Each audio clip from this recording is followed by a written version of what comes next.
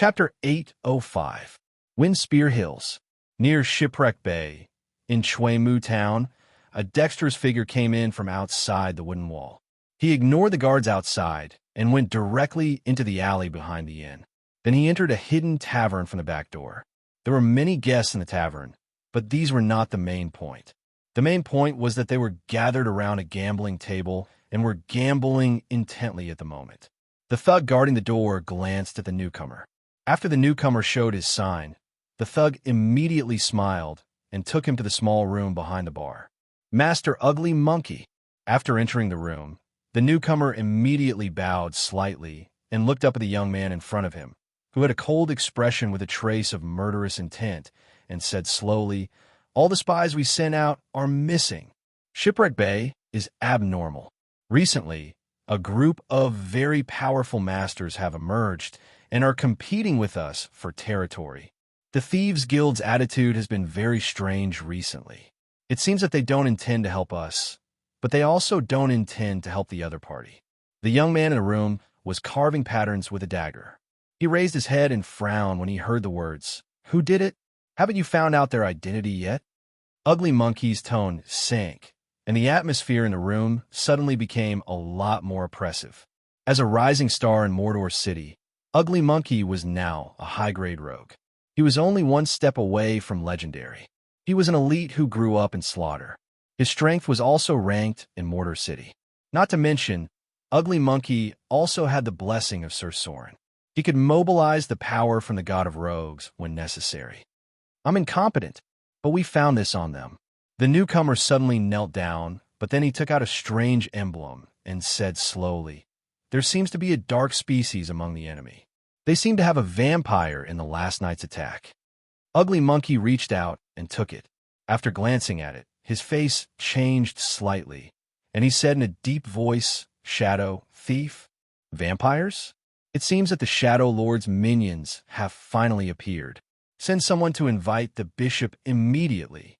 This matter must be reported to Mordor City immediately." "Forget it. I'll go myself. You go and gather the people now. Gather the Dark Blade Guards in the City of Wealth and the assassins in Port Tylon." After saying that, Ugly Monkey put away the emblem in his hand. This matter was of great importance. It might involve the conflict between two god churches. He no longer had the authority to make the decision. He had to send the news back as soon as possible. Meanwhile, in the great temple of Mordor City, the high priest also received a spell message immediately. "The shadow thief has appeared?" The high priest frowned slightly and said slowly, "This organization has been passed down for thousands of years. Ever since the Lord of Shadows took over the Shadow priesthood, it split up. One part of it joined the Association of Thieves, and the other part was subdued by him. No, this matter must be reported to the Lord immediately." Although the half-elf church wasn't weak, it couldn't compare to an old god's church. If he wanted to fight against the Shadow Thief Church of the Shadow Lord, he might have to rely on the secular power of Mordor City. Fortunately, the city of Mordor was run like an iron bucket. The Shadow Thieves did not dare to make trouble in the city of Mordor. The City of Wealth was the territory of the Lady of Wealth. Port Tylon had the Church of the Sea Goddess. Therefore, the target of the Shadow Thieves could only be Shipwreck Bay, the weakest part of Mordor City. This was a place where good and bad people were mixed together. They could easily disintegrate the power of Mordor City here. If the route to Shipwreck Bay was cut off, the slave trade of Mordor City would be interrupted. Although the income in this area was not enough to affect the development of Mordor City, the loss was definitely not small. The high priest got up and walked out of the temple. This matter was of great importance. It was related to the struggle between the two gods. She had to tell Gloria. If necessary, she might need to rely on the power of the Witch Council. The Underdark. Soren frowned and looked at the dead-hooked horrors in front of him and the body of the gray dwarf next to him. He found the stone-skinned gray dwarf, but the first contact was not good. The gray dwarf was too xenophobic. After discovering Soren's identity, he actually regarded him as a human on the surface and launched an attack directly. The final result was needless to say. Although Soren shocked the enemy with killing, the beginning was not what he expected. There were 3 gray dwarves in front of him. Unlike the other gray dwarves, the situation of the stone-skinned gray dwarves was not very good. This could be seen from the clothes on their bodies. They lacked materials, and although the Underdark was rich in minerals, other materials were not abundant. How should I start? Soren could not help but fall in a deep thought. But before he could decide whether to use force or persuasion, the High Priest's telepathic message suddenly came. Soren could not help but be startled after listening and murmured, "Have they finally shown up? The Shadow Thieves." This is a tricky old organization. Since the Shadow Lord had already offended him, it was impossible for him to hold back. Soren was waiting for him to show up, but he did not expect to find a big fish. The Shadow Thieves organization that could compete with the Thieves' Union in the dark, a gray force with a large number of rogues that had been passed down for thousands of years. "High Priest, I'll go back now. Leave the Shadow Thieves to me. But I have something here that I need you to deal with." Soren thought for a moment and quickly came up with a solution. There was no doubt that dealing with the Shadow Lord was the most important thing at the moment, but he still had to take the stone-skinned gray dwarves back. This matter could be left to the High Priest. She was a legendary psionic warlock, and she could also mobilize Soren's divine power. With her ability to control minds, it was not very difficult to incorporate this group of gray dwarves. Moreover, the force of Mordor could provide her with support at any time. "I'm going to set up a teleportation beacon now. You inform Gloria to complete the energy connection. If these gray dwarves are not willing to surrender, directly suppress them with force." He did as he said. Soren immediately began to set up a teleportation beacon on the ground. Since Mordor had enough energy, it was much easier to open the portal. Basically, it was almost catching up with the ability of the Witch Council. If these gray dwarves were not willing to surrender, Soren could ask Gloria to directly teleport the Golem army. If the gray dwarves agreed, they could still get the status of citizens in Mordor, otherwise they could only be captured as slaves. Although Soren treated the slaves well, there were still many indigenous slaves as laborers in the main structure of Mordor. Half an hour later, Soren's figure appeared in the Great Temple. The High Priest had been waiting here for a long time. She sent up a report, and, at the same time, there was a special emblem. She slowly said, "My lord, the power of the Shadow Thieves has appeared in Shipwreck Bay, and there are traces of dark creatures. The vampires in Shipwreck Bay seem to want to drive us out." Vampires? Soren frowned when he heard this, and immediately remembered what happened during the time of the vampire god. At that time, he met the vampires near Shipwreck Bay. Because it was a gray area, there was a vampire organization here, but Soren had not done anything to them. "I see." Soren glanced at the information in his hand and slowly said, "Leave it to me. Your task is to subdue these gray dwarves. Mordor will need them in the future. Send someone to send a message to Arendelle immediately. This time, we must use the power of Princess Royal to deal with the Shadow Lord. Right?" Soren paused here and said slowly, "Have you found any traces of Maiden of Pain and Maiden of Winter?" Maiden of Pain, Maiden of Winter. These two gods were the evil gods who attacked Princess Royal. Soren and Princess Anna met because of an attack planned by the Maiden of Pain. "No." The High Priest shook his head and said, "But we seem to have found some drows from the Underdark. They are not believers of the Queen of Spiders." Drows? Not believers of the Queen of Spiders? Now the gods of the Underdark had been greatly reduced. The god of caves had fallen, and the whereabouts of the gray dwarves were unknown. There are not many gods that the drows could believe in except for the Queen of Spiders. The Maiden of Pain was one of them. Believers of the Maiden of Pain. Soren pondered for a moment and said slowly, "Send someone to pay attention to their movements. After dealing with the Shadow Lord, it's time to deal with them." Vivian's priesthood was still unsettled. Now the little girl's divine power was stabilizing. After all, she was the most powerful child of fear. The divine power given to her by Soren was almost complete. Once the fusion of the divine power was completed, Vivian would be able to advance to a demigod. At this time, if she wanted to continue to improve, She could only rely on the power of the priesthood. Vivian couldn't get a racial priesthood like the demigod vampire, so what she needed was a compatible priesthood. Maiden of Pain, La Vida. The priesthoods she mastered were pain, injury, pain, torture, suffering, and torture, although they were all similar priesthoods. But when these priesthoods were combined, most of them were related to pain, and pain priesthoods may extend to fear, because the world was afraid of pain and torture. According to Soren's own judgment, some of the Maiden of Pain's priesthoods could be more than 50% compatible with Vivian. In this case, Vivian's priesthood, after the fusion of the divine power, was also settled. As long as she had it, she could even have the foundation to fight against the Lord of Fear independently. At that time, the Dreadlord's power would be greatly weakened as he slowly devoured the Fear godhood. Then, Winter Maiden was the target that must be dealt with. Soren was now an ally with Princess Royal. If Princess Royal wanted to get the priesthood of the Goddess of Snow, Winter Maiden was a hurdle that she couldn't get around. Only by defeating Winter Maiden, Princess Royal could get the power of the god of North Wind and Snow. Similarly, if Winter Maiden wanted to advance to the mid-level divine power, she also had to kill Princess Royal. P.S. I have no inspiration when I have a cold. It seems that I really need to exercise more. Chapter 806. Eastern Route. A heavily armed battleship was sailing on the calm sea. Behind it were 2 frigates, and a black flag could be seen on the flagpole. There was a huge shadow near the 3 battleships. It looked like an ancient giant beast. Just its silhouette alone was enough to instill great fear in people's hearts. The huge shadow followed the 3 battleships at the bottom of the sea and only stopped when it was close to the front of the sea.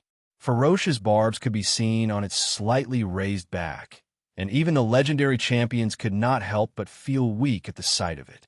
This thing was more than 100 meters long, and it was unknown how many tons it weighed. It had a big mouth full of sharp teeth and exuded an extremely dangerous aura. Sister, I didn't expect Mordor to raise such a terrible monster. No wonder they're almost invincible at sea. A pretty girl stood on the deck, looking at the huge shadow in the distance, and said slowly, I don't know if it is right for us to join Her Excellency Gloria this time. I heard that the Witch Council is already a little dissatisfied with us. The girl did not look old. Judging from her appearance, she was about 18 or 19 years old, but you could not guess the age of the witches. They were a very special group of people. It's okay. It was another girl who replied. She looked about 80 to 90% similar to the previous girl. At a glance, you could feel that the 2 were like twins. The elder sister looked much calmer. She glanced at the sea behemoth in the distance and said slowly, the resources of the Witch Council are not enough for our next research. Although Her Excellency Eye of the North is still there, she has been there for a long time. Mordor is now a system of its own. I'm afraid her future achievements will not be lower than the Northern Council. The Witch Council is now intertwined with factions. We witches from the Necromancy Department have always been in an awkward position. Now that the chaos is coming, it doesn't make much sense to stay in the Witch Council. Before this trip, I have gone to see Her Excellency Eye of the North. She is quite supportive of us being apprenticed to Her Excellency Gloria. Speaking of this, the elder sister waved her hand and said, there are magic runes on this ship. Even ordinary battleships in Mordor City have begun to enchant them. I wonder how much the legendary Spectre ship has been strengthened. I'm curious what other abilities an undead legendary battleship has. The girl who looked like a younger sister nodded and said, yes. I'm also quite curious. Forget it. Forget it. Anyway, the Witch Council has never liked people born in the school of necromancy. As long as Mordor City can provide us with resources, that's enough. Necromancy. This faction was considered rather special among the Magi. What was unexpected was that these 2 delicate-looking twin girls actually studied this rather sinister-sounding magic faction. Both sisters had their own unique traits. Apart from the Black Witch's robe, the elder sister had a black tattoo on her right earlobe, while the younger sister had a red tattoo near her collarbone. The 2 sisters each wore an identical pair of earrings, one on the left and one on the right. The earrings just happened to be a pair. The outline of land vaguely appeared in front of them. The speed of the battleship had obviously slowed down. At this time, a man dressed as a captain came out of the cabin. It was the pirate leader under Soren, Sea Dog. He nodded to the two witches carefully and said, "Two great witches. The land is in front of us. The last time I encountered a storm, I was blown here. It's a completely new continent." A ray of magical light appeared. The elder sister had flown up at this moment. She looked at the coastline in the distance and frowned slightly. "Is it here? It seems that the energy of the ley line is a bit abnormal. Sister, I seem to feel a very strong, undead energy. No wonder Lady Gloria sent us here." The younger of the two witches waved her hand and took out a strange crystal. Then, she tested it a little and said slowly, "According to Lady Gloria's latest research, the energy radiation intensity here is about the same as the outer islands. If there is no energy protection from the temple, if you live here for a long time, it may lead to signs of mutation similar to the indigenous people. Let's go. Let's go ashore first. You send people to dock the ship on the shore and let people move our things over. According to Lady Gloria's order, we need to establish a stable transmission mark here." Sea Dog didn't have any temper in front of the two witches. He knew that these two new witches were the confidants of the Lady of Mordor. Nowadays, there were more and more witches in Mordor. Although they rarely dealt with other management of Mordor, these pirate leaders knew that these witches were not low in status. The last time he returned to Mordor, he received a secret mission. In order to get here, they had been sailing for a while. The battleship began to dock. The sea monster left and the shallow sea area began to patrol. It was the pet of Mordor's owner, Lord Soren. In the past, he had always been a guard at Treasure Island. It was guarding against those sea monsters attacking the fleet of Mordor, but now the sea monsters that were almost all killed by it. Nowadays, it was almost impossible for Mordor to encounter a naval battle, so it had nothing to do. Recently, it was sent out by the higher-ups of Mordor. The eastern route was very dangerous. It was possible to encounter all kinds of monsters along the way. Fortunately, it was there to protect them, so they avoided a lot of trouble. Sea Dog saw it swallow a giant squid king with his own eyes. With this mutant killer whale, the sea is almost on the verge of being overrun. If they encountered the Nagas on the eastern route, they almost didn't dare to provoke this fleet at all. Mordor City, the mayor's mansion. After returning to Mordor City, Soren immediately gave the mithril to Gloria. As for the divine mail armor, he was not in a hurry. He could wait until the high priest subdued the stone-skinned gray dwarf. Now that the Shadow Lord had appeared, he needed to prepare a lot of things. Princess Royal quickly sent a message, but after all, she had to stay in Arendelle. Only when Soren was in a battle, Princess Royal would directly teleport to support him. How to deal with the Shadow Lord was a problem. However, Soren was not completely helpless. There were only two most difficult things to kill this god. One was to find him. The other was to seal his ability to move in the Shadow Plane. As long as these two conditions could be met, Soren would have a 70% chance of killing him. Shadow Thief. Soren's brain was immersed in memories. He didn't have many memories about the Shadow Thief. Now he had to organize his memories and find out the information about the Shadow Thief. It would be best to dig out their nest. The whereabouts of the Shadow Lord were mysterious.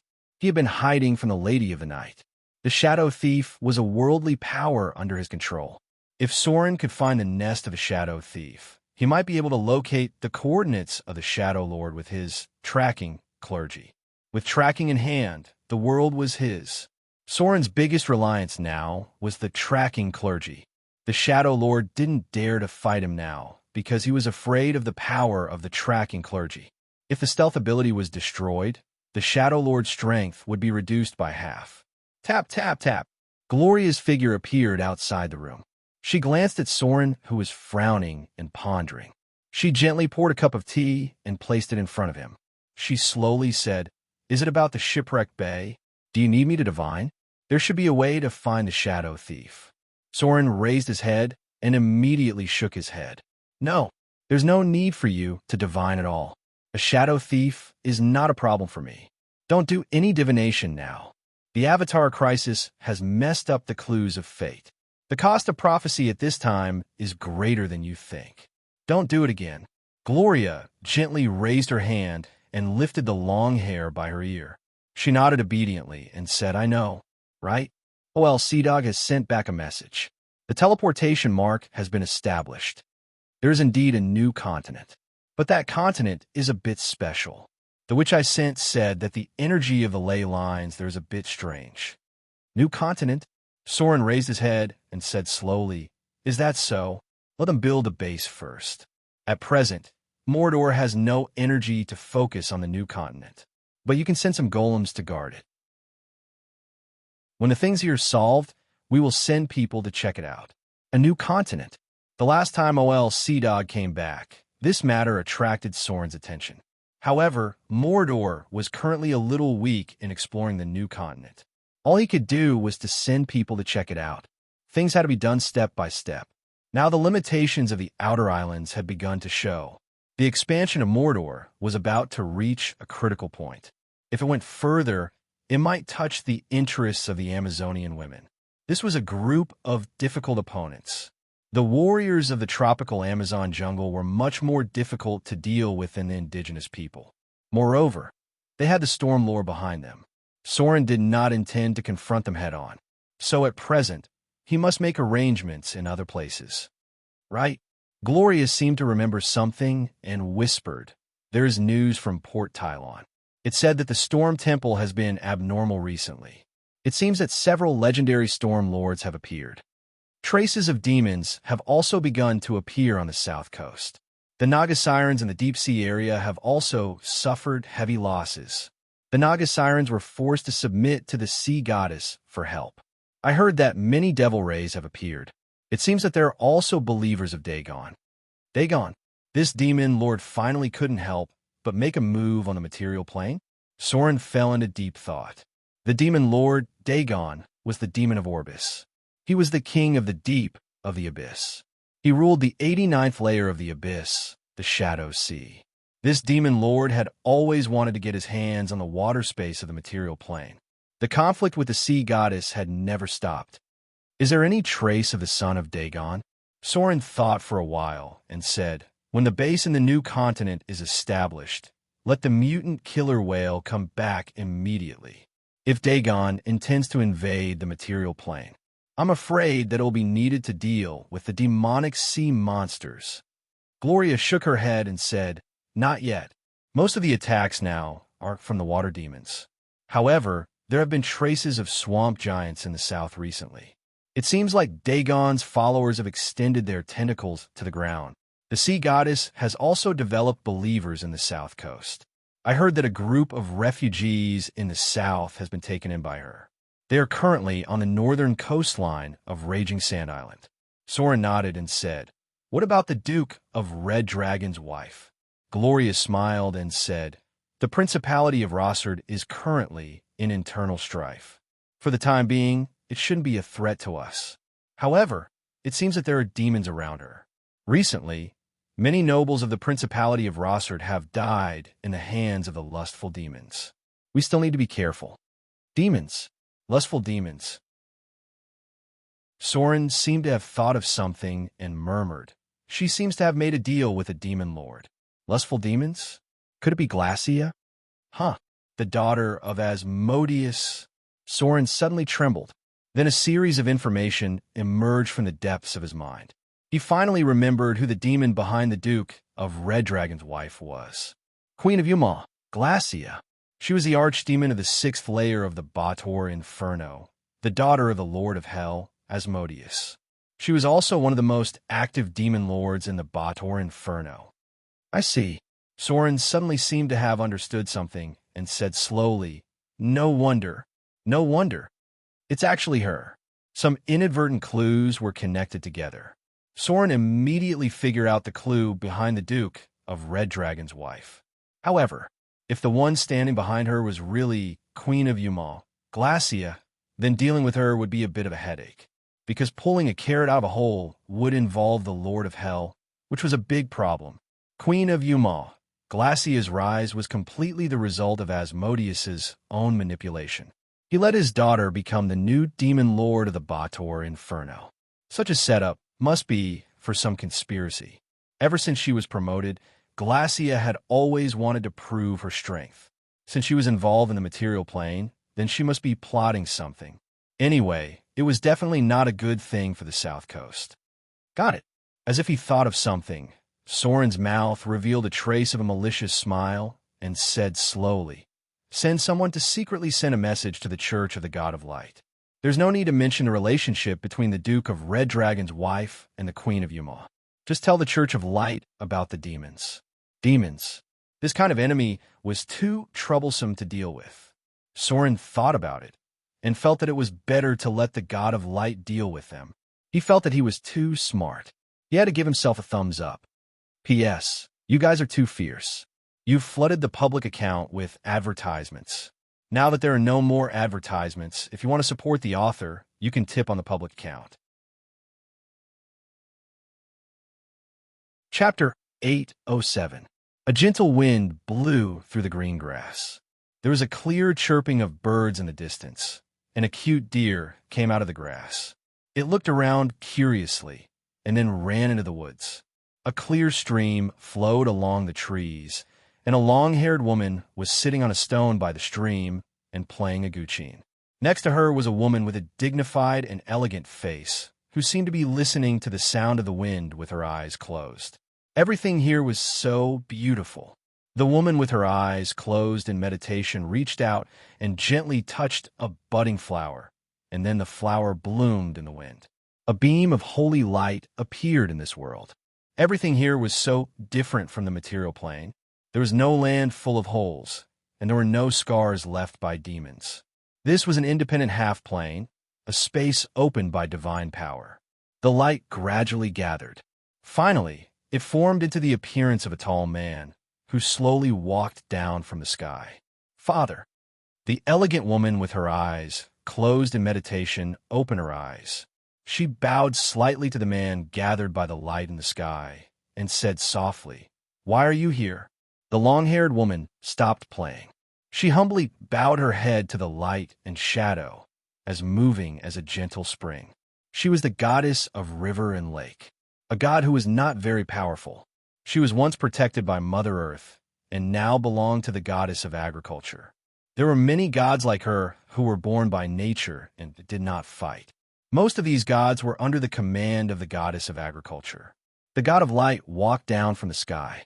He looked radiant, filled with the aura of holiness and justice. Ever since he moved his divine kingdom to Mountain Paradise, the aura of the god of light began to be filled with a kind of holy light. When he fused with some kind of power from Mountain Paradise, he was also fused with some kind of holy thing. The goddess of agriculture frowned slightly.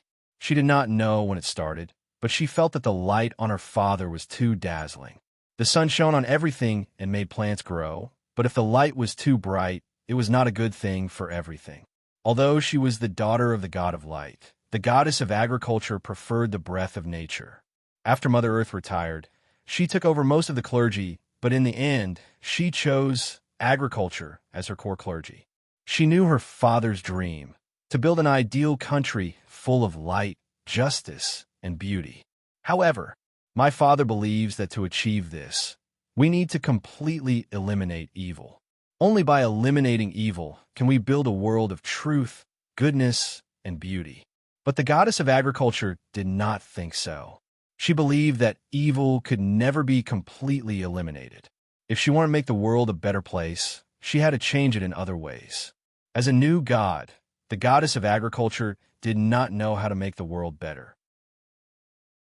However, she believed that if everyone could live without worrying about food and clothing, perhaps there would be fewer disputes in the world. Therefore, the goddess of agriculture had always hoped to find a way to greatly improve agriculture and ensure that the world would not break out into war due to famine. Speaking of which, it had been a long time since they last met. Since the god of light entered the highest level of Mountain Paradise, they had not seen each other for hundreds of years. If it had not been for the outbreak of the Avatar crisis, they might not have seen each other for a long time. They might need an ancient text to describe the god of light. These words were engraved on a stone tablet in the Eastern Kingdom. It described what had happened when the god of light was still the light of dawn. Loshanda's friendly demeanor made him popular among the gods. However, compared with mortal believers, the gods have a longer memory. Although many gods appreciate Loshanda's active demands and his selfless and passionate beliefs, they still stop him to avoid causing too much damage to the status quo. He has a very good relationship with other noble-minded gods, such as the goddess of spring and the goddess of joy, as well as with those gods who actively seek happiness and kindness in life. The priesthood of creation he mastered allowed him to establish a friendly relationship with the god of knowledge, the god of singing, and the god of craftsmanship, and his deep hatred of the undead creatures made him a solid ally of Klemvox, the king of the dead. The goddess of earth seems to be the one who appreciates Loshanda's vitality the most among the gods. This may be because the god of dawn has been shining on her ancient soul. She and Loshanda both believe that their destinies are intertwined. Although their relationship has been on and off many times, they always give their all to each other wholeheartedly. Loshanda naively and stubbornly believes that the evil gods, such as the god of tyranny, the god of murder, the goddess of torture, and the god of destruction, are responsible for most of the misfortune and evil in the whole world. He especially hates the Lady of the Night. He believes that she represents the eternal power of corruption and is the dirty mastermind behind the evil conspiracy against him and the church. Loshanda believes that it was because the spies of the Lady of the Lost secretly sabotaged his efforts that the dawn attack happened. Therefore, he is trying to ensure that this will never happen again. That was the end of the ancient text. Below the tablet was a record of Loshanda's believers. The ancient chroniclers of the Eastern Kingdom believed that Loshanda's priests were a group of enthusiastic idealists. The god of light did not speak. He slowly came to the front of the goddess of agriculture and reached out to gently stroke her long hair. Holy light appeared, accompanied by a power full of light. Traces of black poisonous and evil aura seeped out of the goddess of agriculture's body. This was the hidden wound left by the Lady of Poison. In order to prevent the spread of the plague, the goddess of agriculture secretly fought with this evil goddess. "Thank you," the goddess of agriculture said softly. The god of light slowly shook his head. No one knew how powerful he was because he was already great divine power when he was the king of dawn. His incarnation could remove the evil power of the goddess of agriculture with a wave of his hand. This kind of power was unimaginable even among the gods. Since entering mountain paradise, especially after taking over part of the clergy of justice, the gods had always believed that the god of light was the only one in the multiverse who could confront the Lord of Hell, Asmodeus. In fact, this was exactly the case. The fall of the god of justice allowed Loshanda to take over the faith of the paladins. When the light of dawn became the blazing sun at noon, no evil or darkness could hide. You seem to have contact with the new evil god, the god of half-elves and rogues. Loshanda's voice finally sounded. This voice was full of supreme majesty that no one could violate or resist, this kind of question full of sacred breath. The goddess of agriculture frowned slightly and slowly said, "Yes." Her expression was a little repulsed. Since her father mastered the power of justice, some barriers inevitably occurred because of the field of clergy. Sometimes the goddess of agriculture would wonder if it was because of this that her mother separated from her. Her father was too radical. If it were not for him being so radical, the goddess of luck would not have died, and it would not have led to the appearance of the twins of fate. The struggle between the goddess of luck and the goddess of misfortune had always made the gods helpless. This kind of radicalism was even more intense after the destruction of the Arcane Empire. As a new god, the goddess of agriculture was not very clear about what happened during the Arcane Empire, but she still knew a few things. First, the destruction of the Arcane Empire was closely related to the gods, and there was also the shadow of the Lady of the Night. This ancient evil goddess was secretly manipulating something. The The final disaster was probably inseparable from the internal struggle of the gods. Secondly, the destruction of the arcane kingdom brought a great disaster to the world. The entire material plane was on the verge of collapse, and countless creatures died as a result. The seeds of life were preserved only by relying on the glory of the gods. Otherwise, the creatures in the material plane would have died at that time. Third, everything after the destruction of the arcane empire led to the fall of the father of the oak in order to save the world. This ancient god decided to sacrifice himself to save the natural world. At that time, the sky of the entire material plane was almost covered by dust. In the long, dark age, the sky of the entire material plane was gray, and there was no light at all. It was also at that time the light of dawn became the Lord of Light. The goddess of agriculture did not know what happened at that time because she was still too young for those ancient gods. She only knew that after that incident, her father changed from the neutral good camp to the lawful good camp. He spent a lot of divine power to transfer his kingdom from the Hall of Nature to Mountain Paradise. The light of dawn became the blazing sun at noon. In the last few years of the Dark Age, her father officially entered the divine system of Mountain Paradise, and in the following years, he broke the dust that shrouded the material plane and sprinkled the sun on the earth that was already full of holes. Since then, for the goddess of agriculture, her father had completely changed. She integrated the power of justice, light, and divine. In order to completely repair the damage of the material plane, she even entered the highest level of Mountain Paradise. It was also at that time that Mother Earth chose to live in seclusion. Mother Earth gave most of her clergy to the goddess of agriculture, and after the Dark Age, the goddess of agriculture began to learn how to become a god. For her father, the goddess of agriculture respected and even revered him, because most people knew that Father of the Oak sacrificed selflessly to save nature, but no one knew how much effort Luo Shanda put in to bring light to the world in the Dark Age that followed. All of this was a secret. Perhaps for mortals, history just entered a turning point at this moment, and the once most powerful natural divine system fell. The main god of the natural divine system, Father of the Oak, fell. The light of dawn, with great divine power in the natural divine system, became the Lord of Light today. The ancient god of the natural divine system, Mother Earth, retired.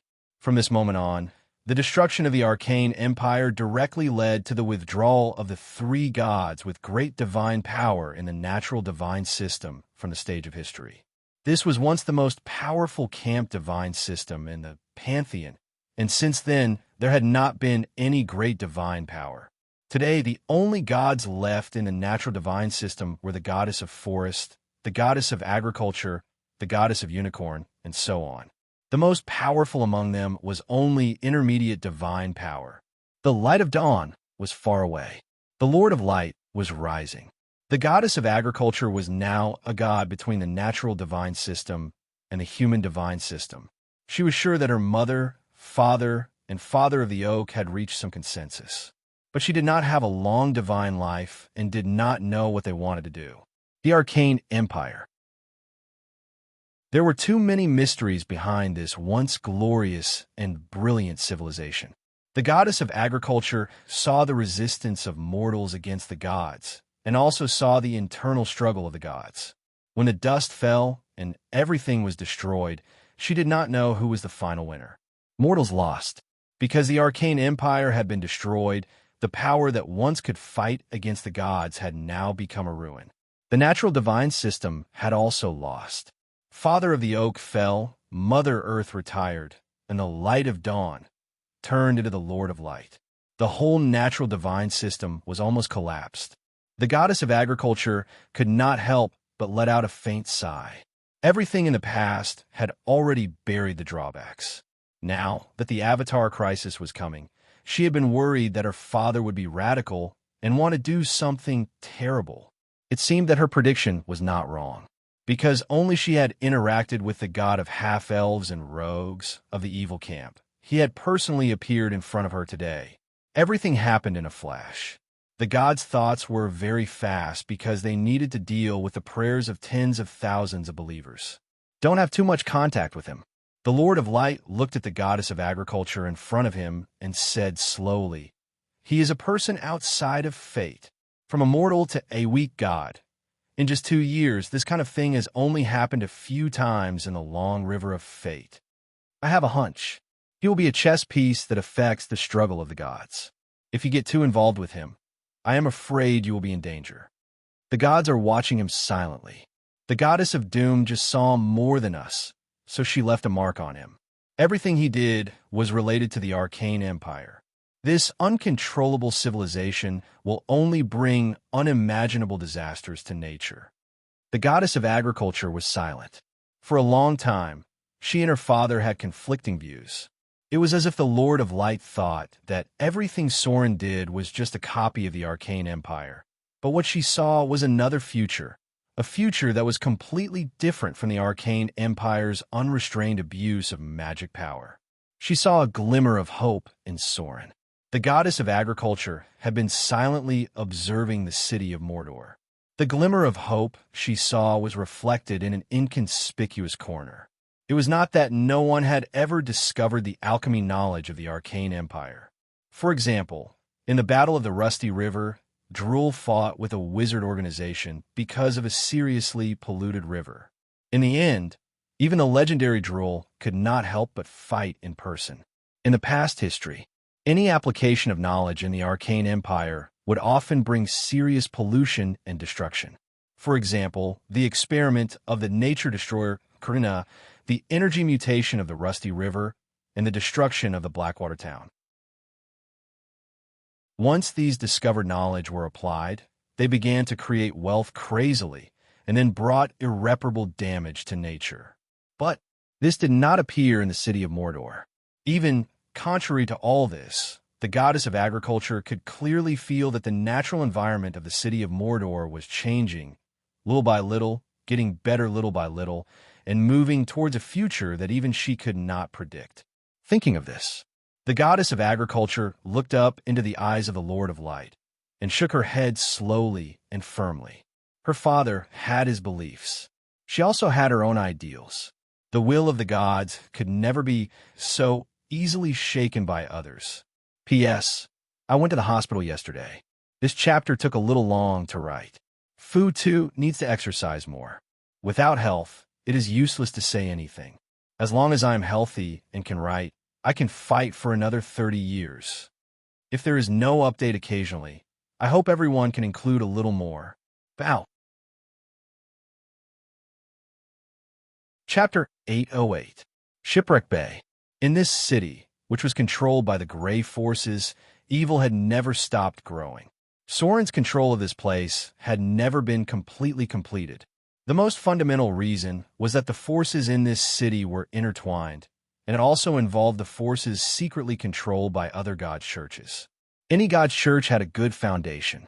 It was obviously not a wise choice to offend other gods' churches for the benefit of a city. So for a long time, Mordor City only controlled the slave trade here, and other aspects were still controlled by other forces. Even the Church of Wealth had privately built a very luxurious casino here.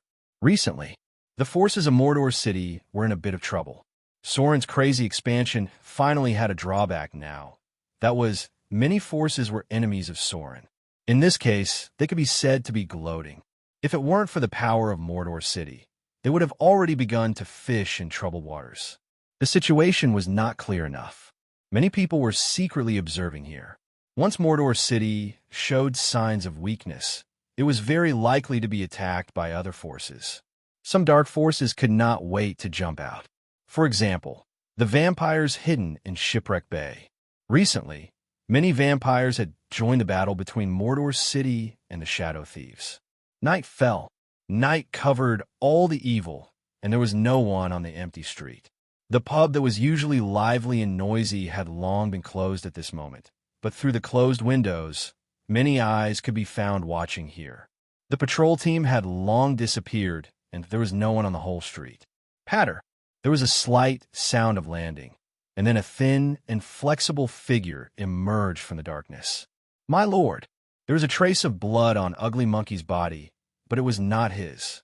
He knelt down on one knee in front of the man who was looking at the night sky with his back to him, and said in a deep voice, "The stronghold of the shadow thieves has been found, and the nest of the vampires has been figured out."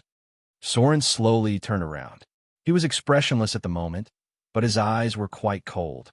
He glanced at the eyes that were observing in the dark, and said in a deep voice, "Let's start." "Yes."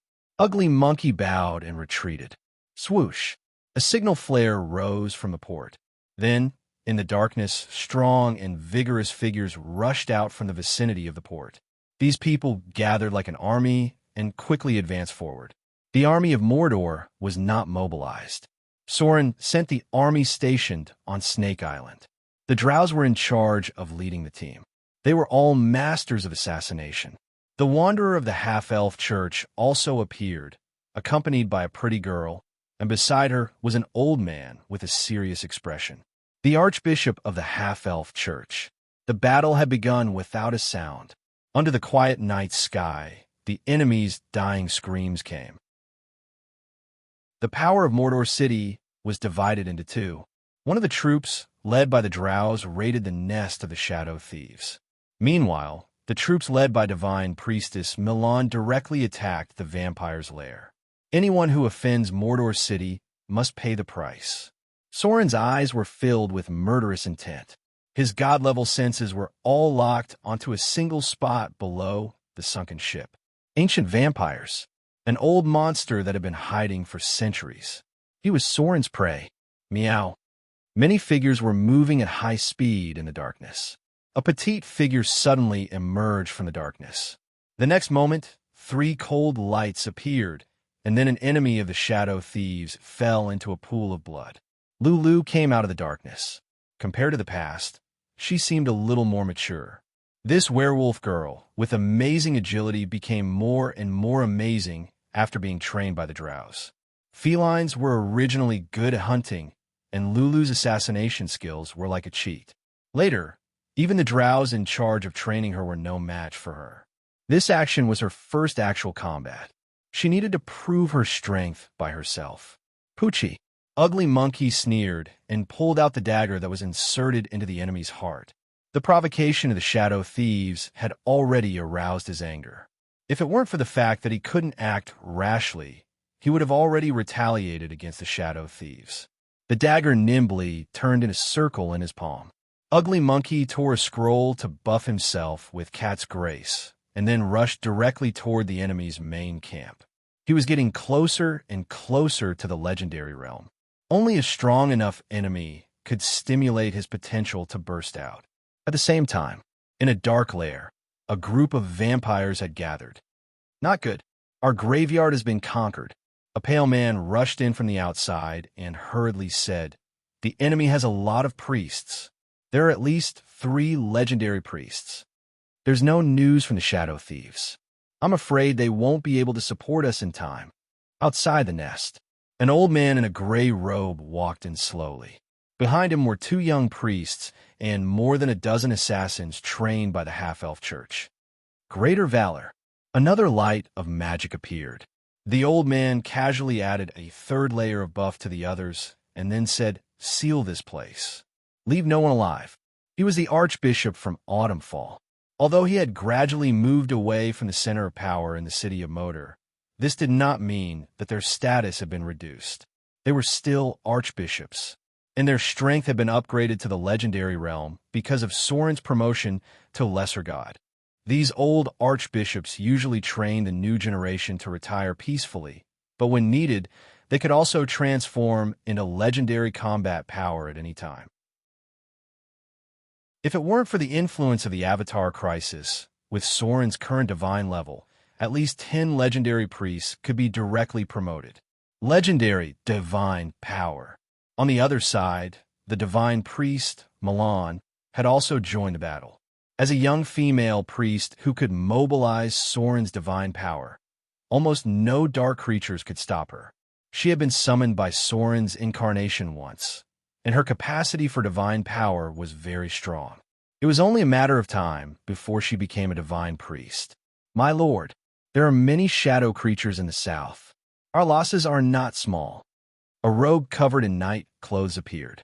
He knelt in front of Soren on one knee and said, "The shadow thief summoned many shadow creatures, and we also encountered some shadow wizards." Soren frowned slightly, then waved his hand and said, "Let the witches go. Leave the rest to the shadow dragon." As soon as he finished speaking, a terrible dragon's aura shrouded the sky over Shipwreck Bay, and a huge shadow quickly flew in the sky near the port. Immediately afterward, all the animals in the city knelt on the ground. The shadow dragon passed over Shipwreck Bay. It swooped down toward a corner in the north of the city and opened its mouth to spit out a dragon's breath. "Wizard Barity, the enemy is hiding in the basement. I'm afraid the losses will be great if we force an attack." The figure of the ugly monkey appeared. At this moment, there was a wound on his abdomen, but he looked quite excited and did not care at all. The excitement of the battle did not affect his judgment. After he found that the enemy was stubbornly resisting and trying to drag the battle into a quagmire, he immediately found the accompanying wizard. "Leave it to me." The wizard named Barity was a middle-aged woman. She looked forward with a cold expression, then turned to her apprentice and said, "Prepare the spell. I'll set up a teleportation beacon." At the same time, in the city of Mordor, thousands of miles away, there were also people gathering near Gloria's laboratory. Witches above the intermediate level gathered around the magic circle. Space beacon lock. Activate portal number 1. Diamond golems assembled. Begin teleportation. The power of the elemental furnace gathered, and the expensive gems turned into powder. A portal opened directly in front of them, and then 3 diamond golems walked in with heavy steps. Rumble. The sound of a wall collapsing echoed over Shipwreck Bay. The enemy was more difficult to deal with than expected, but when Mordor City began to teleport golems into the battlefield, everything was doomed. In the darkness, all the spying eyes were filled with horror. Those who were secretly observing and trying to figure out the strength of Mordor City with the help of the Shadow Thief were all afraid at this moment, because the strength they saw in front of them was completely beyond their ability to compete with. Even if Soren wanted, the entire Shipwreck Bay would completely fall today. "Come, gather everyone and deal with the Shadow Thief immediately." These guys broke the rules of Shipwreck Bay. "We must teach them a lesson today." A big man with a beard stood up, glanced at the others in front of him, and said in a deep voice, "These guys colluded with the vampires. We must teach them a lesson today." 4 or 5 leaders of the gray area of Shipwreck Bay gathered together. One of them seemed to have not reacted and said, "Didn't we want to use the power of the Shadow Thief to attack Mordor City? Why are we helping them deal with the Shadow Thief now?" "Huh." The middle-aged man stared at him and said in a deep voice, "Take your people and go now. Don't ask so much. If you don't want to be punished by Mordor City, hurry up and say something now." The words were said so straightforwardly. How could the others not understand? These people in the gray area may not be able to deal with the strong, but they were very active in beating up the weak. These guys were a group of fence-sitters. Now that they were shocked by the power of Mordor City, the first thing they thought of was to quickly stand in line to avoid being punished by Mordor City after defeating the Shadow Thief. The battle was still going on, but the result had already been decided. Soren's figure suddenly disappeared, and the next moment, he appeared in an ancient tomb. Hee. A strange laughter emerged, and then a figure walked out of the darkness. He was carrying the body of a Shadow Thief in his hand. It was the assassin cultivated by Mordor City, but he was already dead at this moment. This man, who looked a bit like a mummy, threw away the body that had no blood and laughed strangely. "Another one coming to die? Yes. It seems that your blood will taste good. Ancient vampire. Challenge rating 18 and above." Many of them were old monsters that had been hiding for centuries. Huh. The light was slightly brighter, and the ancient vampire in front of him had an expression of someone coming to die. But after seeing Soren's appearance clearly, he couldn't help but tremble, and then a look of horror appeared on his face. The god of half-elves and rogues. Extreme horror. After confirming the identity of Soren, the ancient vampire in front of him didn't even think about it. He directly transformed into a bat, and then fled frantically outside. What a joke. The only one who came in was a legendary rogue. Such an enemy was nothing to him at all. But when he realized that the one in front of him was a true god, and it was the infamous Sauron of the South Coast, he was so scared that he almost peed himself on the spot. Not running? Not running now? Waiting for death here? Huh. Soren's expression was a little surprised, and then he calmed down. He had encountered a lot of battles along the way, but today's situation was the first time he encountered such a situation. An ancient vampire with a monster level of more than 25 actually ran away in fear after seeing him. This was the first time in his 2 lifetimes. It really gave him the illusion that he had unknowingly become a big boss. It shouldn't be an illusion. Soren should be a big boss now. If it was converted into the template used by adventurers in the past, he was not only a big boss, but also a leader-level boss at divine difficulty. God of half-elves and rogues. Master of Mordor City. God Slayer. Death Walker. Polymath. Pirate King. Ruler of the 3 seas. With this row of titles, Soren didn't look like a normal leader boss. It was impossible to escape. The battle didn't last too long. An ancient vampire could no longer pose any threat to Soren. After killing the ancient vampire in front of him, a ring in Soren's dimensional space suddenly moved, and then he took it out. It was the divine artifact ring obtained from the demigod vampire, a grade 1 divine artifact. A little bit of blood-red light emerged. Under the effect of the divine artifact ring, the body of the ancient vampire that was killed in front of him suddenly twitched and then quickly weathered into dust. Then a drop of strange dark red blood appeared directly in front of Soren's eyes. True blood. It seems to be a vampire's thing. Soren glanced at it and kept it in the dimensional space. This thing might be useful in the future. The battle in Shipwreck Bay continued. This night, the enemies of the South Coast who dared to provoke Mordor City were destined to pay a huge price. P.S.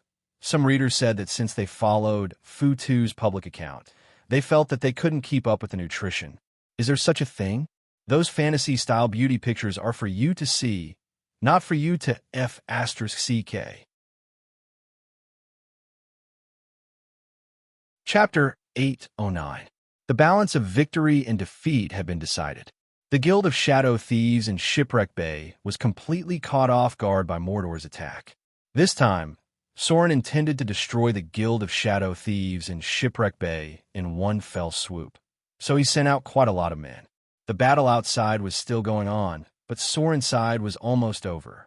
Vampires might be troublesome for mortals, but they were nothing more than ants to the gods. Soren had not encountered a decent enemy from the beginning to the end. Even the ancestor-level vampires could not compete with him now. Outside a serene tomb, after cleaning up a group of high-grade vampires, Soren walked out from the depths of the tomb. But the moment he came out, he frowned and said sarcastically, "You're finally willing to show up." Lord of Shadows. The surrounding space was gray and hazy, and everything seemed to be covered in shadows. This space had been affected and interfered with by the shadow plane, temporarily sealing off space-related abilities. The only one who could do this was the Lord of Shadows, because he held the priesthood of Shadow. A cold light appeared. A gray figure came from the darkness. Soren didn't even look at it. He waved his hand, and a bloody light appeared. "Don't let these small fries die." Soren's mouth showed a sarcastic smile, and he said slowly, "As the god in charge of the Shadow and Rogue, we are destined to fight. You still don't dare to show up?" Although he said that, Soren couldn't help but move his feet at this moment. At the same time, a mark engraved on the surface of his palm, near his wrist, was slightly activated by him. This was a space waymark, although the surrounding environment had been assimilated by the shadow plane. As long as this waymark was sent out, naturally someone could locate Soren's approximate location. A strange laughter appeared. Then a black shadow came from midair. Soren frowned and waved his hand, and a high-level distorted shadow was killed by him. "How long are you going to waste on me? If you don't act now, all of my men will be here soon." The Shadow Lord must have used up a lot of divine energy to seal this space. Soren didn't believe that he would be able to hold himself back forever. This guy was too careful. Soren didn't dare to act rashly. After all, if he summoned the Princess Royal before the Shadow Lord showed up, it would be very difficult to find the Shadow Lord in the future. Time ticked by. At this time, the battle outside the tomb was about to end, and the people of Mordor were approaching. A god in the form of a saint could not ignore a legendary master. If the church's people gathered, the Shadow Lord would not have a chance to kill Soren. Puff! A pitch-black shadow appeared and turned into a sharp blade that headed straight for Soren. He has finally shown himself. Soren was suddenly energized. He didn't even think about it, nor did he have any intention of dodging. He instantly activated his divine shield and pounced forward. Tracking divinity, Soren caught the shadow that was distorted between the shadow plane and the material plane. In the vision of a god, a half-illusory, half-real figure appeared in his perception. A god's avatar. Soren frowned and sneered. Do you think a mere avatar can kill me? A distorted shadow. It didn't look like a real body, but it had a vague outline of a human. The form of a god was uncertain. If they wanted to change, they could turn their bodies into various half-energy forms. The Shadow Lord had obviously transformed himself into a shadow being, so he looked like he had no flesh at all. If it was a battle between the gods, Soren and the Shadow Lord should be 3-7, and the Shadow Lord would have a very high chance of winning. But if it was just a god's avatar against Soren's body, the outcome would be 80-20. Basically, the avatar of the Shadow Lord would not be able to kill Soren. Is he trying to test my strength? As soon as Soren thought about it, he immediately had a plan. In an instant, he turned into a shadow and rushed up. For a long time, most of Soren's enemies were mortals, and the number of times he had fought with gods could be counted on one hand. But because of this, many gods were not very clear about Soren's specific strength. At present, the only benchmark that could measure Soren's strength was that he had successfully killed the god of the hunt, Malor. But this was only a vague guess. The last attack could not rule out the possibility that the Shadow Lord was trying to test Soren's strength. Unfortunately, the effect was not shown at all, and the Lady of Silvermoon directly blocked the attack for Soren. This time, the Shadow Lord's avatar appeared to test Soren's strength. Since you dare to send your avatar here, then I won't be polite with the divinity value of your avatar. A sneer appeared on Soren's face. He activated his tracking divinity and instantly locked onto the position of the Shadow Lord's avatar. But after all, the enemy was in charge of the shadow divinity. In order to avoid Soren's tracking, the Shadow Lord's avatar appeared almost instantaneously. It only appeared in the material plane when it attacked, and at other times, it was in the shadow plane. In this case, if Soren wanted to cause effective damage to the Shadow Lord, he could only counterattack at the moment when the Shadow Lord attacked. If a god's avatar died, under normal circumstances, it would only reduce the power of the god by a little. But Soren was different from others. If he killed the avatar of a god, then the divinity and divinity of the avatar could be absorbed. The avatar of the Shadow Lord could now travel through the planes. There was no doubt that when the Shadow Lord created this avatar, it injected the power of divinity into it. Killing it would absorb the divinity value. Alter reality, divinity, power. With a little cold light once again attacking Soren from the shadow plane, he did not hesitate to activate his divinity power. In a battle at the level of the gods, the secular means were limited. Only the power of the rules could fight against it. In today's situation, if it were other legendary professions, they would be completely defeated by the enemy from the shadow plane. Except for the top spellcasters, they would have no ability to fight back at all. Everything around was distorted. The rules of reality were interfered with by the divinity power. The shadows around Soren were like flowing water. Alter space, divinity power. Soren continued to use divinity value in an instant. It was as if it directly broke the seal of the shadow. The next moment, a distorted shadow appeared in his sight. Want to run? The power of alter space had just broken the restrictions of the plane's rules. The avatar of the Shadow Lord felt that something was wrong and wanted to escape. But how could Soren get a chance? Epic Divine Power. Dimensional Lock Divine Power Transformation. In order to prevent the enemy from entering the Shadow Plane again, Soren simply blocked his own space ability. In an instant, he turned into a shadow and rushed over. He poured his divine power into his weapon and attacked with a storm-like attack. But what happened next made him frown. Even though the shadow in front of him was shredded by him, it didn't cause much substantial damage. The shredded shadow began to gather on its own and quickly turned into a human silhouette, immune to physical damage. Soren seemed to realize something. He raised his hand and blasted out a divine power shockwave. This guy was really difficult to deal with. An avatar was actually immune to physical damage. According to the calculation of the ability of the Saint template, the Shadow Lord was probably immune to the effects of level 1 to 4 spells. No wonder he dared to send an avatar to test him. With this kind of talent, other people simply could not do anything. Physical damage was basically ineffective. The energy resistance of the gods was frighteningly high. At the same time, they were also immune to all level 1 to 4 spells. If he could not block the space, it was almost impossible to kill the enemy. Melf's Minute Meteor. The divine power shock wave really had an effect. The distorted shadow obviously became a lot weaker. However, Soren's divine power points were not inexhaustible. He was not sure whether the Shadow Lord's real body was nearby, and he did not dare to directly summon the Princess Royal to alert the enemy, so he could not squander all his divine power points. If he wanted to kill the enemy, he could only rely on the legendary god-slaying spell Melf's Minute Meteor.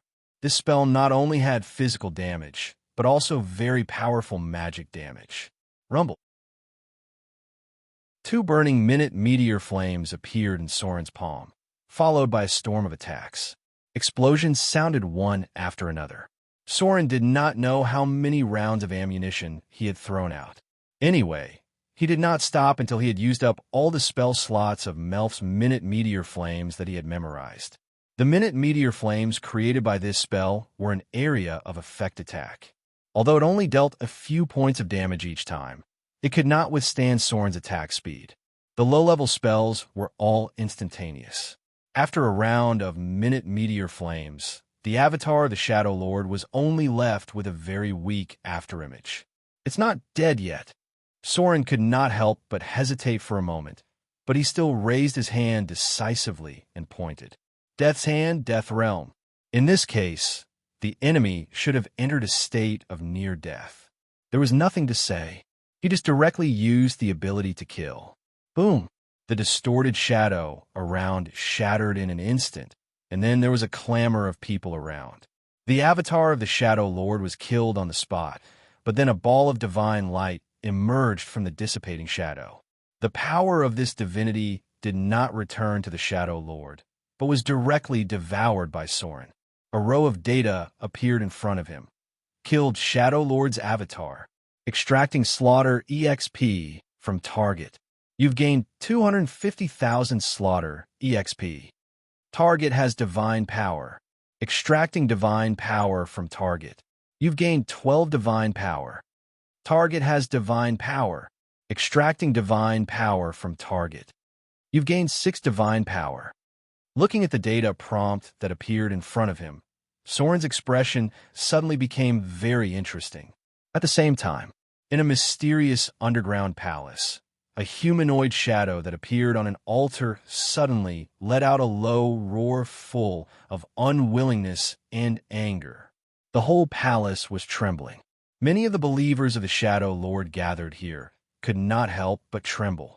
They did not understand why the god they served was suddenly so angry. How dare you send an avatar to test me? Soren smiled and shook his head. You're asking for it. He had the power of the slaughter divinity. Any avatar of a god that was killed by him, the divinity and divine power would be devoured by him. When Soren fought against the Ascendant, Eugene summoned the half-orc heroic spirit from the ancestral kingdom. It was only an avatar that died in the hands of Soren, but even the ancestral kingdom itself fell directly. Gods would not fall because of the death of their avatars. However, the divinity in the avatar was absolutely impossible to return. The amount of divinity and divine power that was injected into the avatar when the Shadow Lord created it was the same amount that Soren absorbed after killing it. These divinity and divine power were permanently lost. When he thought of the permanent reduction of 12 points of divinity and 6 points of divinity due to the death of the Shadow Lord's avatar, Soren felt very, very good. He even wanted the Shadow Lord to send a few more avatars over. This was simply killing monsters for him to level up, and it was still reducing the enemy's strength and increasing his own strength at the same time. However, the Shadow Lord had suffered a loss today, and he probably would not dare to let his avatar appear in front of Soren in the future. Tracking divinity. Although the avatar of the Shadow Lord had been killed, there were still clues left behind in the avatar's divine power. Soren activated his tracking divinity and locked onto the aura and divine power of the Shadow Lord. At the same time, he left a soul mark with his god-level perception. In the future, as long as he found something related to the Shadow Lord, he could rely on the power of tracking divinity to track the clues and marks of the Shadow Lord to a certain extent. It was only a matter of time before he found his hiding place.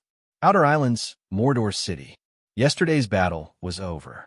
After presiding over the battle in Shipwreck Bay, Gloria immediately devoted all her energy to her own research.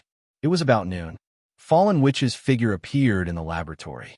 Her expression seemed to be quite surprised, and she said, "It's a success. I've successfully studied the thing that Soren brought back. This seems to be a special spell from the Arcane Empire. The Great Arcanist can use it to do many special things."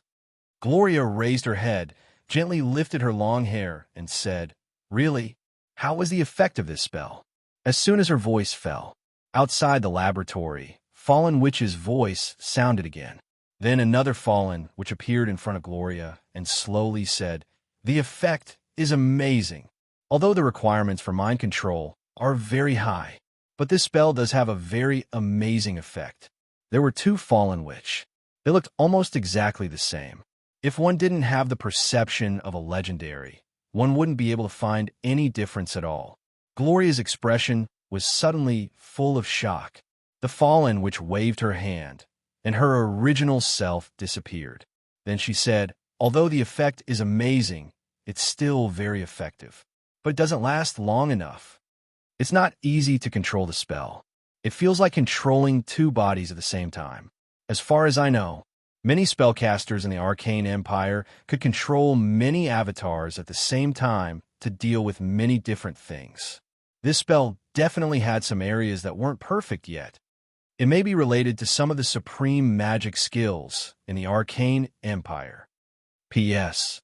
2 in 1 chapter. It's starting to be updated normally. Chapter 8:10. Simulacrum. This was the spell that Soren found in the ancient ruins. As a relatively strange level 8 spell, Simulacrum was currently mastered by very few people.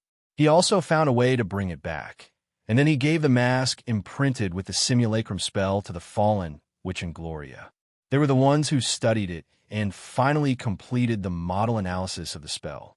This spell was widely used during the Arcane Empire, mainly because the Great Arcanist had too many things to deal with. In this case, even if one person was divided into two people, it might not be enough. Therefore, at that time, the Great Arcanists were very committed to studying projection and simulacrum spells. According to the information that Soren learned from Gloria, he knew that the high-level members of the Northern Witch Council had mastered a very special holographic projection spell.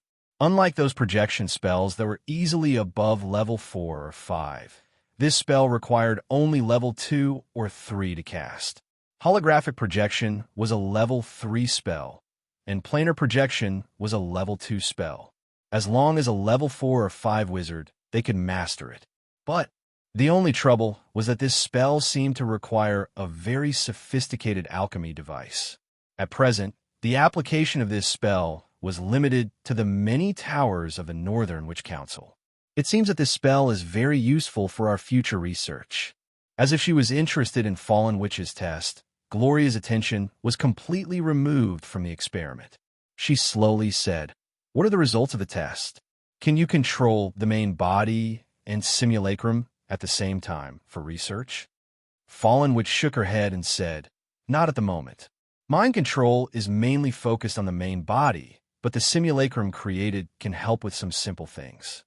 And the most powerful part of this spell is that the simulacrum created has the ability to cast spells. It can probably retain 70 to 80% of my casting ability. This was the most perverted part of simulacrum. It could create a clone that could cast spells. For a wizard, this was equivalent to increasing the number of low-level spell slots by a large margin. In normal experiments, there is no need to waste time memorizing spells after using them up. Of course, that was not all. It could be used in a wide range of fields. However, this spell had a very high requirement on one's mind. Multitasking was the most basic. If one's brain wasn't developed enough, one wouldn't be able to control it at all. Note, mimicry can only copy and retain part of the original body's strength. It cannot create or copy magic items. The clothes and weapons on the simulacrum are just ordinary items created by magic. They only look the same, but they are actually useless. Is that so? Gloria fell into deep thought. She was around level 21 as a wizard. If she kept 80% of her power, she would be around level 16. In terms of talent, Gloria was even stronger than the Fallen Witch, so she was definitely a genius at multitasking. If she could master this spell, it would be equivalent to having an assistant similar to himself when he was a high-grade wizard. Apart from the very precise magic experiments that couldn't be done, ordinary alchemy experiments could be done at the same time. Where's the spell model? Let me have a look. Gloria thought for a moment and continued. Give one to Alice while you're at it. It seems that our progress will be much faster in the future. During this period of time, the legendary girl puppeteer had gradually integrated into the environment of Mordor City. Compared with the eastern countries where there were few wizards and most of them were sorcerers, the research environment of Mordor City was undoubtedly more suitable for Alice. More importantly, Mordor City had the corresponding golem puppet technology, which would greatly improve her craftsmanship in making golem dolls. Recently, Alice was going to make a girl puppet group for herself, ready to use the strange silver-white metal from the arcane tower. This metal was currently named thorium. The name was used more because it was born in the age of thorium. As early as the time of the first goddess of magic, the arcane civilization with the floating city had already appeared, and this metal ingot had been used at that time. Hearing this, the Fallen Witch also nodded. She was the kind of typical profit-oriented person. If Alice's existence was not beneficial to Mordor City, then she would definitely object to teaching her such an important spell. But now Alice had been in charge of the operation of the Golem factory in Mordor City. Alchemy advocated equivalent exchange. Alice obtained knowledge from Mordor City, so she naturally hoped that she could provide corresponding value. The three legendary female spellcasters were all inclined to the academic madman type, so they had been getting along well. In any case, the Fallen Witches might be evil in their behavior, but they were still academic witches in nature. They were less scheming than other witches. Windspear Hills, Lord's Mansion. After dealing with Shipwreck Bay, Soren immediately came to the Windspear Hills. After all, this was the key to his future plan. The Windspear Hills was close to the north, and it was a fertile plain. In the future, if Mordor City wanted to interfere with the pattern of the mainland, it would definitely need a foothold. Adele Isabella was now the lord of the Windspear Hills. With Mordor City as a backing, other forces would not dare to cause any trouble. However, after coming to the Windspear Hills today, Soren found something wrong. He saw a woman. Soren's memory had always been very good. If he remembered correctly, he had seen this woman before. At that time, Soren was still in Port Tylon. In order to get Soren to join the Sea Church, the Sea Priest at that time found a noble girl. It seemed that she was going to use her beauty to seduce Soren to join her camp, but Soren refused without hesitation. Today, Soren saw that girl. If he remembered correctly, the name of this noble girl was Monica Isabella. She had the same surname as the red-haired female pirate. Maybe they were cousins.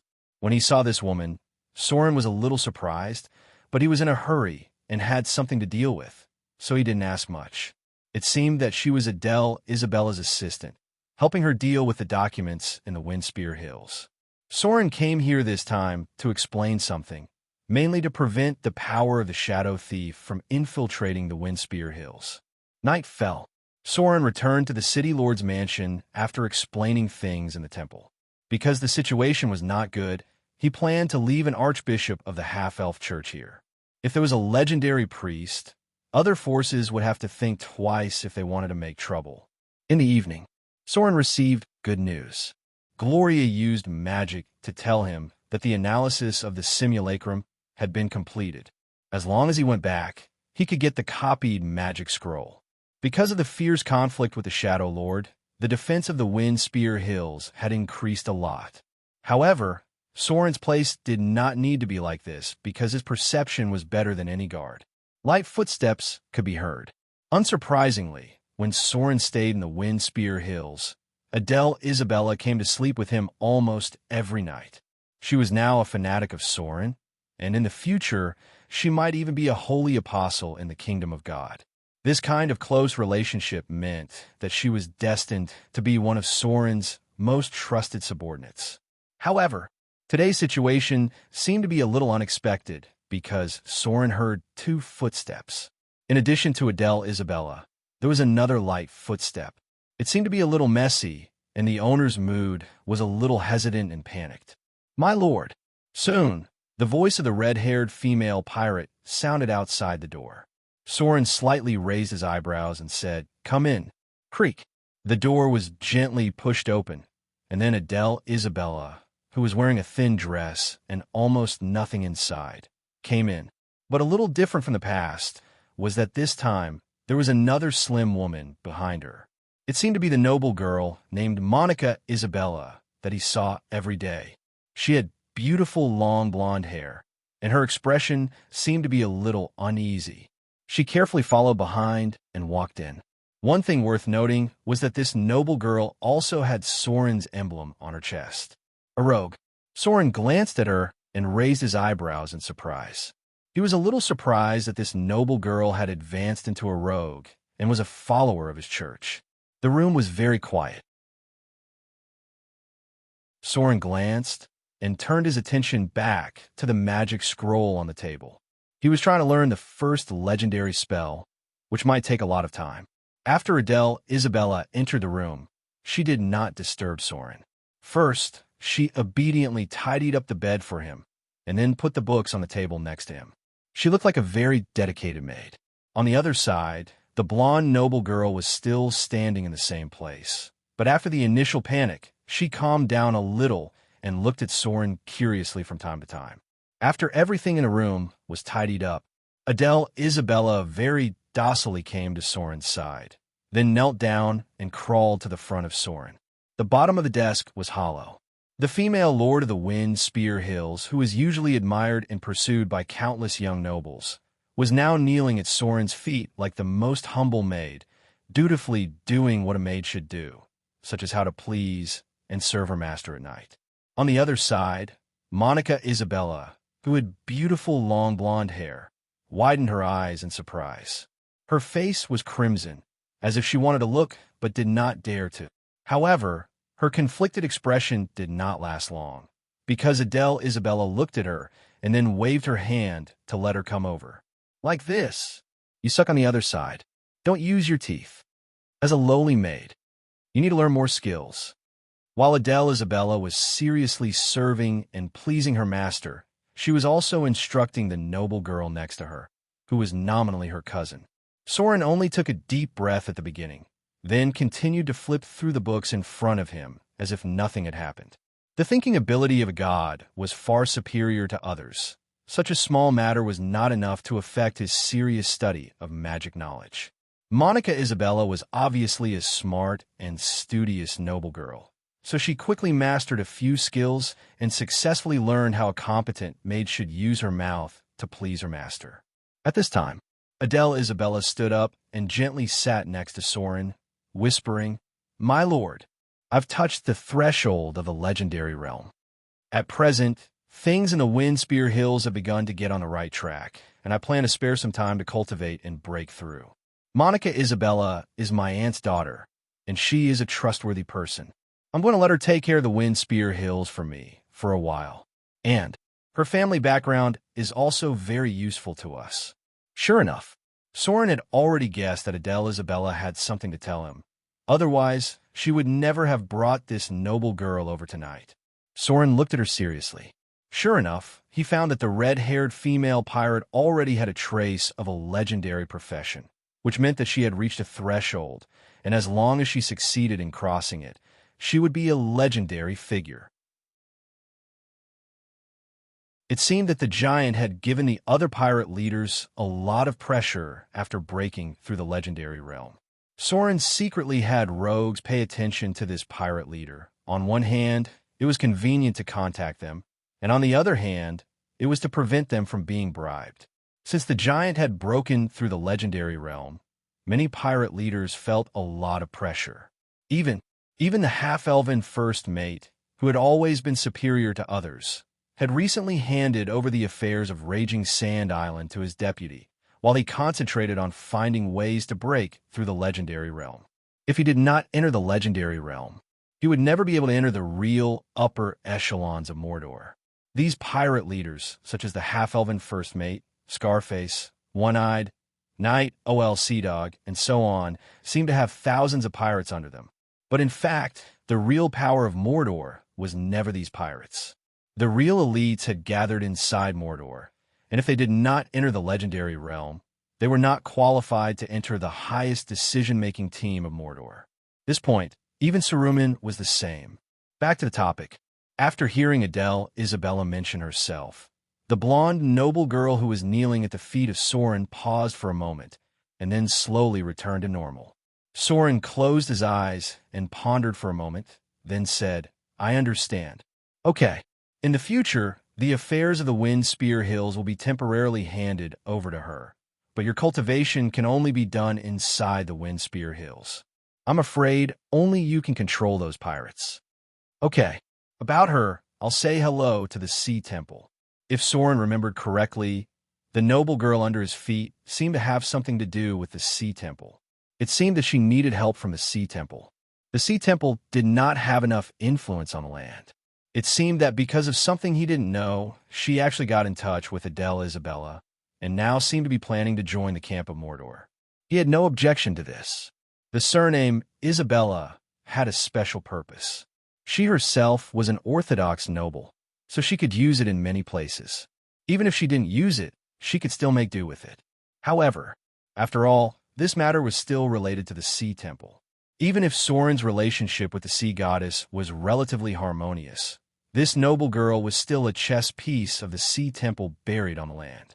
Now that she was going to join the Mordor, he still needed to send someone to greet the Sea Temple. However, fate was really unpredictable. At the beginning, the High Priest of the Sea used her to lure Soren, hoping that he could join the sea goddess. But he didn't expect this noble girl to become the assistant of the red-haired female pirate. He had to say that fate was really interesting. P.S. It's still a 2-in-1 chapter. You can pay attention to the public account, and anything will be notified in advance.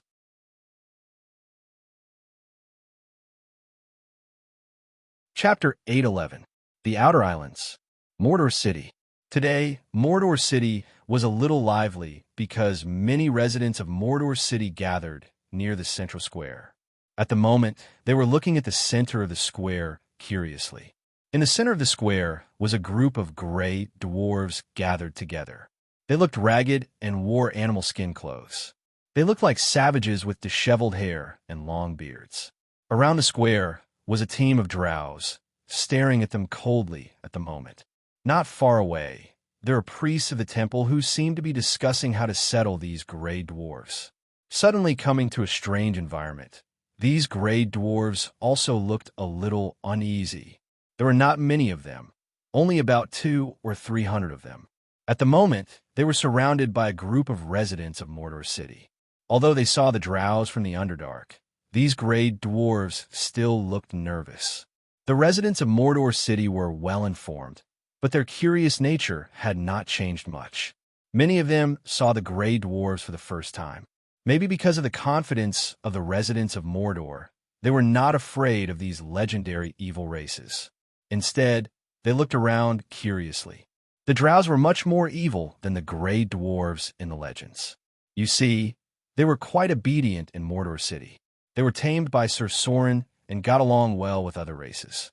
It was said, one of the drows fell in love with a pure half-elf girl, and their relationship was blessed by the bishop of the Great Temple. This was Mordor City. It was not the same as any city in the material plane. Okay.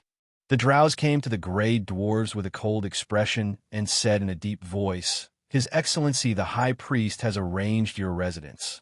From now on, you are the residents of Mordor City. The target is to live in the blacksmith shop next to the barracks. If you have enough contributions in the future, you can also buy your own business in Mordor City." After a few words, the drows ordered the gray dwarves to set off. After all, the gray dwarfs were a foreign race. It would take a little bit of effort for the residents of Mordor City to accept them. Therefore, they could only live near the barracks for the time being, so they could be monitored and learn the rules of Mordor City. The nature of the gray dwarves was not very good, but the laws of Mordor could tame them. Now the drow instructor in front of him was thinking about how to find an opportunity to beat these gray dwarves. Let them know that they had to be honest if they wanted to live in Mordor City. At the other side, the figure of the High Priestess was sitting on the throne in front of the temple. Around her were high-ranked priests and bishops. She looked around and slowly said, "This is the arrangement of my lord. These Duergar are the labor force needed for the future development of Mordor. From now on, I'll leave them to you to keep an eye on. There's still a group of gray dwarves I haven't brought back yet. In the future, the number of gray dwarves in Mordor City will be about 1,000. You need to pay more attention here. Don't let them have any conflicts with the residents of Mordor City." At the other side, in the Shadow Plane Laboratory in Mordor City, Gloria also quickly received the news. So, she immediately found the Fallen, which he was studying, and said, "Mother, Sorin has sent people to get the gray dwarves back. When do you think we can start letting these gray dwarves forge materials for us?" A floating space tower needed a lot of metal ingots. These little things couldn't always be done by the two legendary witches. Mordor City itself didn't have good blacksmiths, and it took a lot of energy to cultivate them. The gray dwarves were born to be good blacksmiths. With the help of these gray dwarves, not only would the progress of the floating space tower speed up, but even the output of the golem factory would increase. Now there were thousands of golem puppets in Mordor City. Windspear Hills. After a night of indulgence, Sorin felt good. After explaining some things to Adele Isabella, he was ready to return to Mordor City. He didn't have much nostalgia for the two beautiful noble maids. For a high and mighty true god, these things were just pleasure for him to relax occasionally. As a god, he always had a lot of things to deal with. It was already March. The goddess of magic hadn't fallen yet, but no one knew her whereabouts. Even Sorin couldn't find her on his own initiative. Something big would happen this month. That was the demon lord of the abyss, Dagon, one of the ancient Orbis demons. After the other demons' first two attacks failed, Dagon began to infiltrate the sea domain of the material plane. This action affected the entire overseas area. Sorin had participated in this war and also received a mission from a sea temple. Because the battle took place in the sea area, the impact on the land was not very serious, so most of the other gods were just watching. However, the overseas area was Sorin's territory. If Dagon was allowed to cause damage, Mordor City's maritime trade would definitely be affected. This time, he needed a plan in advance to reduce Mordor City's investment in maritime trade. After the goddess of the sea and Dagon had a winner, he would consider rearranging many overseas routes. It was about half a month before the war broke out. The son of Dagon would appear again, and there would be more than one because this ancient demon lord had many children. The Naga Sirens would be the most severely affected race. The first two demon attacks didn't affect them much, but no one could be alone in the Avatar crisis. This time, the Naga sirens would have to bear the impact by themselves. The City of Wealth. In a hidden tavern, Ugly Monkey looked at his men in front of him and said slowly, "Are you sure this information was taken from the Shadow Thief?" In front of him was a middle-aged man with a cold expression. He was dressed well and said, "Yes, I have sent people to investigate. We did find a lot of members of the Shadow Thief, but the internal security is tight, and we have no way to infiltrate." Ugly Monkey's face showed a hint of excitement and said slowly, "We finally found these guys who hide their heads and tails. Leave and send people to rule the temple. Ask them to send assassins over. Maybe we can find the Shadow Thief's nest this time." The middle-aged man nodded and said, "Yes, I'll do it now." After the man in front of him left, Ugly Monkey's expression gradually calmed down and murmured, "If I can kick out the Shadow Thief's branch this time, then I will have made a great contribution. Maybe my Lord Soren will give me some rewards." Thinking of this, Ugly Monkey's eyes suddenly became fiery. As a profession close to the legendary realm, there were not many things he wanted. He hoped that he could go one step further, and it would be best if he could get divinity and divine power. Because Ugly Monkey hoped that if he died in the future, he could get the status of God's servant in Soren's kingdom. One day later, Soren returned to Motor City. The high priest had brought back some gray dwarves, which was undoubtedly good news, because this meant that Motor City had the ability to produce its own military equipment. City Lord's Mansion. After Soren returned to Motor City, he saw Gloria for the first time. But what surprised him a little was that Gloria used to spend most of her time in the laboratory in the Shadow Plane, but this time she was quite leisurely dealing with the affairs and documents of Motor City in the hall. There was also a cup of black tea from the Eastern Kingdom next to her. "Hey!" Soren glanced at the Northern Witch in front of him, then walked behind her and was ready to take her into his arms. He said slowly, "How's the progress of the floating space tower? How do you have time to sit here and drink tea today?" Gloria turned her head and looked at Soren. She smiled mischievously and said softly, "Take a guess." A beauty in his arms. Soren had just held Gloria in his arms and immediately felt that something was wrong. He was surprised and said, This is... No wonder. No wonder. It felt a little different. Although there seemed to be no difference, Soren immediately noticed something was wrong after close contact. This was not Gloria. In other words, this was not Gloria's body. Simulacrum?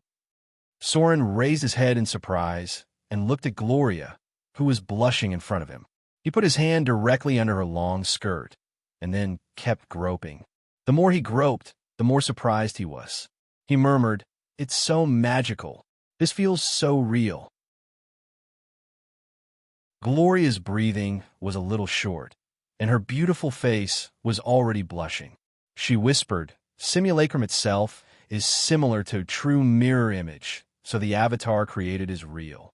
Soren's fingertips turned, and he had touched the soft and towering fullness from the skirt. He fiddled with it a few times, and he saw Gloria gasping. He was in disbelief at the moment and whispered, "Even this feeling can be simulated?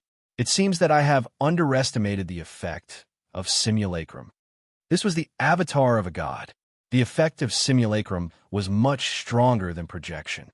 The two were not on the same level at all. How much of the spell's power is retained? Soren did not take back his hand, but he continued to play with the two white balls and said, "The magic equipment on the body can't be simulated, right?" Gloria's breathing became more rapid, and she gently shook her head. "Magic equipment can't. But 80% of the spell-casting power is retained. The avatar I created can cast spells up to the 8th circle. But the spells that can be cast can only be those that are remembered by my body." This was already very good. After hearing this, Soren fell into deep thought. It seemed that he was thinking about the other uses of simulacrum's power. At the same time, in the experiment in the Shadow Plane, Gloria and Fallen, which were working on the production of a large floating ring. Suddenly, Gloria's breathing became chaotic, and even the control of the spell fluctuated slightly. Everyone present was a legendary witch. Karina, the Fallen Witch, immediately sensed something unusual. She asked, "What's wrong? Why is your face a little red?" Gloria looked at her mother with a guilty conscience, and then said, "Soren is back. I was talking to him just now, and I was a little distracted." Fallen, which seemed to think of something. She looked at her daughter meaningfully, and then whispered, "Don't be distracted.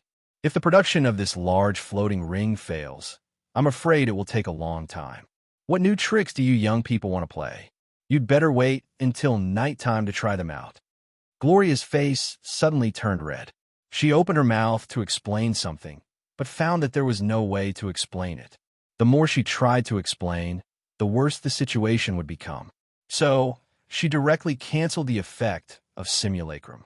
The mayor's mansion. Soren was just holding Gloria and studying the differences between the avatars created by simulacrum. He touched them for a while and found that almost all aspects were the same. There were no changes at all in size and curves. But when he stretched out 2 fingers to explore whether there were any changes inside, Gloria in his arms suddenly dissipated in the wind, turned into magic energy, and disappeared in front of him. The effect of simulacrum was canceled. He didn't know whether Gloria canceled the effect of the spell on her own initiative, or the spell's duration was up. Soren didn't care very much. Anyway, this kind of thing could be studied slowly. Multitasking was difficult for mortals, but it was easy for Soren. He himself had a demon avatar. If he succeeded in mastering simulacrum, then he could control 3 avatars at the same time. The demon avatar would have about 70% of his strength, and simulacrum could retain up to 80% of his strength. As long as Soren could control it with his mind, coupled with the strength of his original body, it would be a total combat power. One person could beat up a group of people. "My lord," a middle-aged priest wearing an archbishop's robe came in and bowed respectfully to Soren. He then said, "The lurkers have found traces of the shadow thieves. If we can follow the clues, we might be able to find their nest." Soren's spirit was lifted when he heard this. He then said, "Very good. Send more people over immediately. Ask the church to send a group of high-grade priests to help them. If you find any information related to the Shadow Lord, inform me immediately." The middle-aged priest bowed and left. Soren stood in place and thought for a moment. Then he sent out 2 magic messages. "We found clues about the Shadow Lord. Prepare for battle." The 2 magic messages were sent. One was to Princess Royal, and the other was to Ascendant Eugene. Only these 2 were qualified to fight against the Shadow Lord. P.S. It's still a 2-in-1 chapter. Simulacrum's effect was originally on the body, but it's gone now. I'll explain it to you first. I'll write it later when I have time.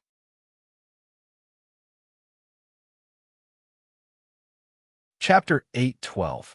Asterisk rumble. Asterisk the sound of buildings collapsing could be heard, and the city wall was finally breached. Tens of thousands of demons poured in from the gap, and the soul catcher in the lead was extremely excited as it slaughtered crazily. Sauron's figure stood in a sea of fire, and in his hand was a burnt head. The enemy's demon lord had been killed, and the remaining demon leaders were either stubbornly resisting or fleeing. This battle between the demon lords ended with Sauron's complete victory. From now on, this territory would completely belong to him, and a part of the enemy's army would be taken over by him. The battle between demons was very cruel. However, it was also this kind of cruel slaughter that allowed the demons to quickly level up. In just one battle, there were hundreds of intermediate demons under Soren's command. These rookies who stood out from the low-level demons through slaughter would obtain the status they deserved. Master.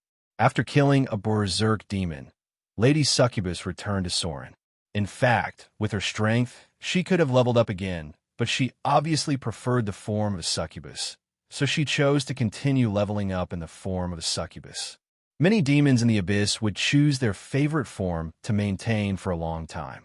Although the succubus was only in the form of an intermediate demon, if it advanced to the realm of legends, it would still have other forms to improve. The flames on Sauron's body gradually extinguished. Lady Succubus carefully looked at him and slowly said, "We found a lot of succubus in the back palace. Master, do you want to take them as trophies, or?" At this point, her voice paused for a moment. Succubus's status in the abyss was quite special. Although they were demons, they were often used as wealth and goods to be traded. The demon lords would treat them as a kind of wealth and use them to reward their subordinates or trade. Many succubus' fate was quite tragic, and they didn't have the slightest bit of personal freedom. This was what Lady Succubus was asking. How did Sauron plan to deal with these succubus? If he intended to recruit them as subordinates, then the fate of these succubus would be better. They would have relative personal freedom and the same authority as other demons. However, if Sauron only intended to use them as items, then the status of these succubus would be similar to slaves, and they wouldn't have the slightest bit of personal freedom. In the future, they would be imprisoned until they could be used. Incorporate them. Incorporate these succubi into the army, and you will be the commander from now on. You'll be in charge of the army, Sauron said after thinking for a while. Using succubus as items was not a good thing for him, because succubus were one of the few middle-level demons with good brains. Moreover, because the succubus camp was not as chaotic as the other demons, he was very convenient to use. Some things were more efficient to hand over to them than to other demons. However, if he promised so, these succubus would be Sauron's subordinates in the future. He could no longer treat them as commodities, nor could he easily deprive these succubus of their freedom and casually sell them to other demons. Of course, he basically wouldn't do such a thing. My lord is so kind. Lady Succubus looked very happy. After bowing, she prepared to incorporate the succubus. No matter what, they were the same kind of demon, and she obviously didn't want to see them treated like slaves or goods. Even demons needed a little dignity. Even succubus found it difficult to accept being treated as slaves and commodities. As if hearing his order, the other high-level succubus next to him could not help but look at Sauron, and a smile seemed to appear at the corner of her mouth. In the battle, just now, she seemed to be very skillful, and even Sauron could not guess her strength for a while.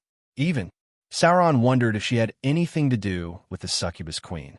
A succubus with strength close to, or even beyond legendary, seemed to be close to the level of the Radiance nuns. Most of the succubus of this level should have been recruited by the succubus queen. The origin of this high-level succubus was a little unclear, and it happened to appear when the succubus queen disappeared and many Radiance nuns were fighting for power. It had to be said that this was a great coincidence. If Sauron didn't think of anything, then he would really be brainless. But the problem was that some things could not be made clear now. He needed to find an opportunity to test the other party, because at least for now, she did not have the slightest hostility to Sauron. On the contrary, she was very docile most of the time. Send someone to count the spoils. Incorporate the surrendered demons. Pay attention to those demons and don't let them get close to the enemy's treasury. These orders were issued to the demons and goblins. Sauron could not fully trust the demons. They were the mercenaries of this battle, so they must not be allowed to get close to the enemy's treasury. This battle was not a small loss for Sauron, but as long as he won, everything was worth it. He could quickly recover and strengthen after annexing the enemy's army. At the same time, after combining the power of the two territories, Sauron felt that he was about to get a virtual divinity close to minor divine power. Of course, this kind of power was only effective in his own territory.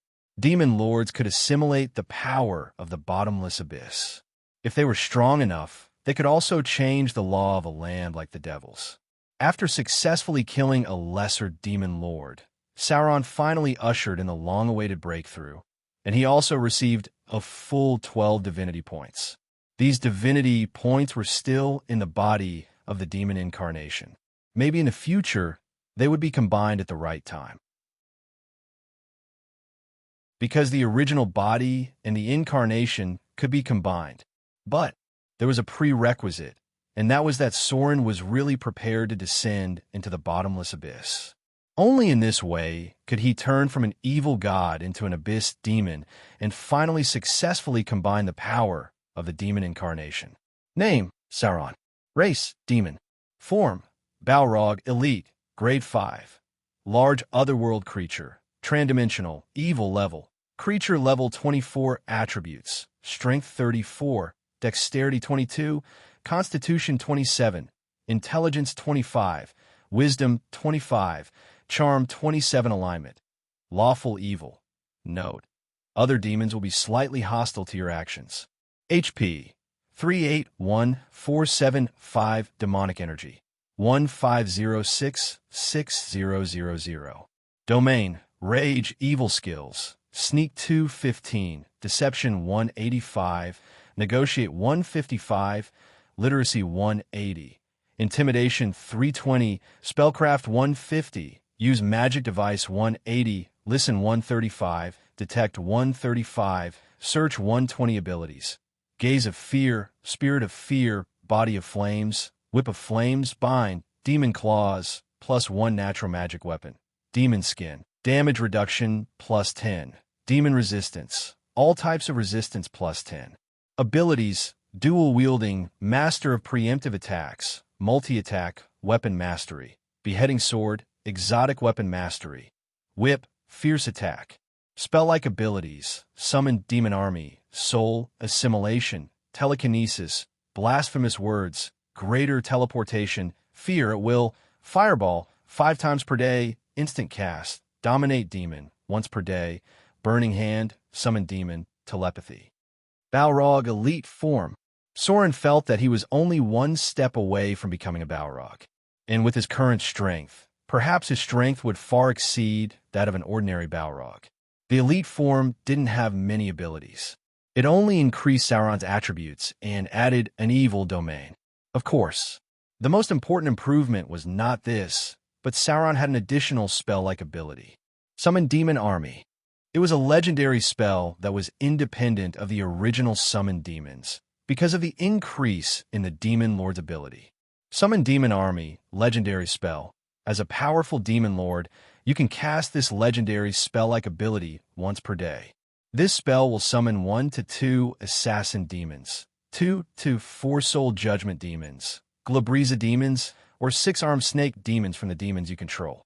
At the same time, it will summon 4 to 8 berserk demons, flaming demons, or succubus, etc. This spell will also summon a large number of low-grade demons, including but not limited to Dretch, Quasits, berserk demons, etc. The number of low-grade demons summoned is about 36 to 108. This was a very powerful ability. The effect of a spell was far beyond other types of summoning abilities. Only the Demon Lord of the Abyss could summon so many demons at once. My creature level is already 24. Sauron looked at his data page and said to himself, now it's just one step away. As long as my creature level is raised to about 25, I should be able to advance into the Balor form or the Balor form. Demons did not need to accumulate their original form, because every time they refreshed a new form, it was equivalent to reconstructing their body. However, Sauron's current situation was a bit special. Balor and Balor were very similar forms. Unlike succubus and berserk demon, they were almost completely different. Therefore, Sauron was now considering whether to advance to the Balor form first and then to the Balor form, or directly break through the limit and enter the Balor form in one go. The former belonged to the accumulation, which should be more or less beneficial. As for the latter, the increase in strength was the most obvious. As long as he advanced to the Balor form, Sauron's combat power would immediately increase by more than 30%. He thought about it seriously. He felt that there was no enemy he could not fight against now. Maybe it would be better to advance to the Balor form first, and then to become the Balor. The battle gradually subsided. Sauron looked down at the battlefield in front of him. All the demons did not dare to look directly at him. When Sauron looked over, they all knelt down. Pick a group of captives. Galumba Arena needs to hold a grand death battle. We will send an invitation to the demons. Tell those captives, if they can kill those demons, then I will give them freedom and status.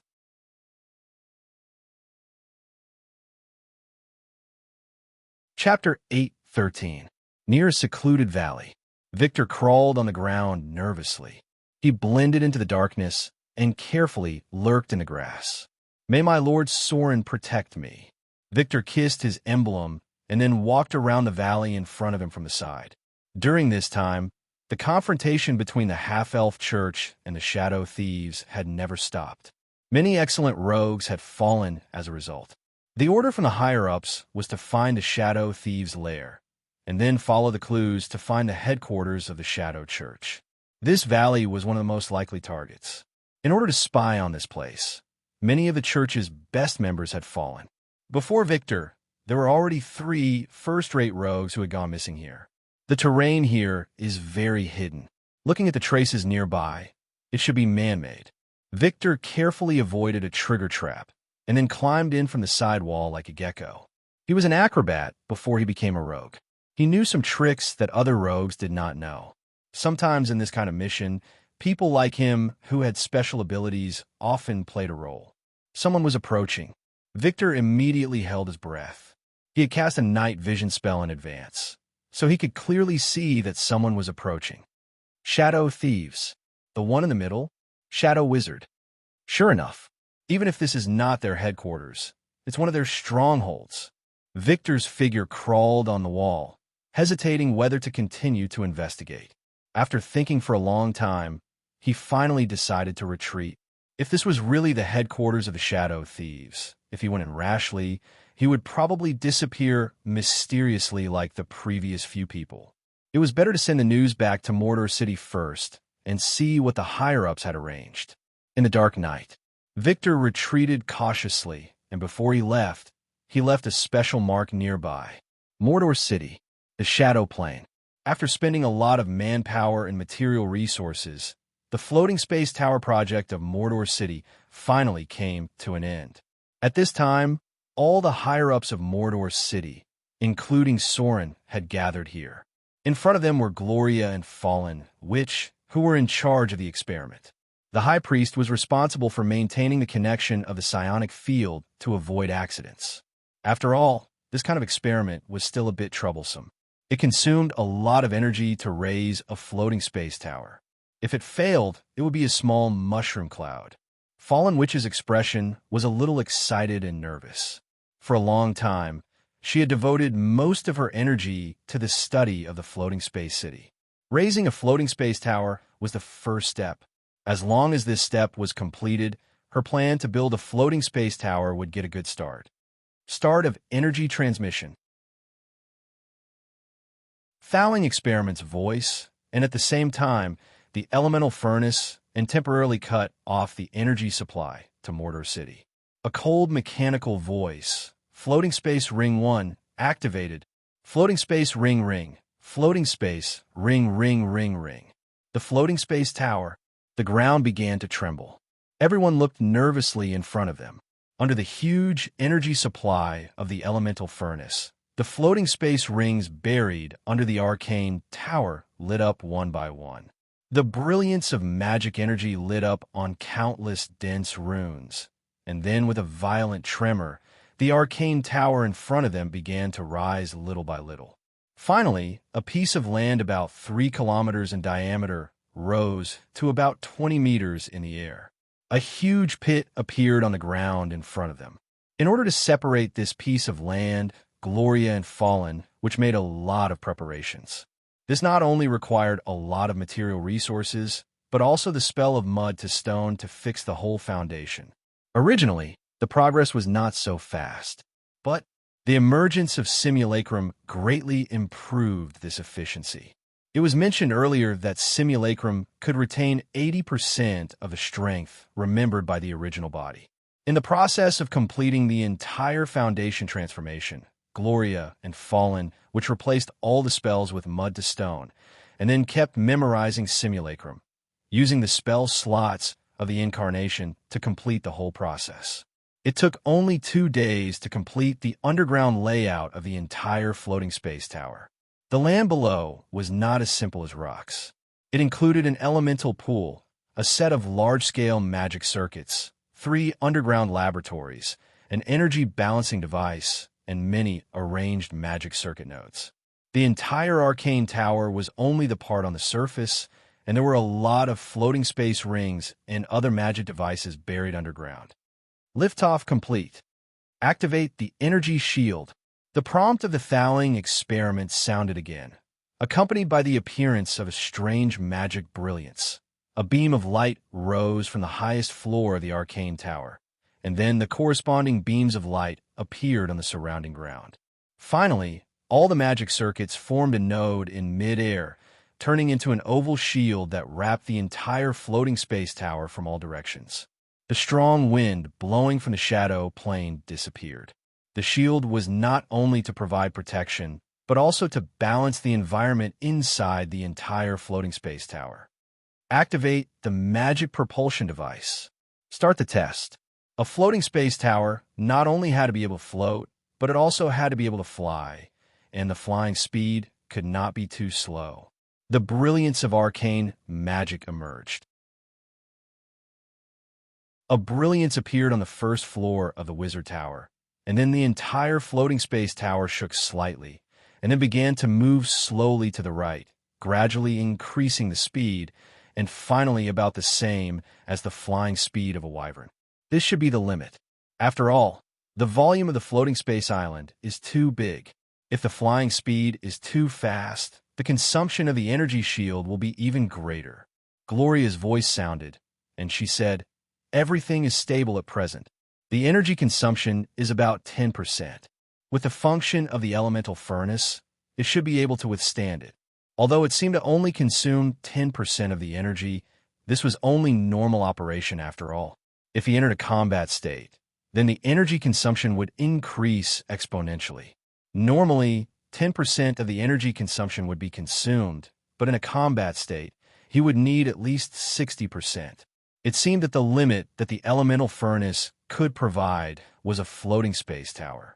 To reach the standard of a floating space city, it was still necessary to find a way to understand the mystery of elemental fission, because only in this way could a larger floating space city be supported. Do you want to teleport back to Motor City? Soren's voice sounded in the psychic field.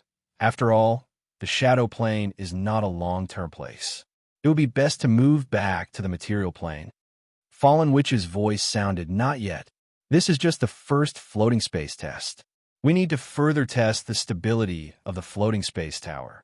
And the foundation of this floating space tower has not been repaired. If it is teleported to the material plane, the landing may cause internal damage." Hearing Karina's words, Soren could not help but look at the bottom of the floating space tower. Sure enough, it had not been repaired, but it was directly separated from the ground. If it wanted to land, it must be redesigned below to ensure that the floating space tower could land in most geographical environments. It was unrealistic to float all the time. Because it consumed a lot of energy, the weight of the rising part had exceeded that of dozens of aircraft carriers. "Okay, it's up to you in this regard." Soren seemed to remember something and said, "How is the research of the superconducting magical pulse cannon? Can it be copied and transferred to other places?" Gloria answered him. She shook her head and said, "Not yet. We don't have enough manpower. We lack enough legendary spellcasters. It's impossible to do so many things with my mother's ability alone. This was something that could not be helped. Any research requirements during the Arcane Empire were very high, and only legendary spellcasters could meet the requirements. At present, there were only 3 people in Motor City who were qualified to research: Gloria, Fallen Witch, and Alice, a legendary puppet master. Even Soren was not qualified to do this. He spread out his hands. His alchemy skills were too low. As a true god, the master of Motor City, Soren usually had too many things to do. Moreover, there was the Shadow Lord to deal with. Alchemy was a basic skill that required a lot of time, so he had no time to practice it. Moreover, this basic skill would not directly improve his strength. He could only wait until he had free time to study it. Let's start the last step of the test. Speaking of this, Fallen Witch's voice was a little nervous, and she said slowly, "Activate the defense lock device." Buzz. The elemental furnace suddenly shook, and then it emitted a dazzling light. This meant that the energy operation was suddenly improved by a lot, and at the same time, the magnetic field around it began to become chaotic in an instant. The defense lock was activated. As one of the core structures of the floating space tower and the floating space city, it was useless to rely on an energy shield alone. It was a huge target. To really make the floating space tower powerful enough, the defense lock was one of the necessary components. The power of a domain spread. When the floating space tower's defense lock was activated, Soren suddenly had a feeling of breathing discomfort and rejection. This was the energy field of the defense lock. When the defense lock was strong enough, it could even cover the magic net, so that the people inside it could not cast spells at all. The floating space tower's defense lock was not that strong yet. However, the formation of an energy field was inevitable. As long as it was within the range of this defense lock, any enemy's ability to cast spells would be greatly reduced. This ratio was at least 30%. If the floating space tower's defense lock could be improved a little more, then it could directly seal the ability of all enemies to cast low-level spells of Circle 1 to Circle 3. In other words, once the defense lock was activated, wizards below the middle level would directly become useless. P.S. If you like this book, you can follow Fu2's public account on WeChat.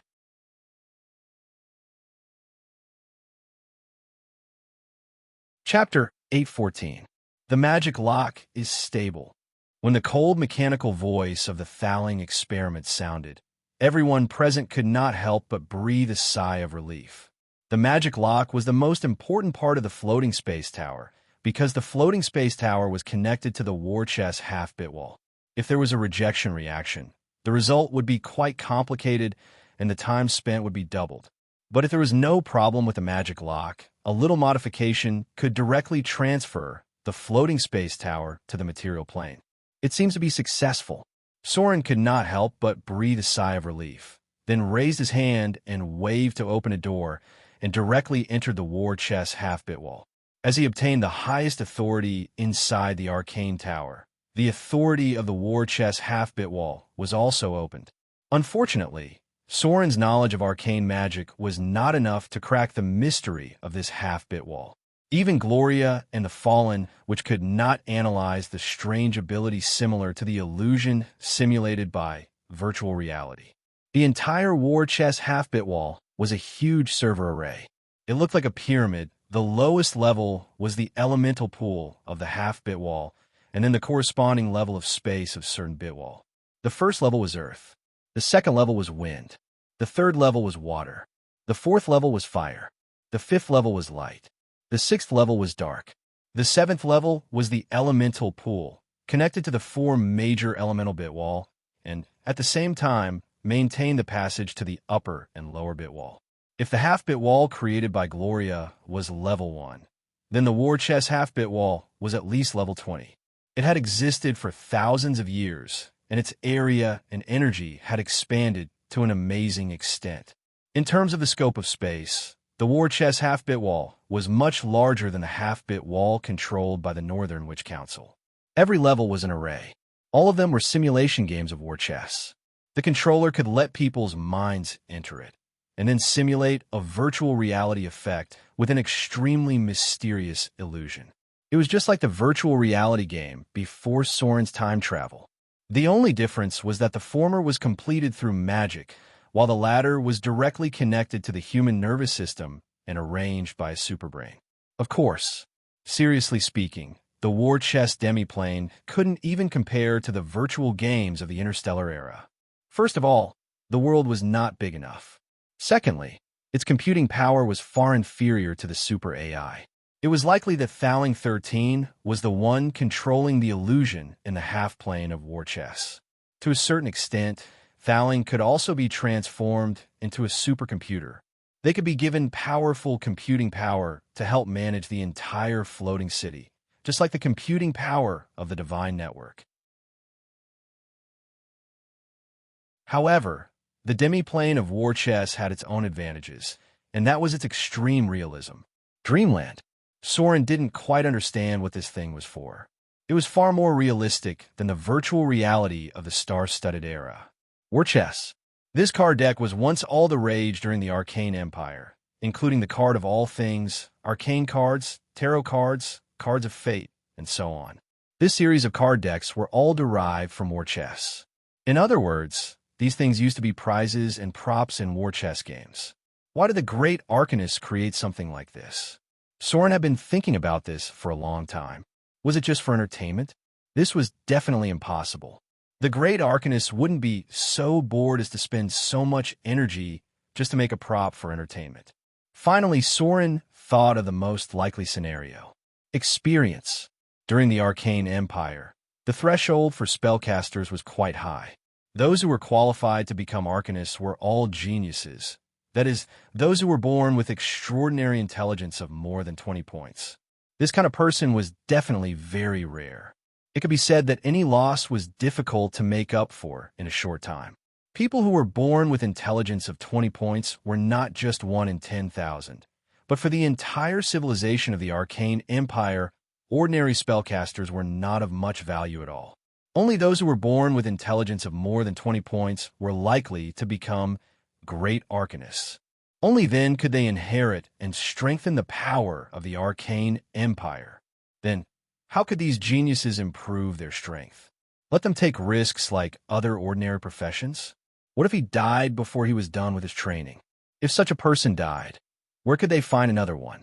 The purpose of the great arcanist creating the war chess game was to provide them with the most basic platform, so that they could face all kinds of death threats without dying to train their strength and wisdom. To be honest, so far, there were only 2 people around Soren who might be born with extraordinary intelligence. One was Gloria, the other was Fallen Witch. Now, both of them were legendary witches, and there was almost no one else who had such talent. One could imagine how rare it was to have the talent of a great arcanist at that time. If there were no accidents, they could basically become legendary spellcasters. Of course, the purpose of the war chess game was not only to train the arcanists, but also to other professions who were born with extraordinary intelligence. For example, Lulu. The speed of her strength improvement was frightening. Now she was not yet an adult, but she was already a high-grade profession. It could be said that she would definitely be a legendary profession when she grew up. This was the most likely use of the war chess demiplane that Soren could think of. Otherwise, he really couldn't think of any other uses for the war chess demiplane. A large-scale entertainment game? This was not impossible. The combat power of the people in the Arcane Empire was very high.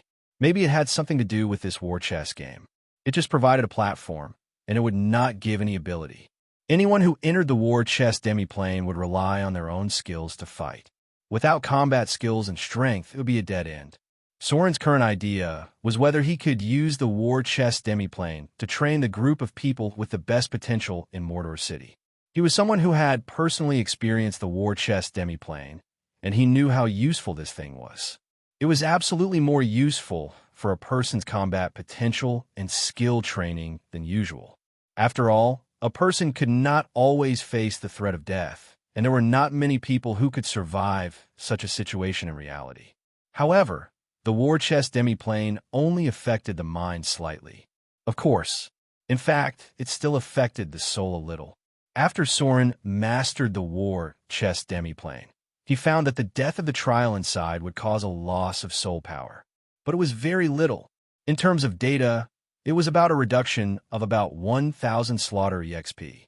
This trace of soul power was absorbed by the war chess demiplane and then transformed into the magic circle. Soren felt that the intelligence of the virtual character inside was related to a trace of soul power that was stripped off when the character died. What was the mystery behind it? With Soren's current knowledge, it was not enough to crack it, because this was the field of arcane magic, not the field of gods. But one thing that Soren could be sure of was that the research during the Arcane Empire had already begun to involve the field of soul. No wonder the gods were not so friendly to the Arcane Empire. How should I use this thing? Soren looked at the war chess demiplane in front of him and fell into deep thought. To be honest, this thing could be used in many ways. First of all, Mordor City had a large number of outstanding talents who were facing a breakthrough, such as Lulu, Ugly Monkey, Jack, Scarface, Cyclops, and Giant who had already broken through the legendary realm. What these people lacked was a more extreme kind of training. For strong people like them, losing about 1,000 slaughter EXP was not a problem at all. If it could be exchanged for a chance to face death, it was definitely worth it. They were the first targets that Soren considered. Then there was the group of people near the middle of Mordor City. Many excellent officers could also be trained. Finally, it was the ordinary people and low-grade professions. These people might not be able to enter it for the time being. Ordinary people who had their soul power extracted equivalent to 1,000 slaughter EXP would be bedridden for more than 3 months. If the low-grade professions died a few times, they might face the danger of losing a level. In other words, this thing was provided for professions, and they must be strong, determined, and have enough potential. Otherwise, if they died in the illusion, their body would really die. There was no other way. The war chess game was too realistic. There's no way to promote it in a short time. Soren looked at the elemental pool at the bottom and murmured, "But we can test it a little at the moment. Let's see if the trial of the war chess demiplane has any effect on those talented people. But we can't test it continuously. Let's choose a few excellent targets and see how it works." After Soren died in it, he felt a little uncomfortable mentally. One thing for sure was that this thing had side effects, and the side effects would be very serious for ordinary people. The specific effect still needed to be tested. Soren had a lot of things along the way, and it would take a lot of time to study the war chess demiplane. However, the potential of this thing was unpredictable. If it could really reduce the side effects, maybe Mordor City could mass-produce a group of elite troops who dare to face death. To some extent, the Arcane Empire was really similar to the Interstellar era. Because when this virtual reality technology was first researched, the first application was to train super soldiers. It was just that one used the technology tree, and the other used alchemy. Mordor City, the Great Temple. When Soren returned to the Great Temple, the High Priest was already waiting there. "My lord."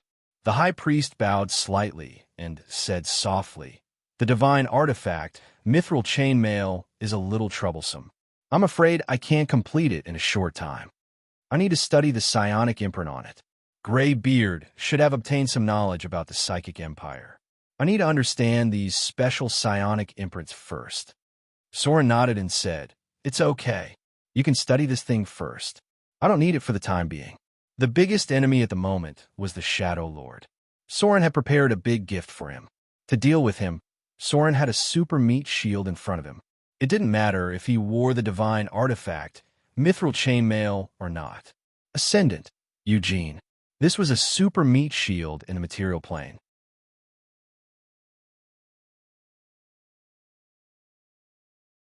Chapter 8:15. Outer Islands. Mordor City. As soon as Soren returned to the Great Temple, the bishop in charge of the South Coast region sent back a piece of good news. They found the Shadow Thief's lair. But the good news was accompanied by bad news. The rogues sent by Soren also found the followers of the Lady of the Night, greater divine power. The Lady of the Night was one of the oldest evil gods. Although she had cooperated with the Lord of Shadows, that was before the Avatar crisis. The Lady of the Night wanted to seize the Shadow priesthood to further strengthen her power. Because she originally had the priesthood of the Night, if she could seize the Shadow priesthood, then the power of the Lady of the Night would become very terrible. The emblem of the Lady of the Night was very recognizable, a purple ring wrapped around a black disc. Another point that must be mentioned was that the kingdom of the Lady of the Night was also in the Shadow Plane, but it was an independent kingdom called the Shadow Realm. The mantis stalks the cicada, unaware of the aureole behind. Soren gently put down the information in his hand, and there was a mocking expression on his face. If the Lord of Shadows was the mantis, then the Lady of the Night was naturally the aureole, and Soren, as a new god, naturally looked like the cicada caught in the trap. This also proved why the Lord of Shadows had been able to hold back from attacking Soren personally until now, because there was a Lady of the Night behind him, waiting for the Lord of Shadows to reveal himself. However, the Avatar crisis was the most chaotic period. Although the Lady of the Night was staring at the Lord of Shadows, other great gods in the righteous camp were also watching her, especially the Lord of Light. He had always believed that the Lady of the Night was one of the root causes of evil. Now it's a situation of multi-party game. Soren slowly put down the information in his hand and murmured, "At this time, no one dares to act rashly. But such a situation is also suitable for fishing in troubled waters. If you want to get the greatest benefits, you have to rely on your own means." However, now that the Lord of Shadows had revealed himself, Soren naturally had to take the initiative to attack. He immediately sent a magic message to Arendelle. "The prey has appeared." Soren inherited part of the priesthood of the god of the hunt, Malor. To some extent, he was also a hunter. Although there were traces of the Lord of Shadows, he still had to think about the specific action of action. Soren wanted to muddy the waters. Only when the water of the water was muddy, the waters would not pay too much attention to the other gods. This could not be helped. Soren first killed the demigod vampire, and then killed the god of the hunt, Malor. Now, even the Shadow Lord died in his hands. Of the god Shadow God, although many gods had fallen during the Avatar crisis, it was still the early stage after all. Not a single god with mid-level divine power had died yet. His actions now could easily attract the attention of the other old gods. According to the original history of the Avatar crisis, there would be a conflict between the old gods in about 3 or 4 months. In particular, the return of the Orc god system would lead to the fall of a group of gods with mid-level divine powers. If Soren killed the Lord of Shadows at this time, it would attract a lot less attention. It had to be said, there were benefits to the goddess of magic being alive, but it was also because she was still alive that all the gods with great divine power were more restrained at present. The Lady of Silvermoon had not recovered her power, so naturally, she had not started her revenge. The sequence of history would probably have to wait until the second wave of impact of the return of the Orc god system. According to the track of history, the Orc god system finally began to return to the material plane after thousands of years of silence, and the Orc god reappeared in the eyes of the world. The Orcs were not natives of the material plane. They came from other planes and spaces. Many races in the material plane were not natives, including beholders, mind flayers, lizardmen, and so on. It was common for foreign races to eventually settle in the material plane. Most of the Orcs were in another, semi-material plane, astral world exploration.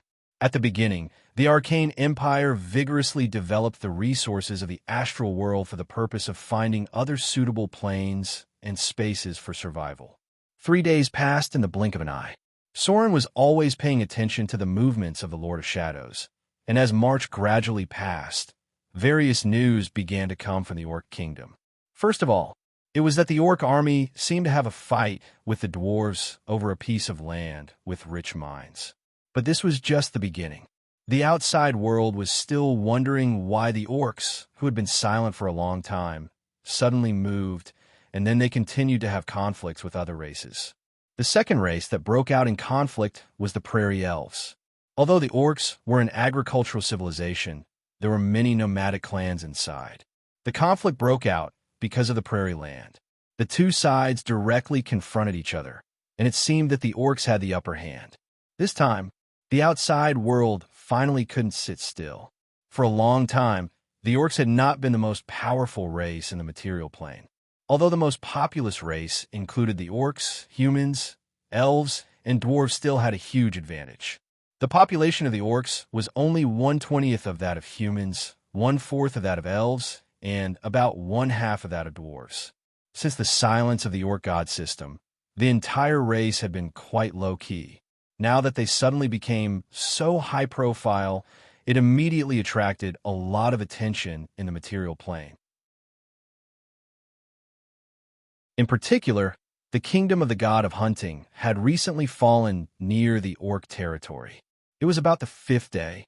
A news suddenly spread to the high-level figures in the material plane.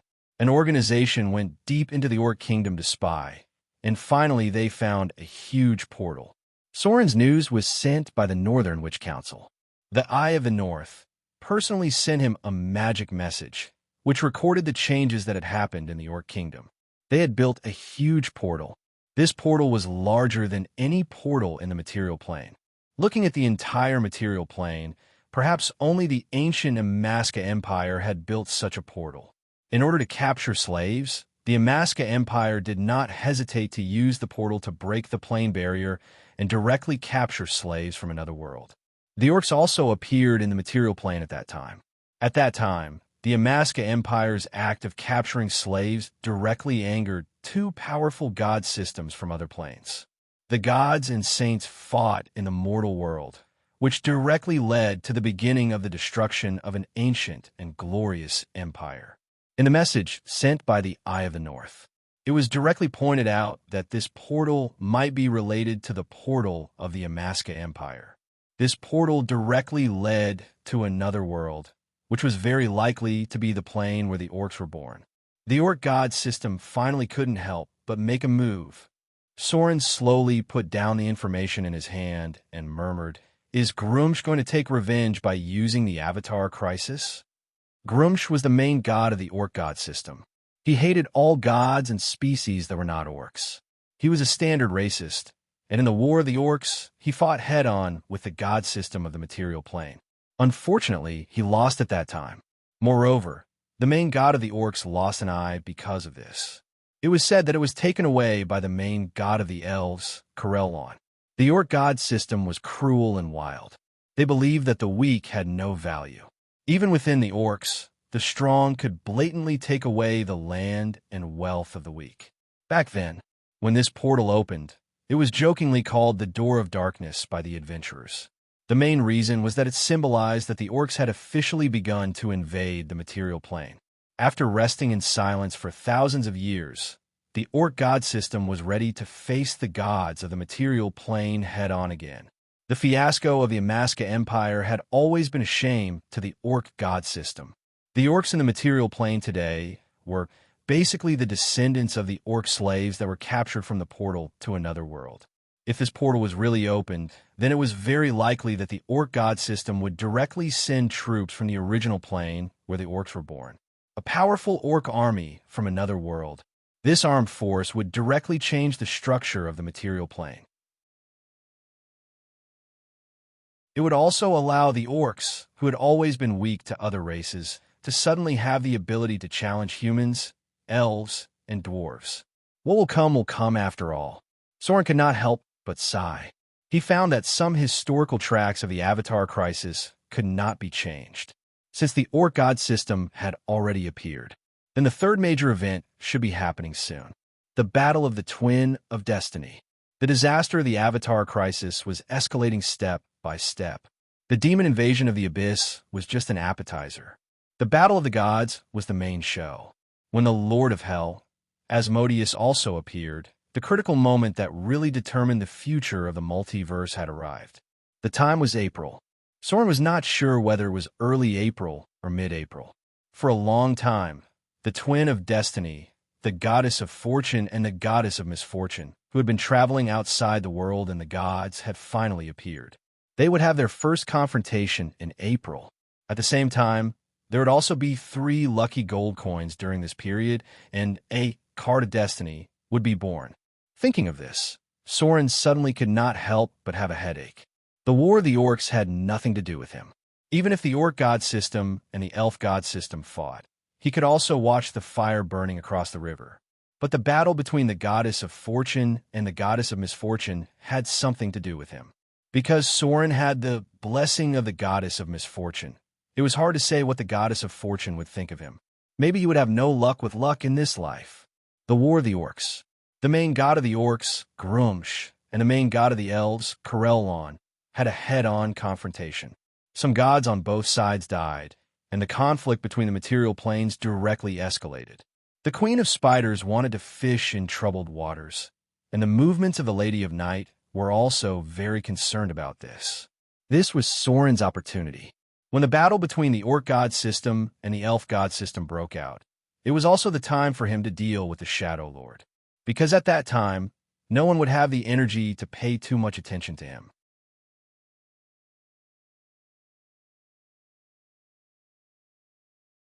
Chapter 8:16. Be lenient if you confess. Be strict if you resist. The reason why I didn't update is that I went to the healthcare center to relax. 2:33. The sun shone on the quiet city of Mordor. Jack greeted his sister early in the morning, then packed his things and prepared to report to the barracks. He was now a middle-ranking officer in Mordor City, and his promotion speed was far faster than other colleagues. Of course, one reason was that his original strength was not bad, but another reason was his little nephew. This little guy, who is only 1.5 years old this year, was accepted as a disciple by an archbishop of Mordor City. In the future, he would almost certainly sit in one of the 12 seats inside the half-elf church. Under the high priest, there were a total of 12 seats in the half-elf church, which belonged to the central administration, the judiciary, and the bishops. Jack's nephew was almost certain to be one of the future archbishops. Nowadays, his little nephew spent most of his time in the temple receiving the glory baptism of Lord Soren. Every day, the archbishop would hold a special prayer ceremony for him. He spent Monday, Wednesday, and Friday in the temple, while Tuesday, Thursday, and Saturday were raised by his sister at home. Every Sunday's large prayer, Jack's little nephew would show up almost every time.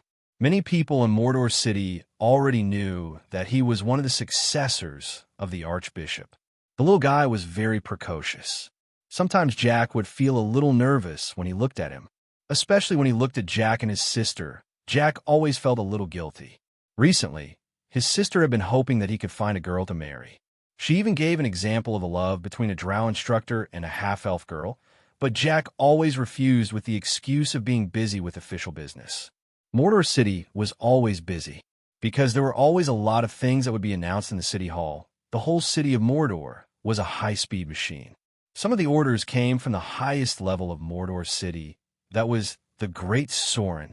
Another part of the orders came from the Council of Mordor City.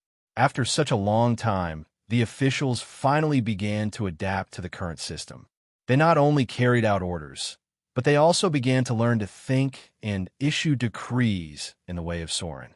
For example, the recent trade reform in Mordor City was discussed by the council and then reported to the higher-ups.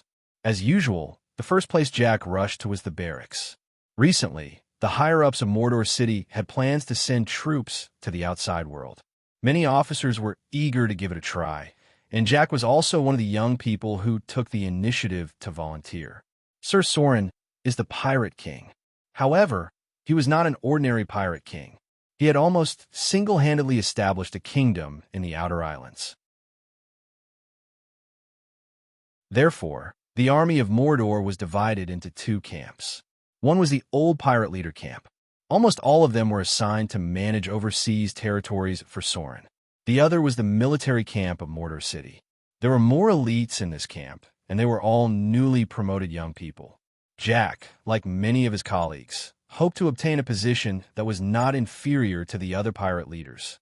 If you want to improve your status in Mordor City, the simplest and most direct way is to get military merits.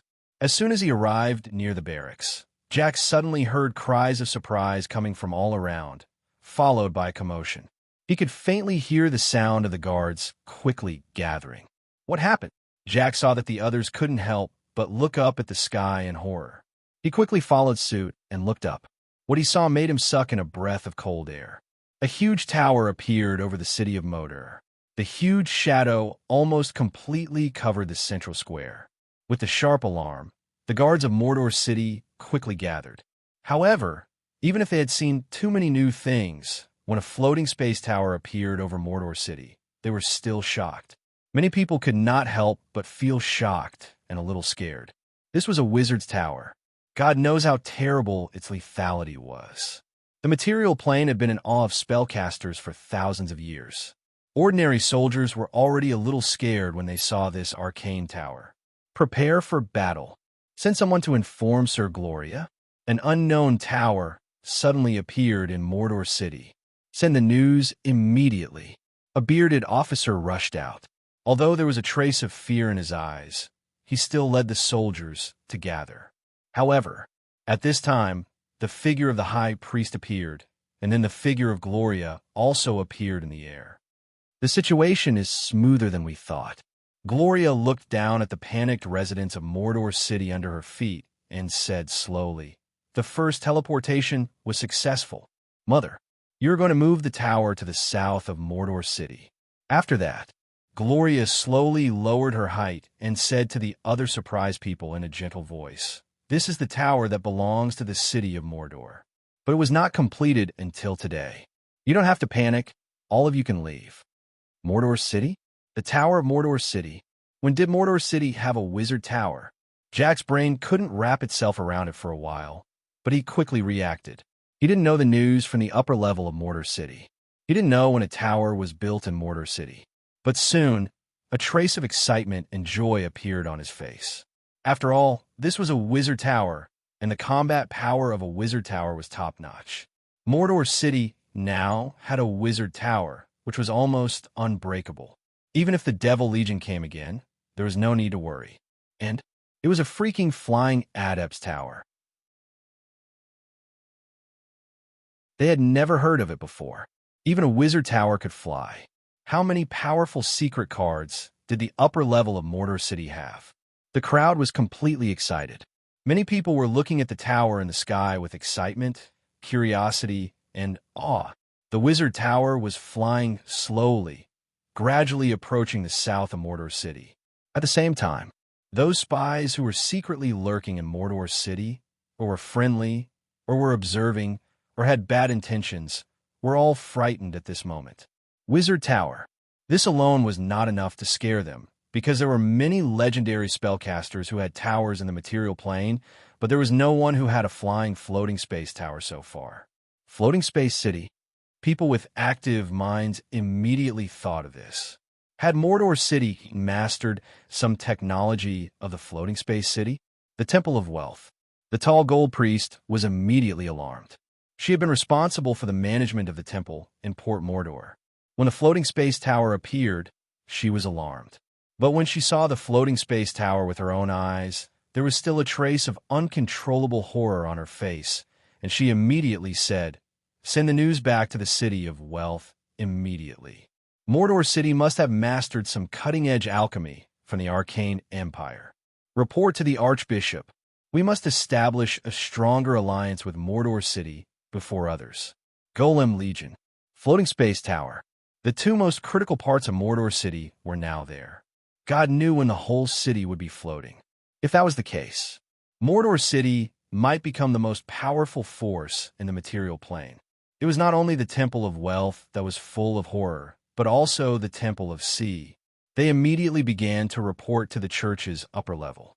Other forces reacted even more quickly, especially the members of the Northern Witch Council. The witches who did not join Mordor City were a little annoyed, but they quickly sent the news back to the north.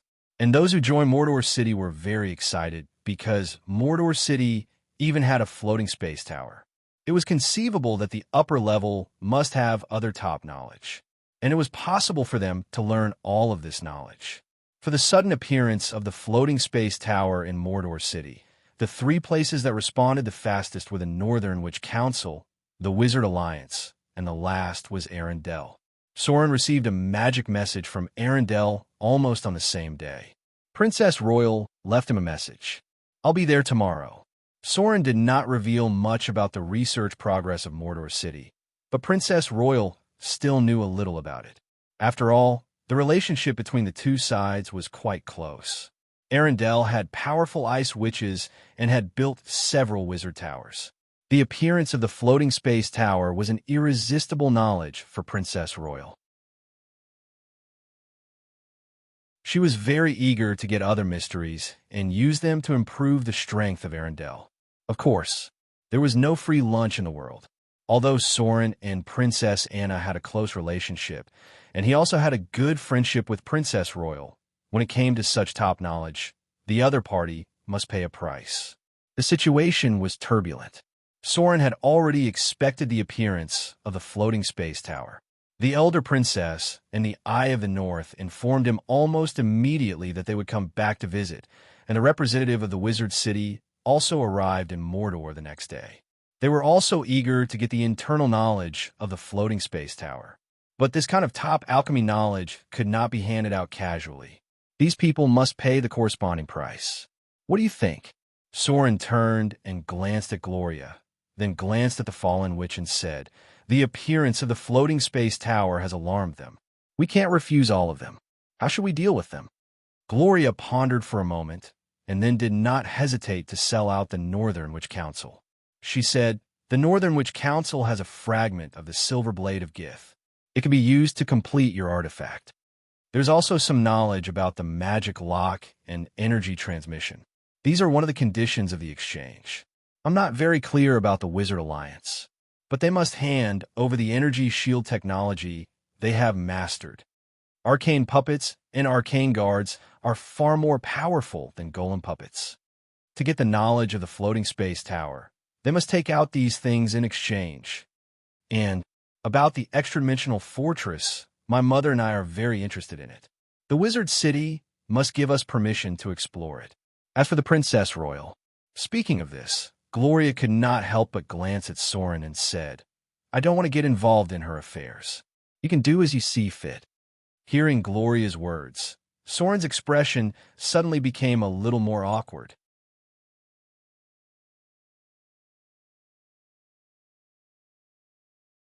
Chapter 8:17. The city of Mordor suddenly became lively. Since the appearance of the floating island, the floating population of the city of Mordor had suddenly increased by 30%. Not only were there members from the Northern Witch Council, but there were also members from the more distant Wizard Kingdom, as well as the Arendelle Ice Witches who had just arrived this morning. In addition, there were many spies from other forces in the port of Mordor. Even Mrs. Rossard, the Duke of Red Dragon, who had fought with Soren, secretly sent people to sneak into the city of Mordor to spy. However, these spies were wiped out by the rogues of the Judicial Department as soon as they entered the city of Mordor. The floating city. For a long time, many spellcasters had never given up on the study of the floating city. The appearance of the floating island in the city of Mordor directly led to many wizards preparing to visit the city. Even in just one day, many members from the Northern Witch Council secretly proposed to Gloria that they were willing to be her subordinates. Ordinary people could not imagine the spellcaster's desire for this cutting-edge alchemy. Looking at how easily the puppet master girl was taken back by Soren, it could be seen how amazing the temptation of the floating city was to them. Because there were too many people coming at once, Soren had no choice but to receive them separately. He was responsible for receiving the ice witches brought by Princess Royal Arendelle, while Gloria was responsible for receiving Her Excellency Eye of the North, who was directly teleported over. As for the fallen witch, she was responsible for negotiating with the representatives of the Wizard Alliance. The existence of the floating island could not be hidden at present, and part of the alchemy knowledge could be exchanged. The key was whether they were willing to pay the corresponding price. Of course, what Soren was willing to take out was only the superficial things of the floating space tower. The content was limited to the floating ring. As for the core elemental furnace, Soren would never hand it over. The energy supply of the floating space tower could be provided by manpower, magic circles, elemental pool, half-bit wall, and so on. The specific extent still depended on the amount of energy provided. Relying on the elemental pool and the demiplane, the most they could do was float in the air. It was like a car that had $100 worth of gas. It could run for a while, but once it ran out, it could only start again after the elemental pool was fully charged. The biggest role of the elemental furnace was to provide long-lasting endurance and maximized energy supply. As long as Soren grasped this, he was not afraid that other forces would make a floating space tower, because their floating space towers could not fly far. This is it.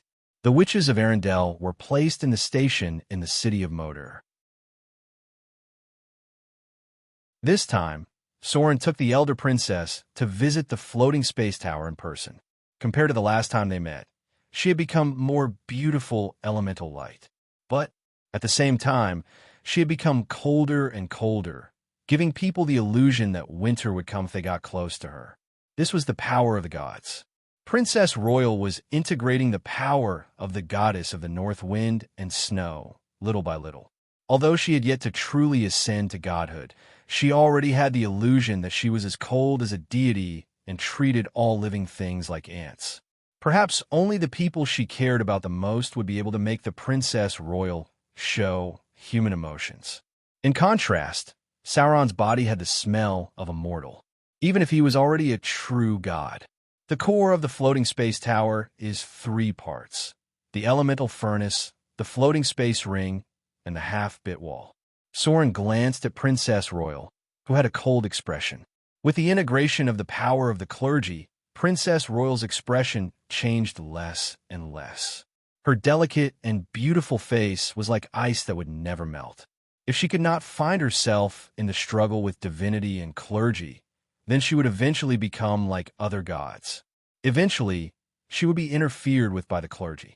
She would be as emotionless and merciless as the winter. Soren could not help her with this. Everything could only rely on Princess Royal herself. If she did not overcome the interference of the clergy and divinity, she would inevitably embark on such a path. For example, the King of the Dead was almost completely kidnapped by his clergy. Well, Princess Royal nodded gently, glanced around, and said slowly, "Where is the elemental furnace? Is it the key to the operation of the floating space tower?" Soren smiled and said, "The elemental furnace, as the core, naturally cannot be placed in the open. It has been moved to the innermost part of the floating space tower. The Northern Witch Council and the Wizard Alliance have both sent people over. The energy part can rely on the elemental pool and the half-bit wall. Only you know about the elemental furnace." Princess Royal's expression changed slightly when she heard that, and then she said, "Can you take me to see it?" Soren immediately agreed. Then he waved his hand and opened a portal that led directly to a small space inside the floating space tower. The huge elemental furnace was in it. Incredible! Princess Royal's eyes flashed with the brilliance of divinity. She seemed to want to analyze the principle of the elemental furnace, but after looking at it for a while, she gave up and said slowly, "The alchemy knowledge involved in it is too profound. I can't understand it yet." Soren was not surprised, because he himself could not fully understand it. At present, in Motor City, only Gloria and Fallen which could understand it. The elemental furnace can be replaced with a half-bit wall. It is not difficult for you to open up a huge elemental pool with your ability. You can also achieve a similar effect with the power of the gods. Soren hesitated for a moment and said, "But in this case, you will have to pay a lot of divine power points." Princess Royal heard this and thought for a moment. Then she said softly, "Don't worry about divine power. I have more than enough divine power now. I want the structure diagram of the floating ring, the layout diagram of the energy shield, the node structure diagram of the energy transmission, and the information related to the labyrinth." After looking around the floating space tower, Princess Royal did not mean to be polite at all.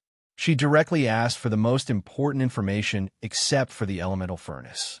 After all, her relationship with Soren was not ordinary.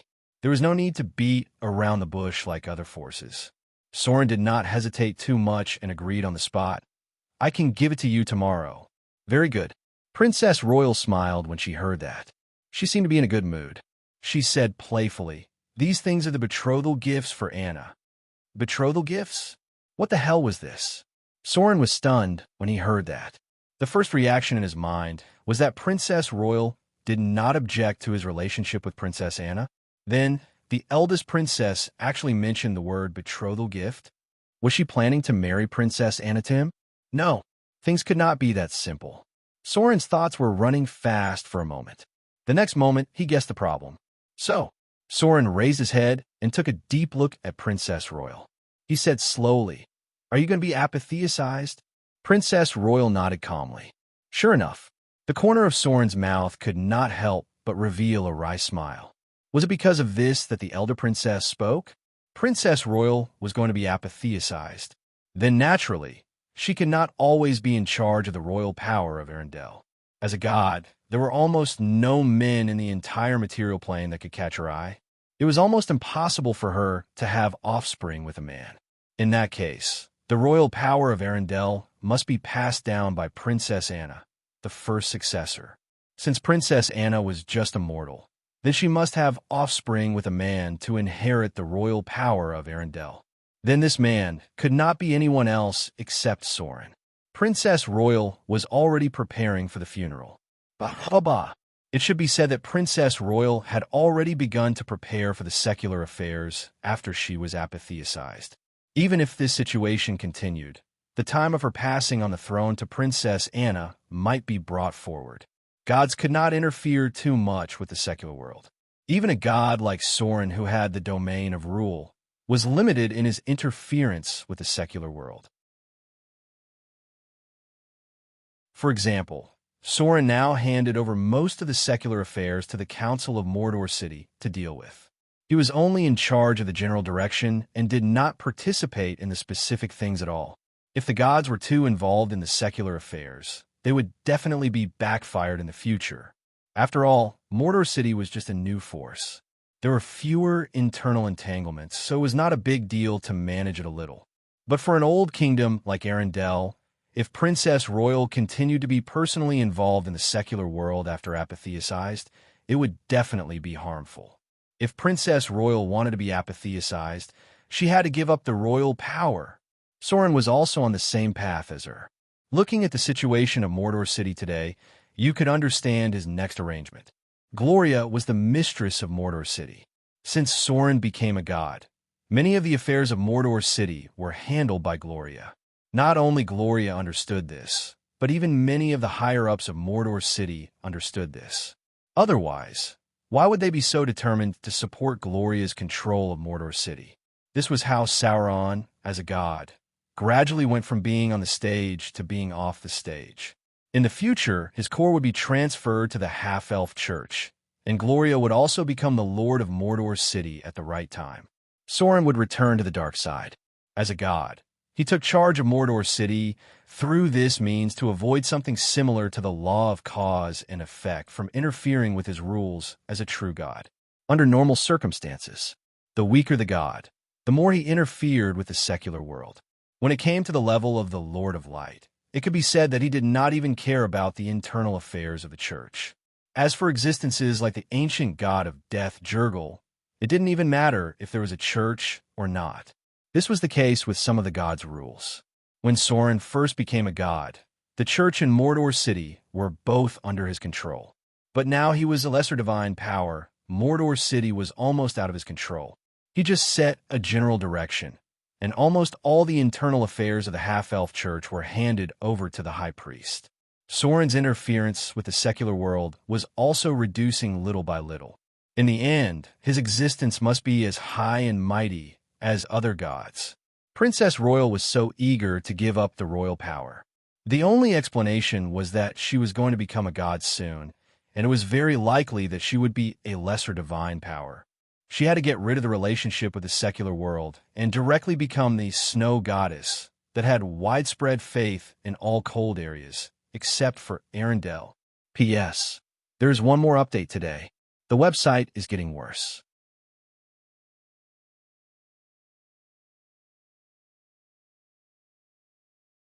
Chapter 8:18. There was a dark red color in the turbid sea. There were many dead fish floating on the nearby sea. They were basically poisoned to death.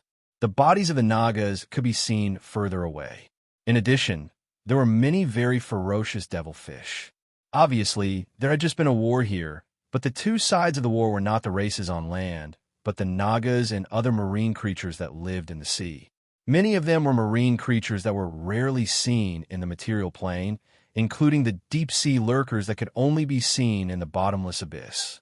It's the believers of Dagon.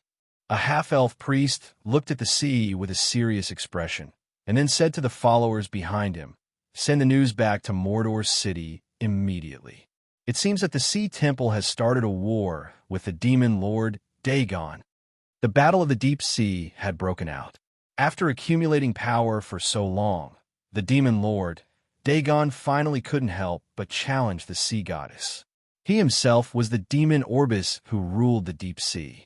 If he wanted to seize the authority of the sea in the material plane, The sea goddess was an enemy that Dagon could not avoid. It could be said that it would be difficult for Dagon to extend his tentacles into the material plane without completely defeating the sea goddess. Outer Islands, Mordor City. As March gradually came to an end, the impact of the Avatar crisis struck again. Soren frowned as he looked at the information that was sent back in front of him and murmured, "Has it really started? Then I'm afraid we have to prepare to deal with the Shadow Lord." There was a lot of information sent back. First of all, the orcs finally fought with the prairie elves and won a big victory, seizing a large area of land in one fell swoop. The prairie elves were now forced to move to the forest area. It was said that the wood elves were very dissatisfied with the orcs' instigation of the war. On the other hand, the sea goddess was fighting with the demon lord Dagon. The Nagas had confirmed that there was a serious conflict with the devil fish. There should be a huge portal somewhere in the deep sea connected to the bottomless abyss, because many devilfish came from the Shadow Sea on the 89th floor of the bottomless abyss. This kind of thing must be left to the Nagas and the Sea Temple. Soren could only help them at most. The struggle at the bottom of the sea would not affect the structure of the material plane. Of course, at present, the most important news was related to the Shadow Lord. The reason why Soren felt that it was almost time to make a move was also related to the recent changes in the Church of another god, the God of Light. The Church of the God of Light had been mobilizing frequently recently, and there was a vague plan to go to war with the Church of the Lady of Night. A great divine power of the good alignment. A great god of the evil faction.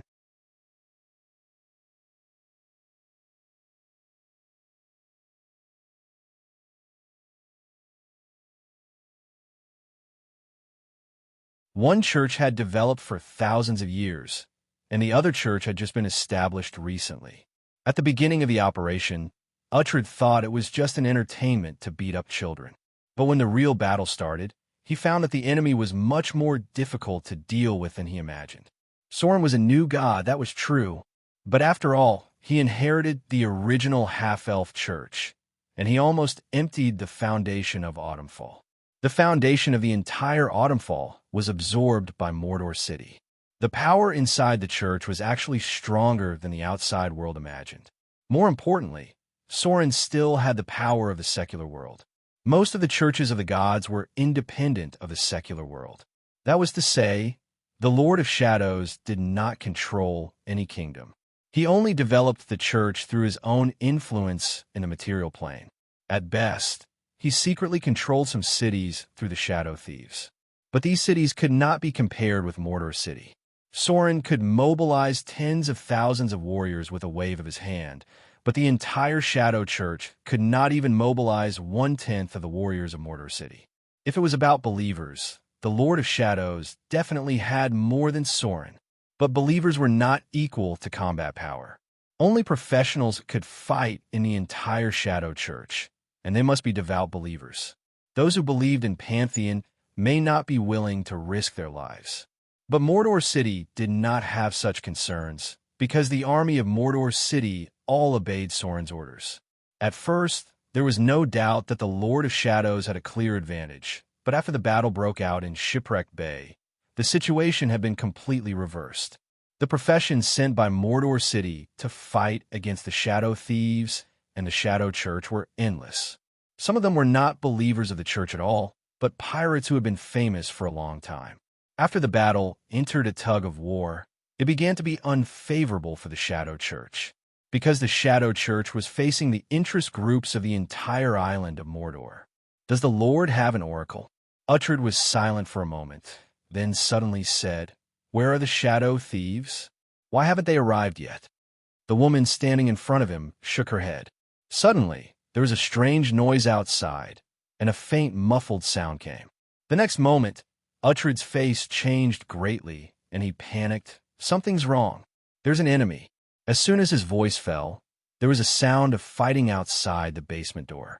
Uhtred rushed out almost immediately. This was a sealed basement. If he was surrounded inside, there was nowhere to run.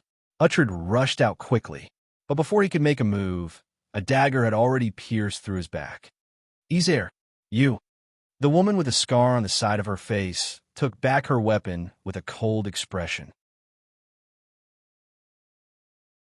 After a cold look, she slowly lifted the spell on her body and said sarcastically, "I'm not Ezer." Her appearance gradually changed. The most obvious feature was that her height suddenly increased a lot. Then her eyebrows became much colder, and finally her ears became slightly pointed. Half-elf. Greater transformation. The half-elf assassin named Ezer waved his hand and cut Uhtred's throat, then slowly said, "The Ezer you're talking about is already dead. Otherwise, I really can't find your secret stronghold." Northern Witch Council. At the last moment of his life, Uhtred suddenly understood in his mind. Such an exquisite transformation spell was not something that ordinary people could use. The Northern Witch Council was behind the city of Mordor, and only the high-level members of the Northern Witch Council could make her look like Ezer, and he had never noticed this. Wizard. Damned adepts. Although there were also wizards inside the Shadow Church, there was no way to compete with such an old witch force. Most of them were rogues, followed by priests who served the gods, and finally shadow wizards who changed their professions. Life gradually faded away. The woman who turned into Ezer glanced at the corpse on the ground indifferently, and then her figure disappeared into the darkness. Today's battle had not yet started, but they had already found the location of the Shadow Lord. There would be a big battle next, which would determine the pattern of the rogues in the material plane for thousands of years to come. Shadow Lord, Shadow Church, Shadow Thief. Sorin, Half-Elf Church, Mordor City. If Sorin could defeat the Shadow Lord, then there would be a true god who combined the priesthood of rogue and shadow. From now on, all forces related to the rogues would be under Sorin's command. Similarly, if the Shadow Lord defeated Sorin, then his power would also be greatly improved. The battle between the two sides was destined to have one point. That was, from now on, the rogues and the Shadow Priesthood must be merged.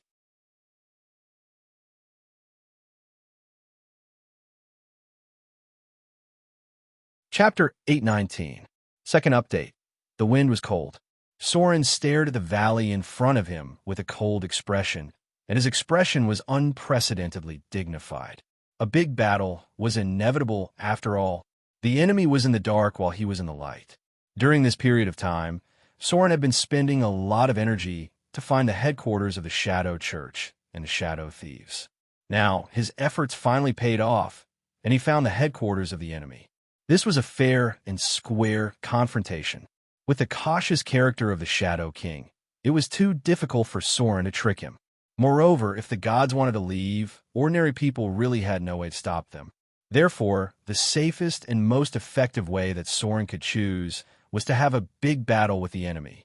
The Shadow King could run away, but the Shadow Church and the Shadow Thieves couldn't run away.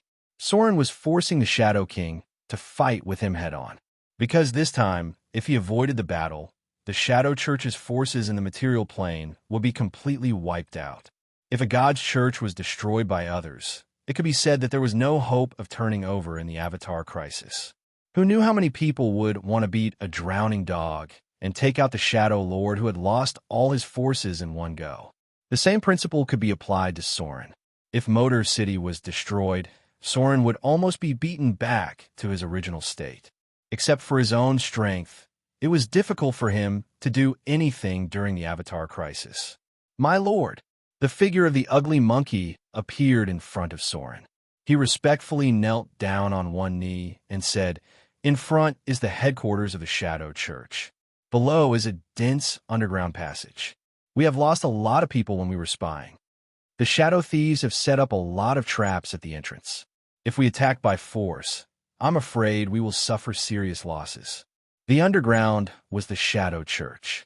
No wonder the other gods couldn't find the headquarters of the Shadow King. They didn't expect him to place the headquarters underground. "I see." Sorin nodded calmly, and then said, "Let the others prepare for battle.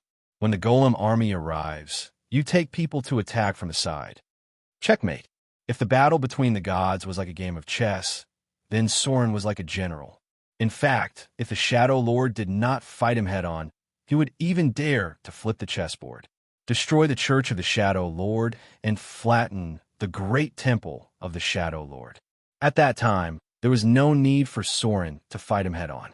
Just such a serious loss was enough to cause the strength of the Shadow Lord to plummet, and it might even fall directly to the level of lesser divine power. As long as the Shadow Lord's divine power dropped, Soren would be able to take over the Shadow Divinity even if he didn't kill him.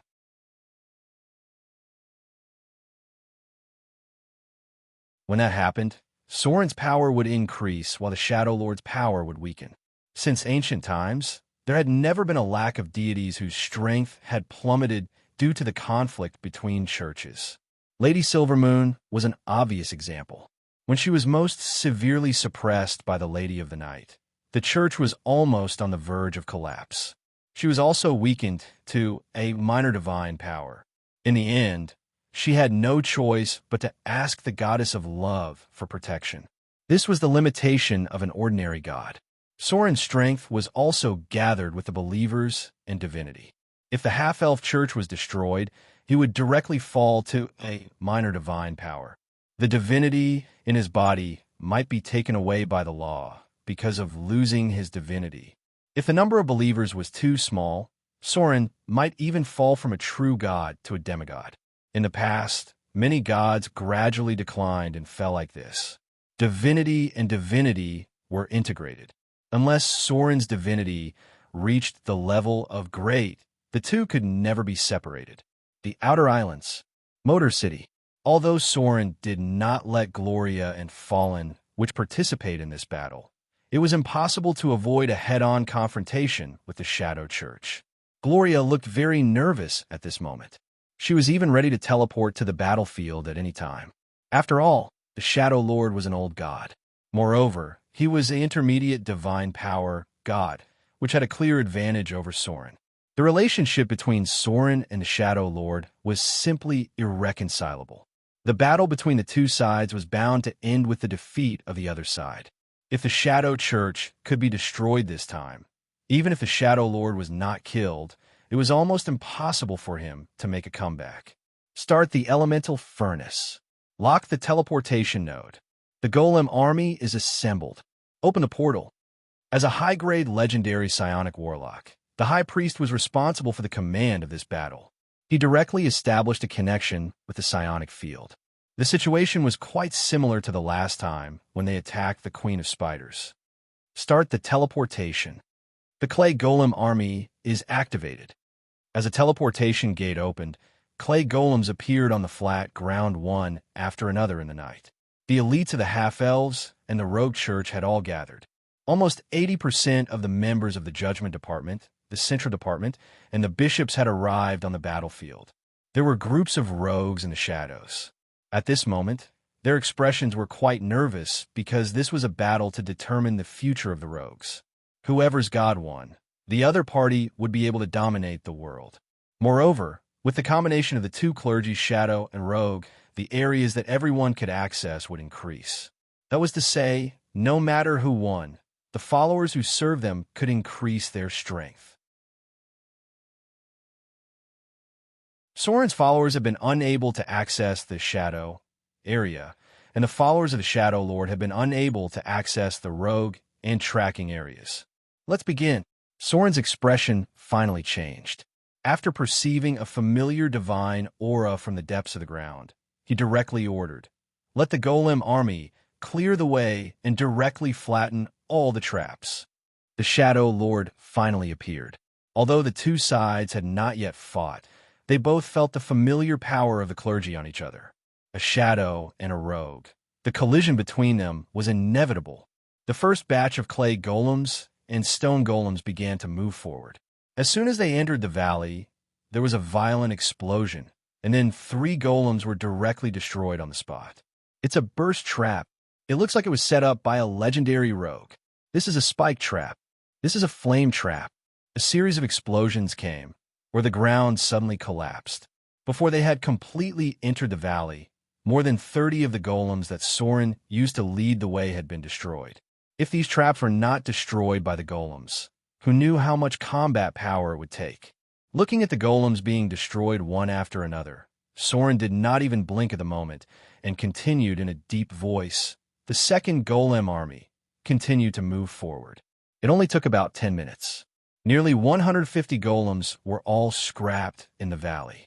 Most of these golems were clay golems and stone golems, and their challenge rating was at most level 5.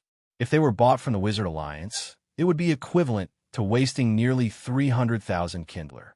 However, Mordor had the ability to make their own golem puppets, so the cost price was about 100,000 Kindler, and the trap set by the Shadow Church would probably need that many Kindler. The second batch of golem army continued to move forward. This time, the number had increased by a lot. There were about 300 golems. Most of them were the cheapest clay golems and stone golems. But this time, there were more than 10 steel golems mixed in. The continuous explosions were still ringing. In the face of Sorin's move of using golems, the Shadow Church was obviously very troubled, especially the steel golems mixed in. Many traps were ineffective against them. It was impossible for flesh and blood to resist the traps, but the steel golems did not have so many taboos. There were already priests inside the Shadow Church, and they began to use divine spells to cooperate with the rogues to kill these steel golems. Are they going to send people out already?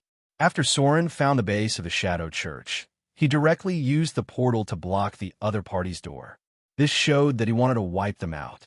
When the second batch of golem army was completely destroyed, a mocking smile appeared at the corner of his mouth, and he slowly said, "Golem army number 3, attack." The portal was still maintained.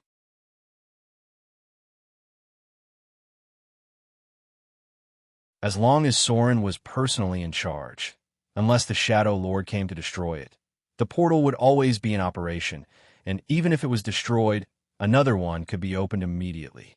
Mordor City had enough resources to maintain the portal. The real battle had not yet begun. Sorin squandered about 700,000 Kindler golems in just 2 waves of tentative attacks. War was a game that burned money. He dared to challenge the Shadow Lord, not only because of Princess Royal and Eugene, but also the strength of Mordor City itself. The portal continued to operate. The third batch of golem army that arrived was very different, because this time it was the main army of Mordor City that appeared. The clay golems were gone. This time there were about 500 golems, most of which were more advanced stone golems. Then there were dozens of steel golems, and finally, there were a few diamond golems. At this moment, the faces of the enemies hidden in the shadows changed. If the clay golems and stone golems were not a threat, then the steel golems and diamond golems were simply nightmares. The rogues had no way to deal with these golems. You can still hold back. Sorin had been paying attention to the movements of the Shadow Lord. Seeing that the other party had not moved, he could not help but chuckle and said, "Since you can hold back, then I will also compete with you in patience." The golem army continued to advance. For this war with the Shadow Church, Sorin had prepared more than 3 million Kindler golems as consumables. If the Shadow Lord could hold back, then he would patiently use the golem army to exhaust the opponent. To put it bluntly, the golem factory in Mordor City had been operating at full capacity. If the Shadow Lord could hold back, Sorin would smash the enemy down today, even if he had to spend money. Rich, skilled. That's how willful he was.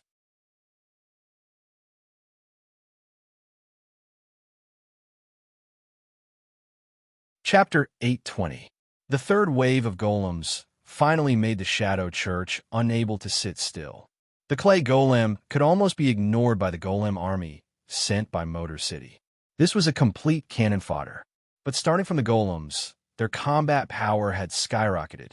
An ordinary golem weighed up to 2,000 pounds and was about 3 meters tall. Its special ability was slow, which was an enchantment effect. It could make nearby enemies be affected by something similar to slow, and they had to carry out a compulsory test of will. The challenge rating of golems was above 8, and they could fight one-on-one with a profession level of 12 or above. Then there were the more advanced iron golems. The iron golems weighed about 3,500 to 5,000 pounds. Most of the iron golems in Mordor City weighed about 4,000 pounds and were about 5 meters tall. The iron golems were enchanted with poison spit, which could spit out poisonous gas within 3 meters around their bodies. If their physique was not enough, they would continue to be poisoned. The challenge rating of the iron golems was higher, and their resistance to physical damage and magic damage was not low. As for the diamond golems, there was no need to mention them. Any one of the legendary level golems was enough to give the Shadow Church a headache for a while. Facing the third wave of golems from Mordor City, the enemies of the Shadow Church finally couldn't sit still. Some wizards and priests began to cast spells to summon shadow creatures, and more shadow thieves and rogues joined the battle. A blood-curdling scream of near death rang out. A shadow thief in the middle of the battle couldn't dodge in time. He was hit in the back by an iron golem on the spot. His entire spine was completely twisted under the huge force. He only had time to scream before he died. On the other side, the elites of Mordor City were still conserving their strength. They hadn't joined the battle yet, but the enemy had been suffering continuous casualties. The strength of Mordor City made them full of hope for victory. Even if the enemy was a church that had existed for thousands of years, they still believed that the final victory belonged to Mordor City. Golem army advance. Sauron watched the battlefield calmly. When the enemies of the Shadow Church began to retreat, he finally gave the order to attack and said in a deep voice, "Prepare to attack." After entering the underground, fight in organized units, don't scatter easily. The Shadow Church finally couldn't afford to waste time. There were no casualties on Mordor City's side, but hundreds of people had died on their side. The followers of the Church of Shadows began to retreat into the underground tunnel, and the golem army that received Sauron's order also began to advance. They were cannon fodder and consumables. If the golem army was destroyed, they could be rebuilt with money. However, if they died, it was basically impossible for them to be revived. As long as they could defeat the Shadow Lord, it would be worth it even if the golem army were to die here. Sauron was now very rich, and there was an endless supply of minerals from Treasure Island. He wouldn't even bat an eyelid if he were to burn 1,000,000 kindler in a war like this. Those from the tribunal, come with me. Bishops bring up the rear. Ugly Monkey led a team of elite rogues to join the battle. They followed behind the steel golems. With the golems leading the way, the battle was much easier for them. They only needed to look for the fish that slipped through the net. However, as they entered the underground shrine, the paths leading to all directions appeared before their eyes. After all, the Church of Shadows had been in operation for thousands of years. They had dug out countless underground tunnels. At the same time, the corpses of Taurens and shadow creatures began to appear in front of them. Taurens could be tamed. Many powerful beings liked to use Taurens to guard mazes and dungeons, but Taurens had almost no advantage against the steel golems. They were easily crushed by the golems. The enemy would arrive in 30 seconds. Crush them. The elite troops of the tribunal and the bishops entered the depths of the underground, and the elite pirates behind them also began to fight separately. Sauron's goal was to completely wipe out the Shadow Shrine, flatten the entire dungeon, and leave no fish behind. Mordor City, floating island. The battle on Sauron's side continued, and Gloria's work never stopped. Legendary target found in the third tunnel. The High Priest's telepathic message sounded instantly, and then Gloria gave an order. Number 1 Diamond Golem, go to the third tunnel to support. Order the bishops to send someone to the third tunnel to support. Elite Shadow Thief resistance found in the 5th tunnel. Number 2 Diamond Golem, go to support. Number 3 Diamond Golem, go to support. The priests of the Central Command are approaching. Open the portal. Alice is about to reach the battlefield in a pitch-black underground tunnel. The members of the Half-Elf Church and the Shadow Church had already been fighting together. The resistance of shadow thieves was a bit more than expected. When a small team of shadow wizards began to join the battle, the casualties of Mordor City began to rise rapidly. However, at this moment, a delicate girl appeared in this tunnel. She didn't look like a Westerner, and her body had obvious Oriental characteristics. Poochie, a cold light flashed, and the shadow wizard, who was casting a spell, suddenly felt a chill in his throat. Then, he couldn't make any sound.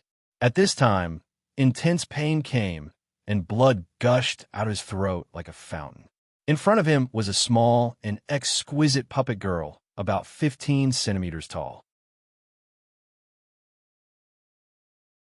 This lifelike puppet girl floated in midair, holding a very pocket-sized, long sword in her hand. The fatal blow just now was caused by her Eastern puppet master. As if thinking of something, the shadow wizard in front of him was horrified, but everything was too late. Another puppet girl appeared behind him and ended the shadow wizard's life in an instant. These puppet girls, who were only a dozen centimeters tall, moved like the wind. They were undetectable in this dark environment. They were like assassins in the dark, constantly reaping the lives of the enemy. Alice's expression was calm. As a legendary puppet master, she had experienced a lot of battles and killings. Originally, her puppet girls were not as powerful as they were now, but after obtaining the alchemy knowledge of Motor City, Alice had upgraded all her puppet maids once. She was the one who volunteered to participate in this battle, because she wanted to test how much stronger her newly upgraded rune maids were compared to before. So far, the improved combat power of the puppet girls had exceeded her expectations.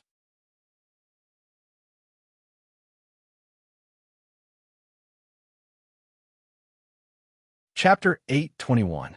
The Church of Shadows was losing ground. Although there were not many casualties in the city of Mordor, there were probably more than 2 million Kindler golems that had been damaged. Arendel's tax last year was only more than 1 million Kindler golems, which meant that Soren had squandered the equivalent of 2 years of Arendel's tax in less than an hour. However, this price was worth it. If they didn't use so many golems to clear the way, the half-elf church would have to pay thousands of casualties just to attack the underground. Human lives could not be bought with money. Soren only had so much money, and it would be a heavy loss if all of his core followers were killed. The same principle could be applied to the Lord of Shadows. He had never underestimated Soren's strength, and he had always regarded Soren as a threatening enemy.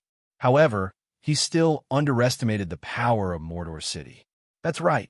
The Lord of Shadows had guessed Soren's own strength, but he did not guess the hidden power of Mordor City. In the view of the Lord of Shadows, he definitely had a 70% to 80% chance of winning against Soren. So he took the initiative to attack Soren's church believers.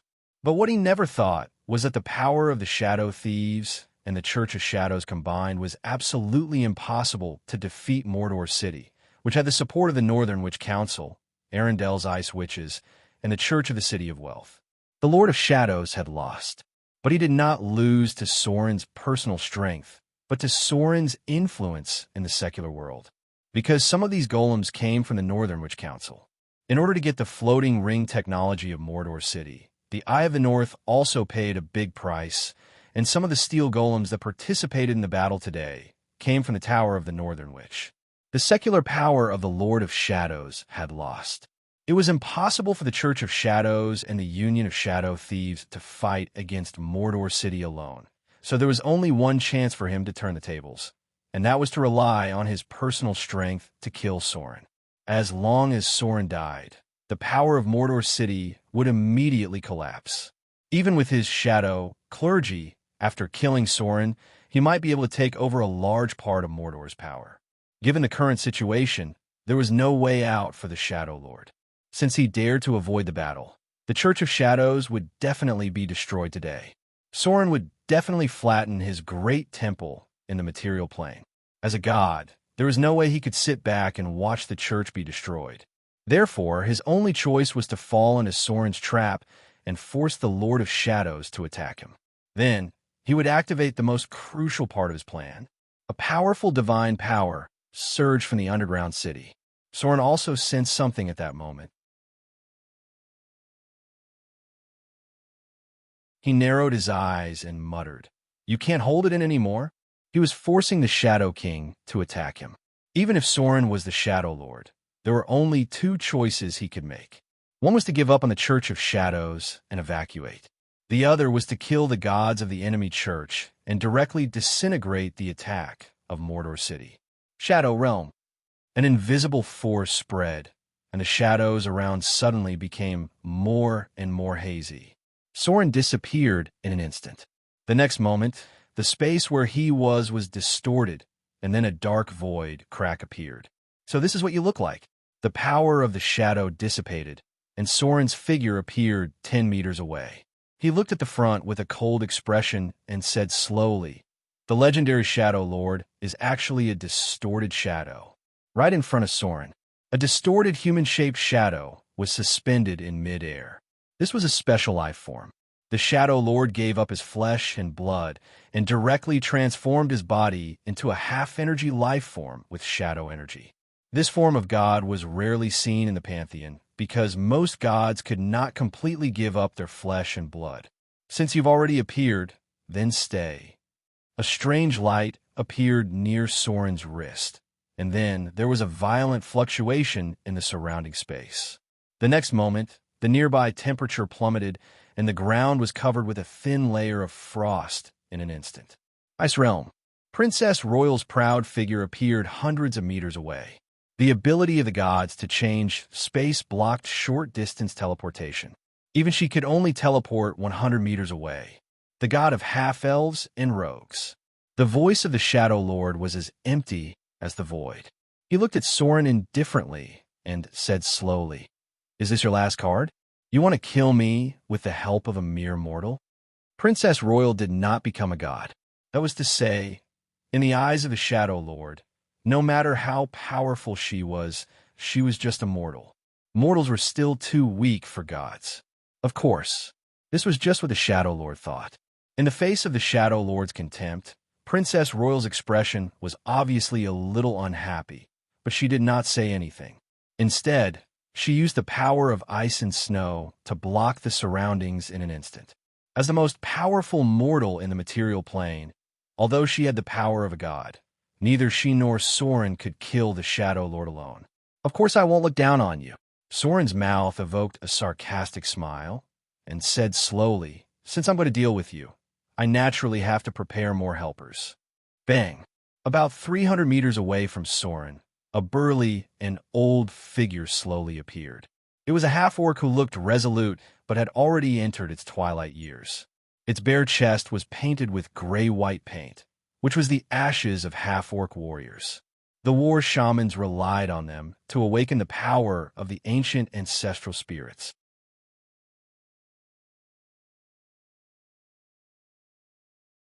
Divine Ascender, Eugene. The old half-orc approached step by step.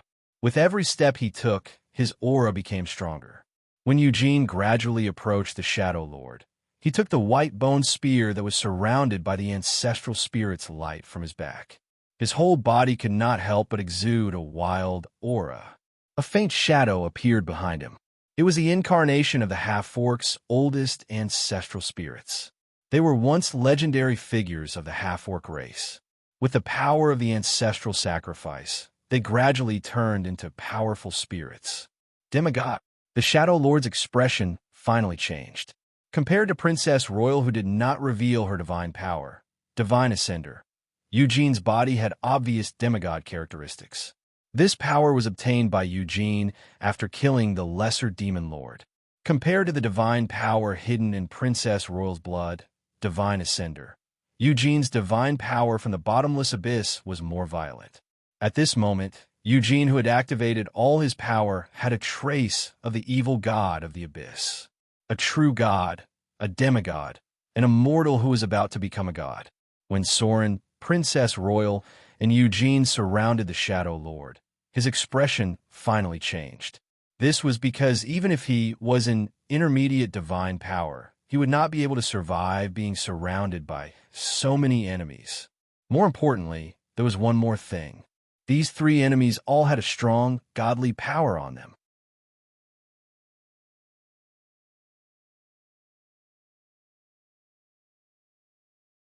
Chapter 822.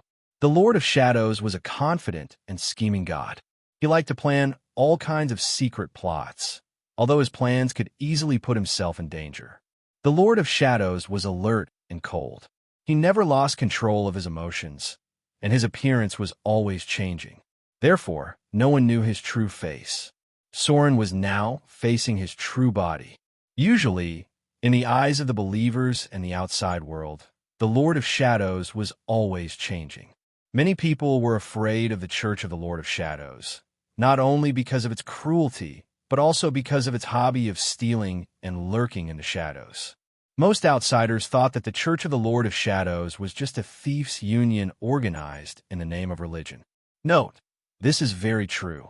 The priests of the Lord of Shadows often worked as assassins, bards, divine power seekers, thieves, shadow sorcerers, shadow dancers, and so on. Speaking of which, the Lord of Shadows was also a very unlucky god. This was because his predecessor had offended the chaos demon dog, Kozerv. Although the original god of thieves, Max, had fallen, the Lord of Shadows still inherited this hatred. Furthermore, the Lady of the Night was always eyeing him covetously. Only God knew how much Lady Shar wanted to take over the Shadow priesthood, so he had been hiding ever since he became a god, not daring to show his true face. The Lord of Shadows was a very rich god, but his interpersonal relationship was not very good. He had always been hostile to the goddess of wealth. Is that all? Facing Soren and the others surrounding him, a sarcastic smile appeared on the Lord of Shadows' face. Then he slowly pulled out a long sword. Buzz! The long sword trembled violently the moment it came out of the sheath. The Lord of Shadows did not seem to think of this, and his expression was quite strange. As for Soren's reaction, it was much more intense. His expression changed almost instantly. His expression seemed to be a little excited and fanatical. At the same time, his face was slightly pale at first, and then it became a strange red color. Godslayer!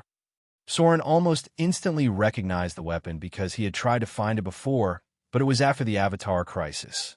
Godslayer! Upon hearing Soren's words, Princess Royal's expression changed immediately. She immediately cast several defensive spells on herself. However, Eugene, the Divine Ascender, was a little slow in reacting. The name of the Godslayer was a little scary, but Eugene was not knowledgeable enough to understand the significance of the sword, so he could only remain vigilant. Seeing Soren's shocked expression, the Shadow Lord said with a hint of mockery, "I didn't expect you to recognize this sword."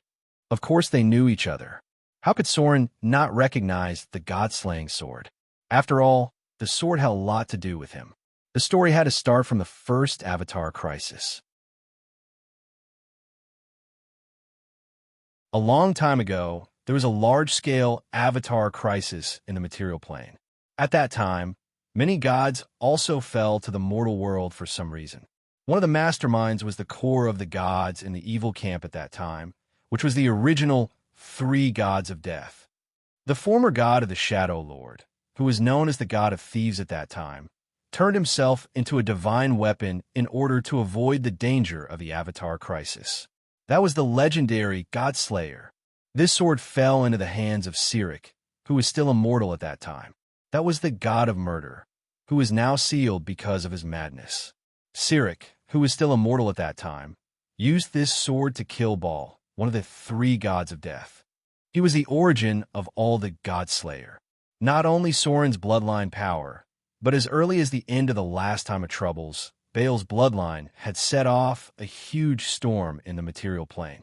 In the end, it even forced the gods in the upper plane to make a judgment. In a way, the bloodline of the Godslayer started because of this Godslayer. Baal foresaw his own death at that time, so many Godslayer were born. After that, the god of thieves, Mexer, betrayed the goddess of shadows, Lila, to Sirik so that the god of murder could obtain the clergy of shadows. But later, the god of thieves went further and further on the road of seeking death. He became the victim of the god of murder. It's madness. He also read the book that could be called a taboo, and finally lost the clergy of conspiracy.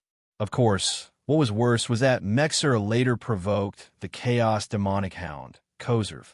If it weren't for this series of events, perhaps the current Shadow Lord wouldn't have risen. It was because the god of thieves in the past was too reckless.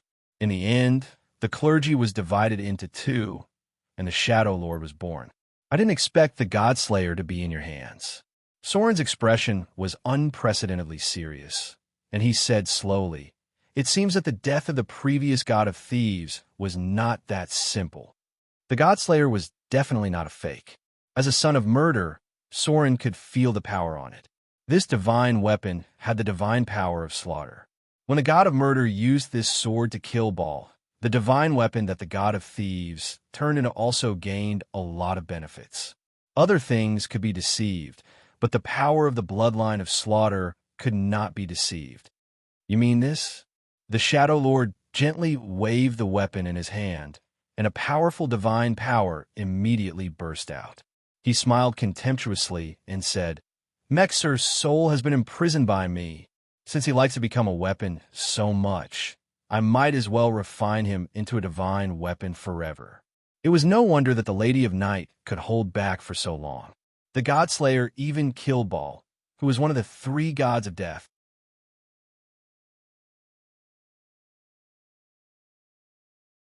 If this weapon could kill the 3 gods of death, it could also kill some powerful existences. For an ancient deity like the Lady of Night, any action that risked her life was not worth it. "Be careful of this weapon." Soren's voice rang in the minds of the other 2. He said slowly, "The Godslayer once killed the god of murder, Baal. I don't know how much power this divine weapon still retains. But you guys still have to be careful in the upcoming battle." A mistake. Soren realized that he had made a small mistake. Although he did not guess the Shadow Lord's strength wrongly, he did not expect a weapon like the Godslayer to still exist in the multiverse. There was definitely a problem with the fall of the previous god of thieves, Mexer. Logically speaking, the Godslayer should have disappeared with him. But now is not the time to think so much. Although Soren did not expect this, he was not completely without confidence. This was because he had made other preparations from the very beginning. In his extra-dimensional space, there was another divine weapon that could fight against the Godslayer. Although, Soren felt that it was quite difficult to fight with this weapon.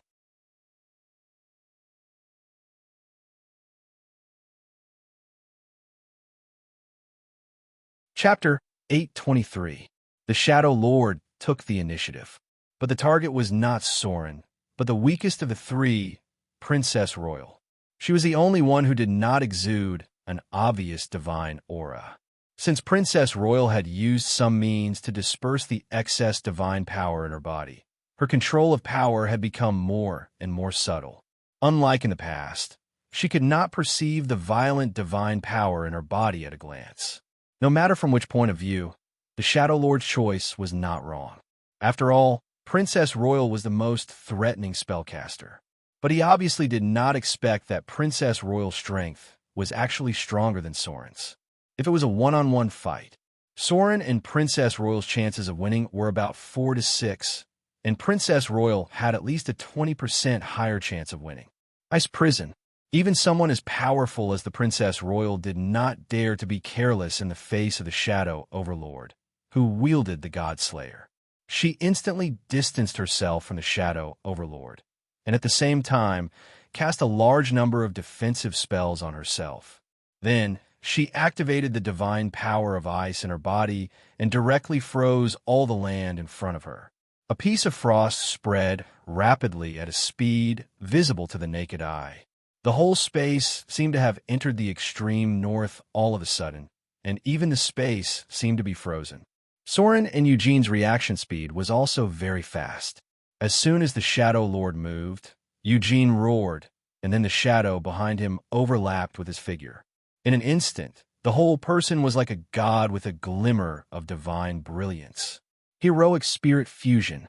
In the past, Eugene was not enough to enter the demigod state, and naturally could not fully accommodate the power of the heroic spirit. But now, after absorbing the divine power of the Lesser Demon Lord, he could no longer be regarded as an ordinary demigod. The white-boned spear roared out. With a huge power that could destroy the world, Eugene threw the spear in his hand directly. In an instant, it broke through the space and made a sharp sonic boom.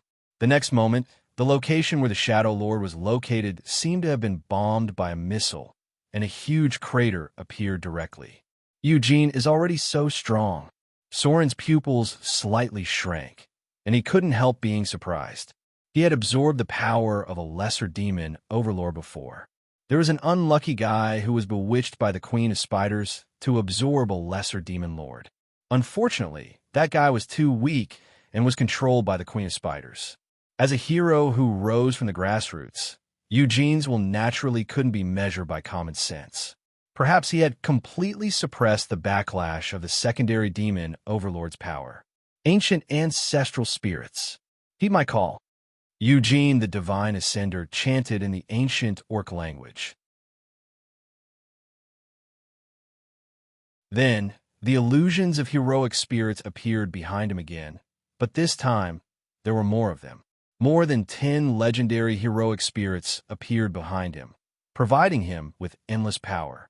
Eugene was about to become a god. Based on Eugene's current strength, Soren was sure that Eugene had mastered the half-orc domain, which meant that he could control all the half-orc ancestral spirits. Once Eugene became a god, all of these ancestral spirits will become Eugene's oracles. The power brought by the ancestral spirits of the orcs for thousands of years was amazing.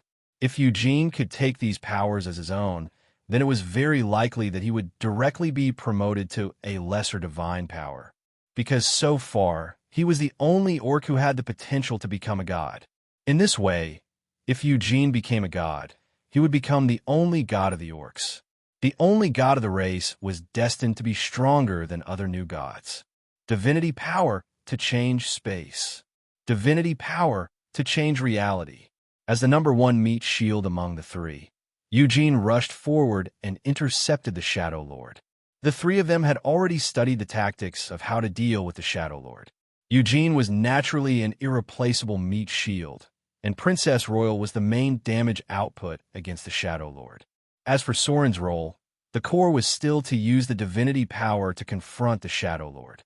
He must use the divinity power to offset the suppression ability of the Shadow Lord. Only when the divinity power of the true gods collided could the other two have a chance to attack. Dang! Dang! In the blink of an eye, Eugene and the Shadow Lord had exchanged hundreds of moves. As expected of an existence that could fight against the ancient brass dragon as soon as he appeared, Eugene's ability to fight head-on completely surpassed Soren's. And because there was a super meat shield in front, Princess Royal also had time to cast spells calmly. Although Soren was just wandering around, his divine power value was constantly decreasing because he could offset the Shadow Lord's divinity realm. Only by using the divinity power to seal the Shadow Lord's ability to jump between planes could others attack this dangerous enemy. Melf's Minute Meteor. Eugene's current state was not bad. Although the Shadow Lord's immunity to physical damage was very high, Princess Royal's spells were still effective. Soren used Melf's Minute Meteor to harass and attack, while always looking for opportunities to use big moves.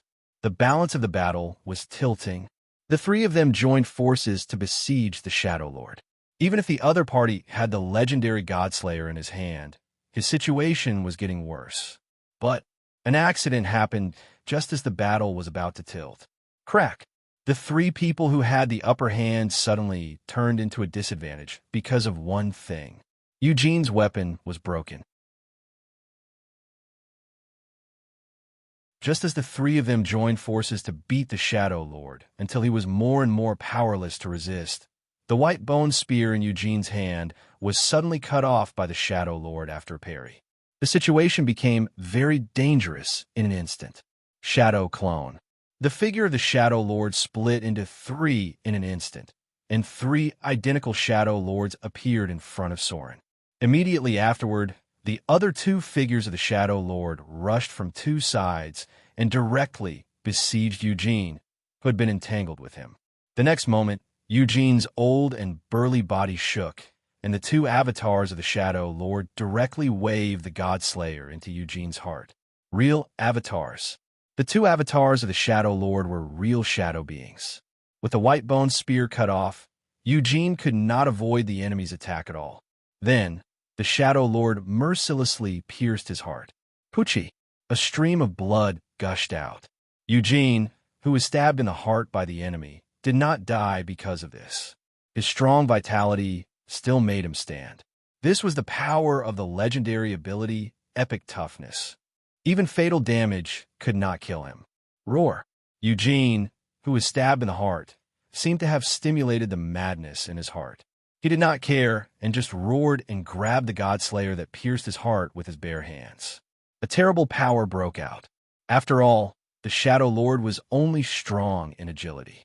The weapon was grabbed by Eugene and could not be pulled out.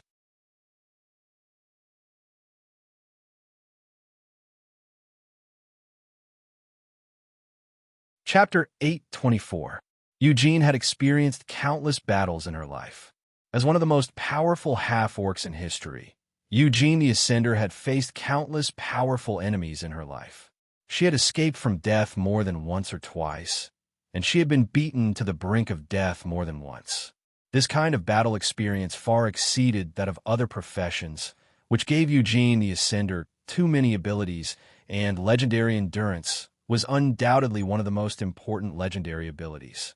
Although Eugene was very old and was about to reach the end of her life, the legendary abilities that she had honed through countless battles still gave her the ability to be immune to instant death damage. Being directly hit in the heart by the Shadow Lord didn't kill her, but it did cause a lot of damage to her. This was the terrifying ability of a melee fighter in the later stages. Some of the pure-blooded legendary warriors had epic strength, legendary tenacity, perfect constitution, and so on. Even if their hearts were taken out, they would still be able to stand tall, let alone be pierced through by the enemy. At this time, they were no longer ordinary people, and their weak points were no longer fatal. Just like Eugene now, although she was continuously bleeding, she could still continue to fight until her life force was exhausted. Rage. The fatal damage caused Eugene to enter a state of rage. Her eyes turned red, and blue veins appeared on her burly body like earthworms. Her tough muscles sealed the wound, and even though her heart was pierced, blood didn't continue to flow out of her wound. This kind of physical control was something that even Soren couldn't compare to. Eugene had developed the potential of his physical body to a jaw-dropping level. There is only one way to directly kill a top war shaman like him in the war material plane, and that was to chop off her head.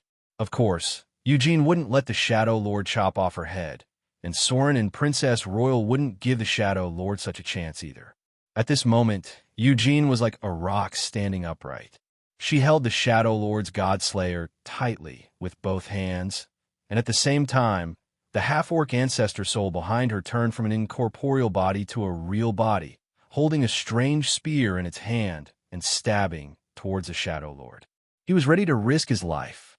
When a heart was stabbed, even a god in the form of a saint would not be able to hold on for too long. Although Eugene was still standing, he would quickly enter a state of near death with the loss of his vitality. We can't wait any longer. Soren didn't expect the battle to end so quickly. If Eugene was killed by the Shadow Lord, things would be very bad for them. Without hesitation, Soren pulled out a long sword that was surrounded by holy light. There was a sharp pain. The pain was even worse than when Soren used the Holy Avenger, because he was holding the divine weapon, Pale Justice. Justice. The divine gear's repulsion towards Soren was even stronger.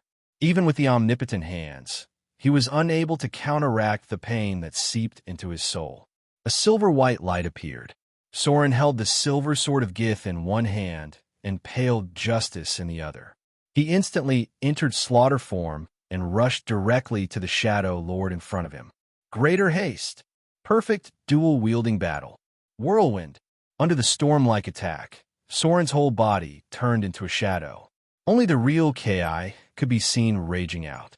The holy light and the silver-white light turned into a sky curtain that directly covered Shadow Lord. It was not the Holy Avenger. In this kind of battle, Soren did not choose the Holy Avenger because it was a two-handed greatsword. Using it forcibly would not be able to exert his true combat power. However, Pale Justice was different. It was a one-handed long sword, which perfectly matched Soren's dual-wielding ability. Only Pale Justice could let Soren exert the legendary ability of perfect dual-wielding battle and increase his attack speed to the limit in an instant. Dang! Dang! Dang! Little sparks appeared wildly. Shadow Lord's expression seemed to have a trace of horror, because he felt severe pain when he was hit by Soren. This is... Shadow Lord's voice seemed to have a trace of panic. He said, "Pale justice. How is it possible? As an evil god, how can you use pale justice?" Soren did not answer, because at the moment he was also tortured by a kind of pain in his soul. As one of the most powerful artifacts in the material plane, pale justice was very repulsive to him. That was to say, he could still use it forcibly. If it were someone else, the holy damage would have severely injured the user. In more serious cases, it might directly change a person's alignment and cause them to be distorted. Icebound Kingdom. Princess Royal finally released the spell that she had been preparing for a long time. The surrounding space was completely blocked at once. A trace of the aura of the kingdom of God emerged. The power of the Shadow Realm was covered, and Soren's divine power was also suppressed. Princess Royal's figure was suspended in midair, and there were pieces of crystal snowflakes falling around her body. Her eyes were a trace of golden divine light, and her whole person looked like a snow goddess in the cold winter. She raised her hand and pointed at Shadow Lord in front of her, and then the surging power of snow swept out like a torrent. Frost emerged. Unlike the frost that had already appeared on the ground, this time, the Shadow Lord's body was also covered in frost. He was an energy body in the form of shadow. According to normal theory, this form of body could not be affected by the power of ice, but what happened now subverted this point. Shadow Lord's twisted body was freezing little by little. In the blink of an eye, his whole body was covered with a layer of frost. His body, which was almost immune to physical attacks, was also forcibly turned into a solid ice sculpture. Divine shockwave. How could Soren give up such a good opportunity? All the divine power in his body was squandered in an instant, directly turned into a pure shockwave, enveloping Shadow Lord in it. Shadow Lord had no physical body, so Princess Royal used her divine power to mobilize the power of ice and snow to create a physical body for him. And as long as he had a physical body, then under Soren's storm-like attacks, there was no possibility that he would not be broken. Cracks appeared on the body of Shadow Lord. His whole body shattered like an ice sculpture. The originally twisted shadow body was torn apart, and then a group of twisted shadows appeared. After Soren completely tore it apart, they still gathered little by little, as if they wanted to put the body together again. Divine shockwave, ice fortress, ancestral spirit possession. The broken body of Shadow Lord was gradually recovering, but how could Soren and the others give the enemy a chance to resurrect? Without any hesitation, the three of them activated their own divine power at the same time. Princess Royal waved her hand, and the shadow of a fortress appeared. It was a magnificent castle made of ice, standing on the top of a snowy mountain. It was not a physical existence, but more like a palace belonging to her in a certain country. The soul of Shadow Lord was instantly suppressed. The shadow energy that was about to gather together suddenly froze. The body of Eugene, the divine ascender, merged with all the ancestral spirits. At this moment, there was a divine light on his body. The power of the half-orc ancestral spirits forced him into a temporary divine form. Then he condensed a spear of divine power out of thin air and threw it directly at Shadow Lord. Boom! There was a violent explosion. Soren's divine shock wave and Eugene's spear of ancestral spirits erupted at the same time. The huge divine power completely tore apart the soul of Shadow Lord, and also turned his gradually gathering body into nothing. A little bit of golden light appeared. As the soul of Shadow Lord was torn apart, the Godslayer fell with a clang, followed by a burst of divine power. The most dazzling divine light rushed towards Soren's body. The other part of the power that represented the luck domain surged towards the eldest princess. Although Shadow Lord was in charge of the shadow domain, he also had the luck domain. This power could not be absorbed by Soren or Eugene. In the end, It was all integrated into Princess Royal's body. Eugene's body was also surrounded by golden divine power. The three of them had the power of gods, so they could naturally absorb divine power.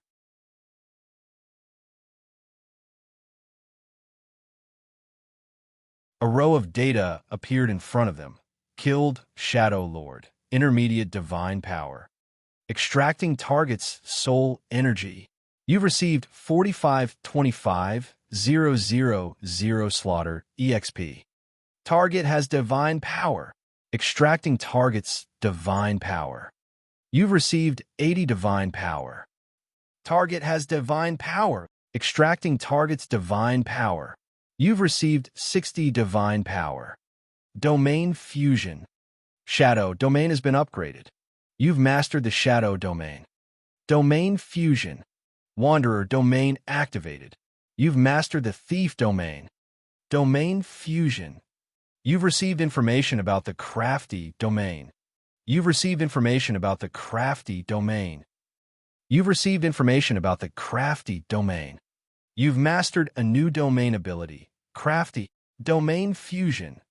You've received information about the darkness domain. A series of crazy data appeared. With the gathering of a huge amount of divine power, Soren's figure suddenly became hazy. He had the Wanderer domain. Now that he had successfully killed the Shadow Lord, the Shadow domain immediately began to fuse with him. The power of this domain was so huge. Even when Soren had just fused with it, it had completely suppressed his original main domain, Half-Elf. The power of the divine power had tilted, and Soren's main domain was shifting from Half-Elf to Shadow and Wanderer. P.S. Everyone can follow Fuda's public WeChat account. Pirated readers can also support him through the account.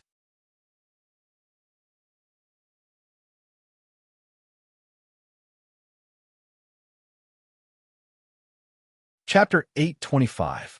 The power of the Shadow Lord was very powerful. As one of the old gods that had existed for thousands of years, the Shadow Lord's clergies were Shadow, Theft, and Rogue. The power of these three clergies was very compatible with Soren. Needless to say, the Shadow Lord's clergy was naturally very powerful. Theft and Rogue were even completely complementary to the Rogue clergy. So Soren absorbed the power of these three clergies very easily. Among them, the Rogue clergy was directly integrated into the Rogue clergy because Rogue was originally a basic profession in the Rogue class. As for the Theft clergy, it was completely an extension of the clergy. Soren could integrate this clergy without any difficulty. Next was the power of the Shadow Lord's domain. As a cunning god, the Shadow Lord had always been stealing the power of other domains. Why did the Lady of the Night want to kill him?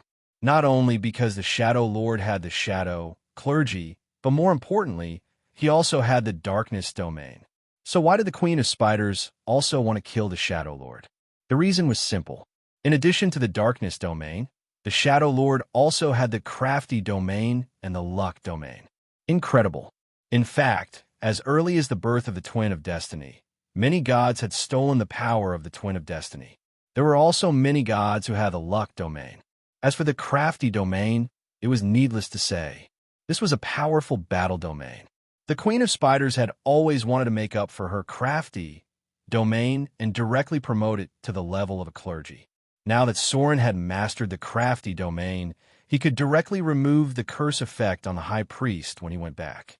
Other than that, the Shadow Lord also had the Evil domain, but the power of this domain was not absorbed by Soren. The reason was simple.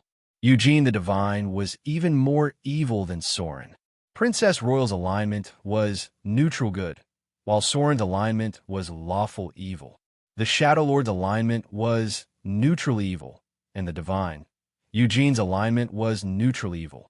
The original Eugene should be very close to lawful evil, but after absorbing the power of the Lesser Demon Lord, his alignment had begun to deviate towards chaotic evil. In other words, Eugene was more compatible with the power of the evil domain than Soren.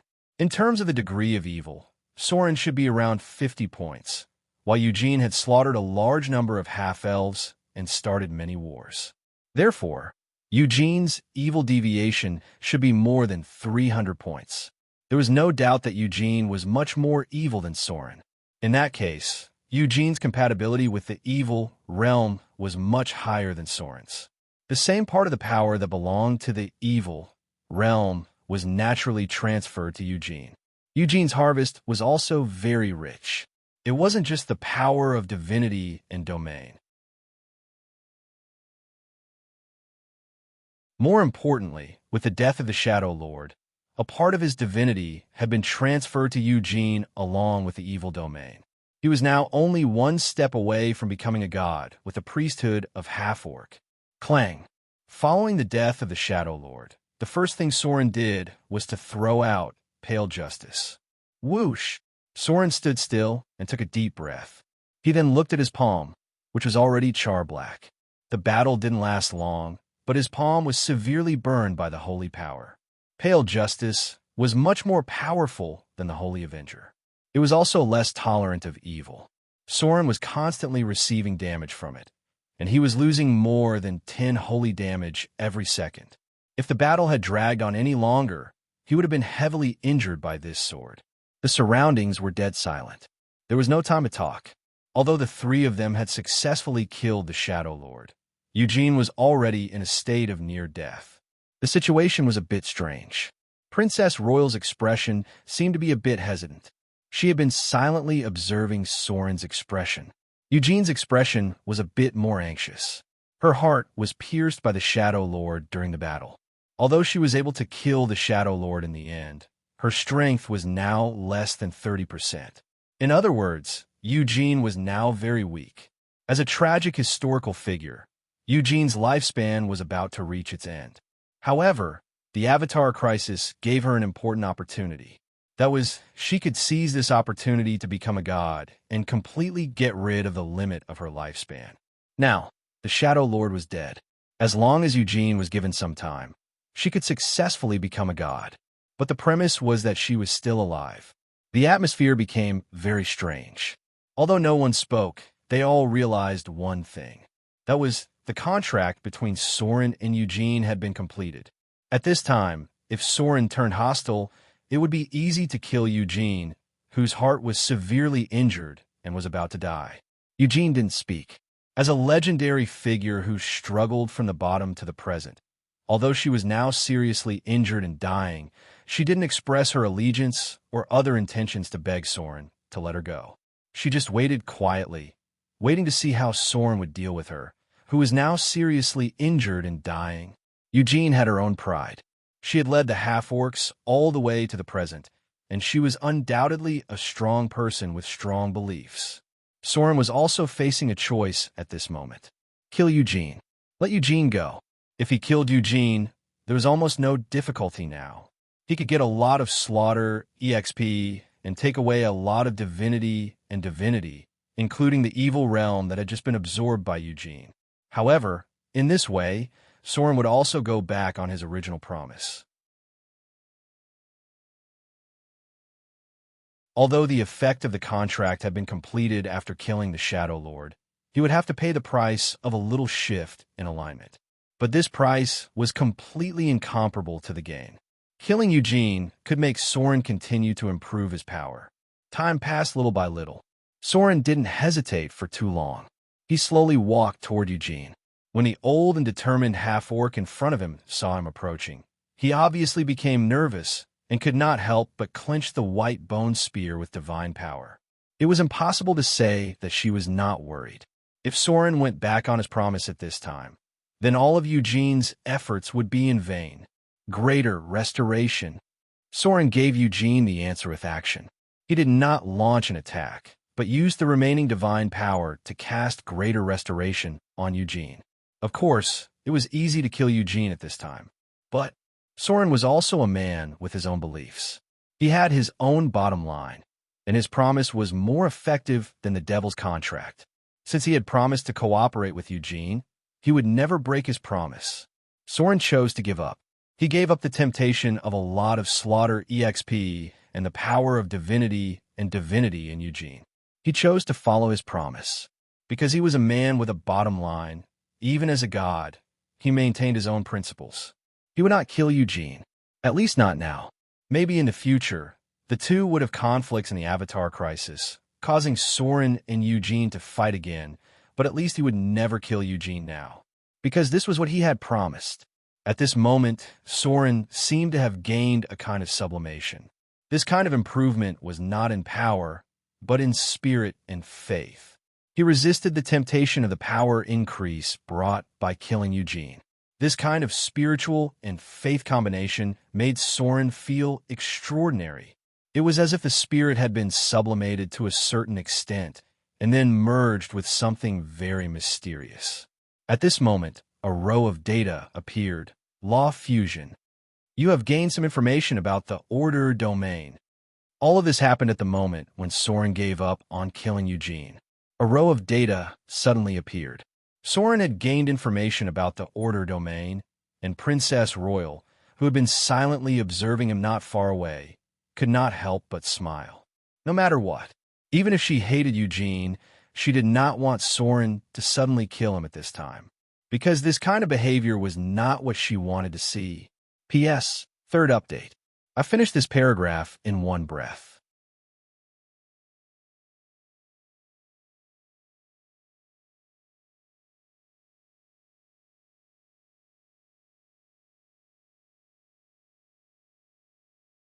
Chapter 826. His words and deeds were in harmony. When Soren finally made his decision, he suddenly had an illusion that he was in harmony with some kind of law, and then felt the power of some kind of law. No. This was not an illusion, because when he received the information from the order domain, Soren knew that he really felt the power of the law this time. And it was a very powerful order domain. All this time, Soren's promise was the most important thing in the Outer Islands. Why were so many pirates willing to follow Soren and risk their lives for him? Why didn't they even frown? Wasn't it because Soren was a man of his word, and he was a man of his word? This was order. But this kind of order was not enough because it did not have enough weight. After all, pirates were only mortals, and Soren was able to resist the temptation to kill Eugene and chose to keep his promise. Then the meaning was completely different. Even if Soren killed Eugene, it would only shift his alignment slightly, and it would not shift to neutral evil. At most, it would shift from order to chaos by 30 to 50 points. But the benefits of killing Eugene were very shocking. Millions of slaughter EXP and a lot of divinity and quintessence. The benefits and the price were not on the same level.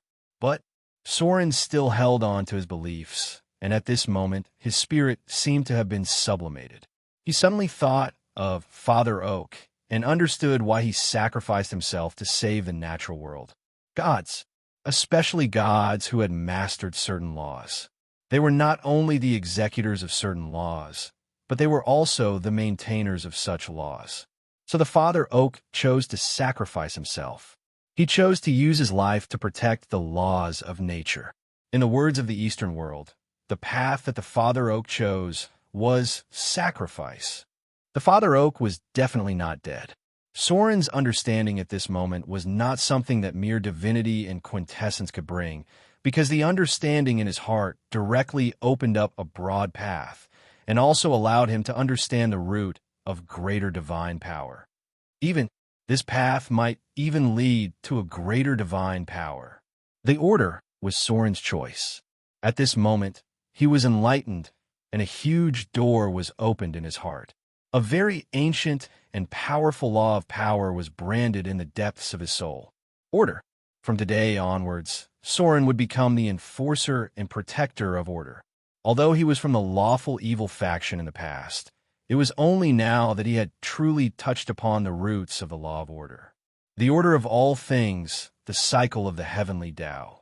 Soren spoke slowly, but no one understood what he was saying because he wasn't speaking in the common language. It wasn't even the language of any of the races in this world, because Soren was speaking Chinese. However,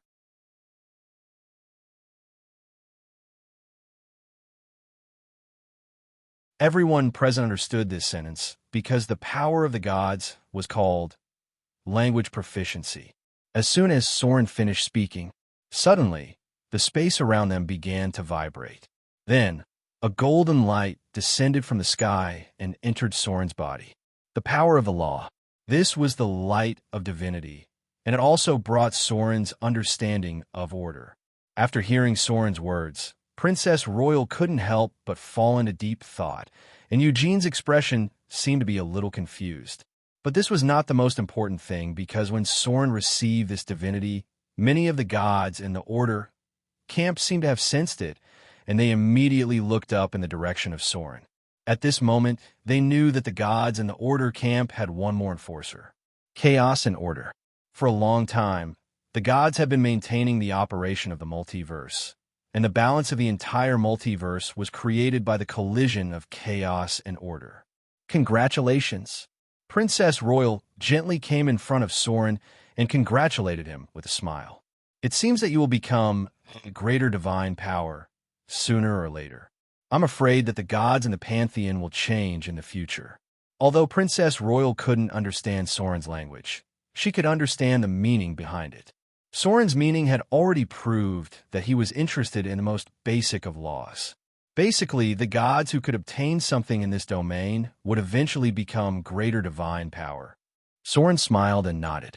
Then, he waved his hand and picked up the God Slayer.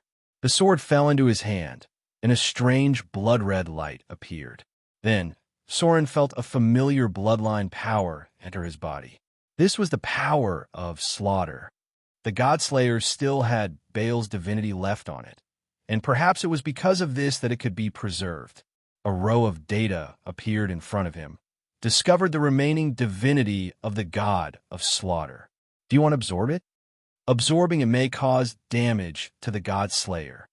Without any hesitation, Soren chose to absorb it.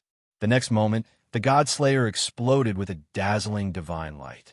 This power all entered Soren's body, and the light on the God Slayer became weaker and weaker.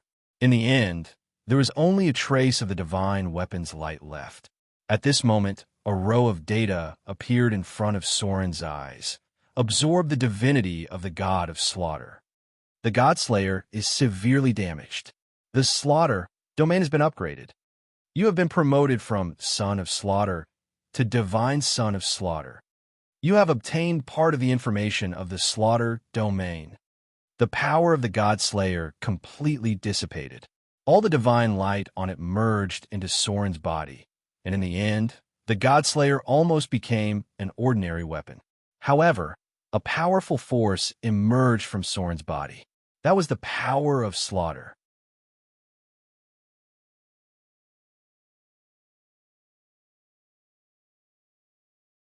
He extracted the divinity of the god of slaughter, Baal, from the God Slayer, and used it to promote himself to the divine son of slaughter. He also obtained the information of the slaughter domain, a top-grade divine weapon in the material plane, in exchange for the information of the slaughter domain. Soren did not know if it was worth it or not. However, he relied on his identity as the son of slaughter to start his career. Strictly speaking, the potential of the slaughter domain was much higher than the shadow domain. The shadow domain was a domain. However, the slaughter domain belonged to the top-grade battle domain. More importantly, the slaughter domain belonged to the core domain of the three death gods. This domain could be related to one of the origins of the multiverse. The Shadow Master was dead. The next step was much easier. The matter of taking over the Shadow Church and the Shadow Thieves Guild could be left to the High Priest. The most important thing for Soren now was to gather energy and break through to intermediate divine power in one go. Currently, his divinity had reached 222 points, and his divinity had reached 112 points. The Shadow Master and Soren's compatibility was too high. The amount of divinity and divinity absorbed after killing it far exceeded Soren's estimation. It was no wonder that the other gods liked to attack enemies with similar domains.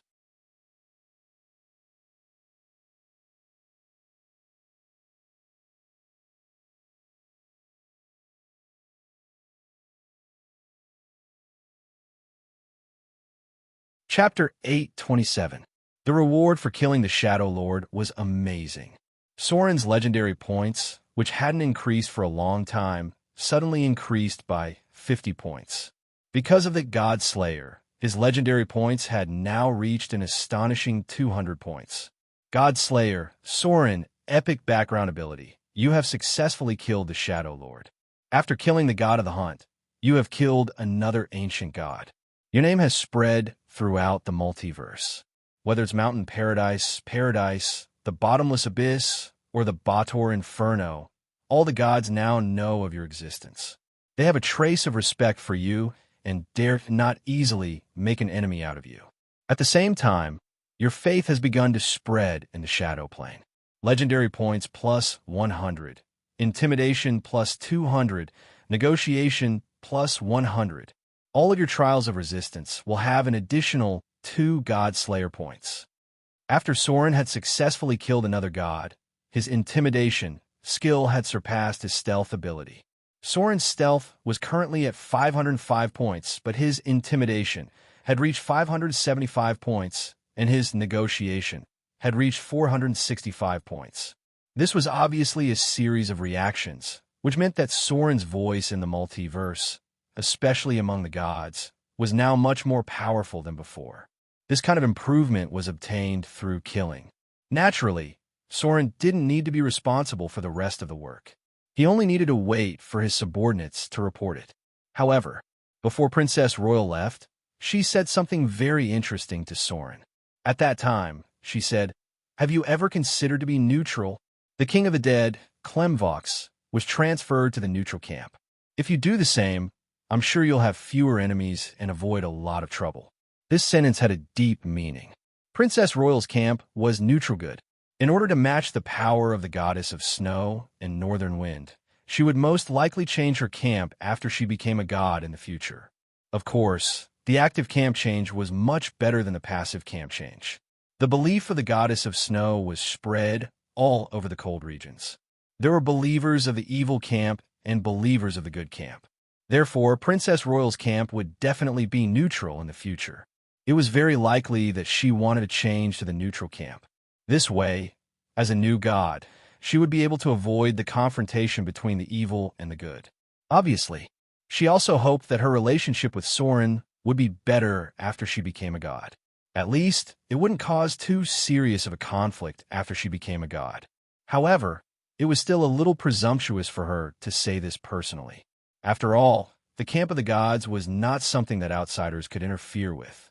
Soren was not suitable to change his camp at the moment.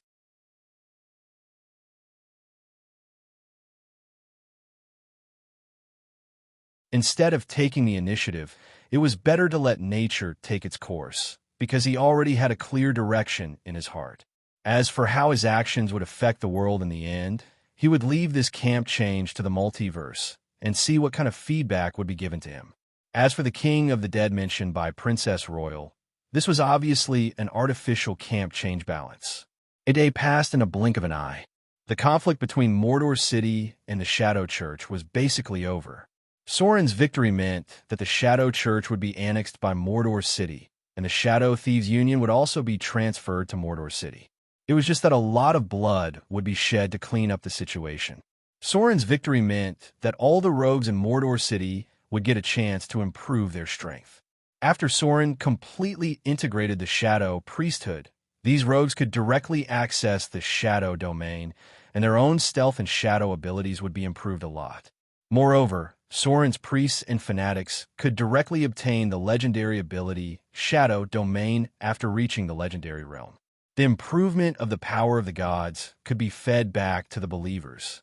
The more priesthood domains Soren mastered, the more domains the believers could access, and their overall strength would be stronger than others. Maybe it was because of Soren's fighting style. Over the years, the direction of the rogues in Mordor City had also changed. First of all, the number of rogues who had advanced to Shadow Dancer had increased a lot, and then the fighting style was equivalent to the stealth, assassination, and sneak attack of the past. Currently, the rogues in Mordor City preferred to train the ability to dodge, parry, move, and so on. If you saw a person who was agile fighting with a burly warrior in the training ground of Mordor, you didn't have to doubt anything. This was definitely not an agile warrior, but an orthodox rogue. Soren's wild fighting style had changed the fighting style of the rogues below. Moreover, the rise of Soren meant that the rogues were not without the ability to fight head-on. Under the guidance of people, there was a new fighting style of rogues in Mordor City. People called this style of rogues and rogues, battle thief, dodge, parry move. The biggest feature of this type of rogue was their speed, accuracy, and high evasion. Ugly Monkey was the representative of this type. He was not at a disadvantage at all when fighting head-on with warriors of the same level. In the end, this situation led the temple to start studying ways to train the ability of evasion. After defeating the Shadow Lord, the spoils of war were quickly calculated. As a church that started by stealing, the Church of the Shadow Lord was still very rich. Unfortunately, he had neither connections nor technology. Even if he had a lot of money, he could not convert it into direct combat power.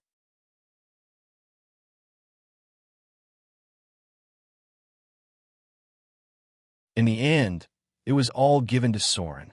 The Shadow Lord did not have a good relationship with other gods, and because of his theft, the goddess of wealth was very disgusted. Even if the Shadow Lord was very rich, it was difficult to convert it into combat power. First of all, the Northern Witch Council would definitely not trade with them, and then the Wizard Alliance would definitely wait and see because of Soren. No one would bet rashly at this point, so the money of the Shadow Lord could only buy trap materials in the end. The biggest difference between Soren and the Shadow Lord was that he had technology, capital, and foundation. His money could be converted into materials at any time and sent to the Golem factory. Money was combat power for Soren. As long as he had money, he could pull out another Golem army. The final statistics came out quickly. The High Priest took more than 1 million Kindler from the Shadow Lord and the Shadow Thieves Guild. This was the cash resources of the two forces. Other gems and metal materials, including some stolen goods, added up to about 3 million Kindler. Then there were all kinds of equipment, including some stolen goods.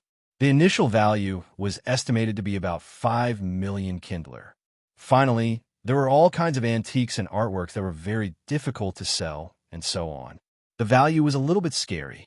The master, who was proficient in valuation, finally gave a price of 12 million Kindler, because they found Queen Isabella's crown in the Shadow Thieves Guild, as well as the scepter that symbolized the Griffin dynasty, and so on. The value of these things was amazing, but there was no way to sell them. Moreover, these were all King's stolen goods. But anyway, Soren was now a rich man with a net worth of more than 10 million Kindler. P.S. Second update. Continue to ask for support on WeChat.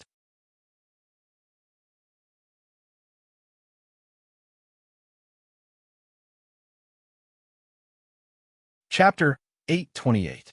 If it weren't for the Avatar crisis, Soren would be rich immediately. Unfortunately, now was a time of turmoil. These valuable art collections were simply a pile of waste. The difficulty of getting rid of them was simply too high. They could only be used as collections. However, Soren had always been a pragmatist. After looking at the list of the collection, he waved his hand and ordered someone to hold an auction. Then, the rest of the items were too valuable to be sold. He simply asked someone to make a museum exhibition and collect tickets. By the way, he would let the residents of Mordor see these legendary treasures that were priceless. In this way, it would be much easier for them to brag in the pub in the future. Since they were citizens of Mordor City, their bragging skills were definitely better than those in other places. Stealing was really a good way to make a fortune. It was a pity that Soren was unlikely to use the clergy of theft as his core, and this clergy was too hateful. The Shadow Lord's interpersonal relationships were so bad. The church was besieged by Soren and had no allies to help. The main reason was that the clergy of theft had attracted a lot of hatred over a long period of time. The role of Soren's clergy could only be used to allow his rogues to access the field of theft. In the future, it would definitely need to be separated like the half-elf clergy. Most of the income this time would go to the treasury of Mordor, but a part of the reward would still be given. Now that a big enemy was solved, Soren's position was much more stable. At present, looking at the entire material plane, There were almost no enemies that were in conflict with Soren's clergy and were quite dangerous. Although the Shadow Lord's clergy might attract the attention of Lady of the Night, for the time being, Lady of the Night was unlikely to attack Soren. This representative of the evil faction still had too many enemies to deal with. At present, Soren's remaining race gods, such as the halfling god of rogues and other gods with the same field, could be put aside for the time being. Soren's focus now turned to integrating the Shadow Lord's clergy. At the same time, while the third wave of the Avatar crisis had not broken out yet, he was ready to study how to use the war chest plane. The slaughter EXP gained from killing the Shadow Lords could also be used to increase his Arcanist level. The Arcanist profession has been raised to level 8. Received 37, INT 28 plus, INT 28 to 10, Astra 0. 5. Skill points, HP increased by 13, profession HP 4 plus, Con 28 to 10, Astra 05. Obtained 1 free attribute point. Obtained 1 talent point. The improvement from killing a deity was astonishing. Soren received a large amount of slaughter EXP. After leveling up his Arcanist class to level 8, Soren received a free attribute point and an ability point. There was nothing to think about. The free attribute points were allocated to intelligence, raising it to 29 points. At the same time, Soren chose legendary spell penetration. It was a legendary ability that spellcasters had to master. Legendary spell penetration, epic ability. Any of your spells will have an additional 6 points of spell penetration. When casting any spell, the test of immunity triggered will have an additional 6 points. This ability is effective against any spells. Because of this ability, it will be more difficult for the enemy to successfully resist against control spells. This effect automatically replaces the ability of spell penetration. The effect of this legendary ability was amazing. The 6 points of spell penetration was equivalent to the additional effect of 12 points of intelligence. Using Finger of Death as an indicator, Soren's current intelligence was 29 points and his level was 18. The additional value of intelligence was 9 points and his level was 18 points. In addition to the effect of legendary spell penetration, the difficulty of Soren's Finger of Death had exceeded 35 points. Basically, for enemies below legendary strength, Soren could kill them in one shot with one move, Finger of Death. The same effect could also be used on crowd control, disintegrate, and disintegrate. However, Soren rarely used disintegrate because this type of spell would not leave any loot. The enemy would be directly disintegrated together with their equipment. From the looks of it, because of the buff from the Intermediate Divinity and the Intermediate Divinity, as well as Arcane Mastery, Soren's spellcasting ability was finally starting to take shape. The strength of his spells was already equivalent to that of a purebred wizard above level 24. Arcanist has leveled up to level 9. Received 38, INT 29 plus, INT 28 to 10, Astra 0. 5. Skill points, HP increased by 13, profession HP 4 plus, Con 28 to 10, Astra 05. Arcanist has leveled up to level 10. Received 38, INT 29 plus, INT 28 to 10, Astra 0. 5. Skill points, HP increased by 13, profession HP 4 plus, Con 28 to 10, Astra 05. Leveled up to level 7. Received 1 free attribute point. Received 1 ability point. Soren used up all the slaughter EXP from the Shadow Lord, directly leveling up his Arcanist profession to level 10. At the same time, his intelligence increased to a shocking 30 points. There was almost nothing to think about. This ability point came from level 7. Soren directly chose Legendary Endurance. It couldn't be helped. When Eugene was pierced through the heart by the Shadow Lord, he was still able to stand. That was a huge shock to Soren. With Legendary Endurance, Soren's body didn't have any obvious weaknesses. Legendary Endurance, epic ability. Your body has surpassed the limits of mortals. From now on, even if your heart is hit by an enemy, you will not die. Unless the enemy chopped off your head all physical damage would only cause you to lose HP. Legendary Endurance has completely changed your body. You will be immune to most lethal effects. At the same time, when Legendary Endurance is activated, the physical damage you receive will be temporarily reduced by 40%. Remarks: Prerequisite: 25 Vitality. This was Eugene's ability at that time. Legendary Endurance gave the melee class a terrifying survivability. Most lethal attacks were ineffective. As long as Soren's HP wasn't depleted, he would be able to stand even if his heart was dug out. For a god like Soren who could cast divine spells, as long as he didn't die on the spot, a greater regeneration would be able to save him. If that was the case, the difficulty of killing him would be doubled. Soren was taking shape as a meat shield. Although he hadn't mastered perfect health and epic strength, Soren's current HP was close to 600 points. His survivability in a frontal battle was already higher than a purebred warrior above level 20. Currently, the total level of Soren's rogue was 20, and the total level of the spellcaster was also 20. No matter if it was magic or melee, he had already taken shape. He was finally about to reach the standard of a veteran god. He had the ability to crush any enemy below legendary. In other words, the enemies that were not above legendary were no longer a threat to Soren. P.S. Follow Fuda's public WeChat support. There's an update today.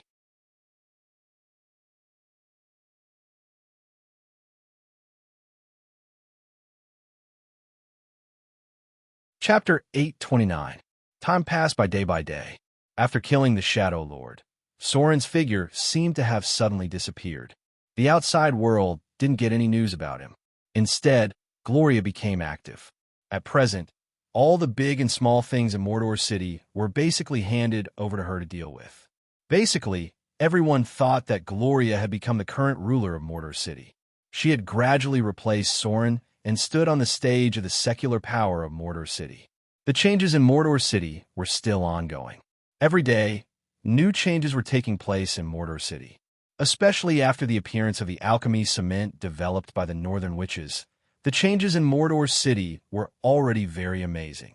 The roads were being repaved every day, and new tall and magnificent buildings were being built one after another. More and more witches were under Gloria's command. Even wizards from other places came to visit her, hoping to get some knowledge of the arcane empire from Mordor City. The changes in the temple also continued. During this period of time, the temple held a large prayer ceremony almost every day, and the divine brilliance above the temple became more and more dazzling. Finally, when this divine brilliance reached a critical point, a golden beam of light rose into the sky. Immediately, Soren's figure emerged in midair. It was a golden, hazy figure, looking down on the entire city of Mordor. This was Soren's divine form, which would only appear when he was promoted to intermediate divine power. Central Square. Thousands of believers gathered in the square. They were divided into 3 camps. One was the judiciary, which was mainly composed of lurkers and assassins. The other was the center, which was mainly composed of saint priests and other special professions. The last was the bishops, most of whom were the core priests of the church. Behind them was a mass of believers. At this moment, they were kneeling on the ground devoutly, holding a huge prayer ceremony. My Lord Soren, you are the master of the shadows. You are the master of Mordor. You are the protector of the half-elves.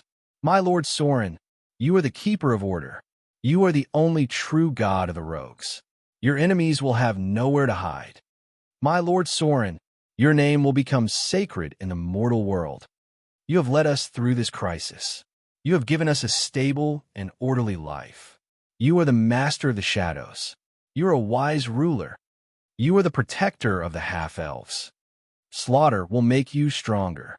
The enemy's death spreads your glory. Your kingdom will protect our souls. When death comes, the servants who serve you will be reborn in your kingdom. My Lord Soren, you will raise the kingdom that belongs to you, transforming into the stars in the sky. Surging divine power converged. Soren's divine power was released from his divine spirit form and spread to all the believers in the central square. The power of the shadow domain was spreading. All of Sauron's followers were nourished by traces of divine power, making them feel incomparably warm and enveloped by a massive amount of power. Most of this power was distributed to Soren's core believers. The rogues received the most obvious improvement. Almost every rogue's shadow and stealth abilities were improved. Then came the priest's divine power. They could access more realms, and there were more divine spells, such as summon shadow beings and dispel shadow beings. Finally, there were the ordinary believers. They only received a little bit of divine power to improve their basic skills a little bit. This was the god's feedback. When Soren successfully advanced to intermediate divine power, all his believers received a significant improvement. At this time, Soren's prayers had undergone a huge change. The first prayer was no longer half-elves, but master shadows. This meant that Soren's core divine power had changed from half-elves to shadow. The order of the prayers represented Soren's current abilities. Half-elves, order, domination, rogues, and tracking. Soren had changed from the god that the rogues served to the only true god of the rogues. This represented his ambition to unify the rogues' divine power, and his enemies had nowhere to hide. This represented the power of tracking. The only thing that did not appear was theft. There was no theft in the prayers. This meant that Soren was announcing to all the forces in the mortal world, including the other gods, that even if he had the rogue's divine power, he would not use theft as a part of spreading his faith. He was not a thief. He would not let the rogues who believed in him steal. This was an expression of his attitude. Finally, there was the core part of the prayers. Soren used to become holy among the half-elves, but now the core prayer was your name will become holy among the mortals. This meant that Soren had officially entered the competition of the gods. He no longer limited his faith to the half-elves, but intended to spread his faith to the whole multiverse. This was a kind of declaration. Soren would completely get rid of the limitations of his race's divine power. He would no longer have the half-elves as his core believers. Instead, he would include all races in the scope of his faith. This was a behavior that attracted hatred. But for Soren, it was a process that he had to go through because he was already in middle divine power. If he was still limited to his race, there was almost no possibility for him to continue to improve in the future. This was something that could not be helped. The population of the half-elves was limited. It was impossible for the half-elves to become a greater divine power alone, and it was not very beneficial for the development of Soren's other divine powers. At present, getting rid of the limitations of his race's divine power as soon as possible could make Soren stronger. The sacred ceremony was still going on. Soren was gathering the power of faith of his believers, and then connecting to the original divine kingdom and the divine kingdom of the shadow plane. One was the divine kingdom of the half-elves, and the other was the divine kingdom of the shadow. This was Soren's power, and it was also the kingdom that he needed to inherit and integrate in the future. This would be a very big process. Soren had to first ascend the half-elves' divine kingdom to the shadow plane, and then integrate the two divine kingdoms. The half-elves' divine kingdom was under the protection of the elven divine system, and its coordinates were close to the wild field in the upper plane. The divine kingdom of the Shadow Lord was in the shadow plane, and it belonged to the space close to the lower plane. Soren was now descending the half-elves' divine kingdom to the shadow plane. Descending the divine kingdom. This was a very big project, and Soren had to pay a lot of divine power. However, when the two divine kingdoms were integrated, his power would be even stronger. You're tuning in to the Romance Rendezvous YouTube channel. We're so grateful for your support, and don't forget to subscribe to join us on this incredible journey through captivating stories. Your generosity through donations truly makes a world of difference, as it's the primary source of revenue that allows me to expand and enhance this channel for you. Thank you from the bottom of my heart for being a part of this adventure.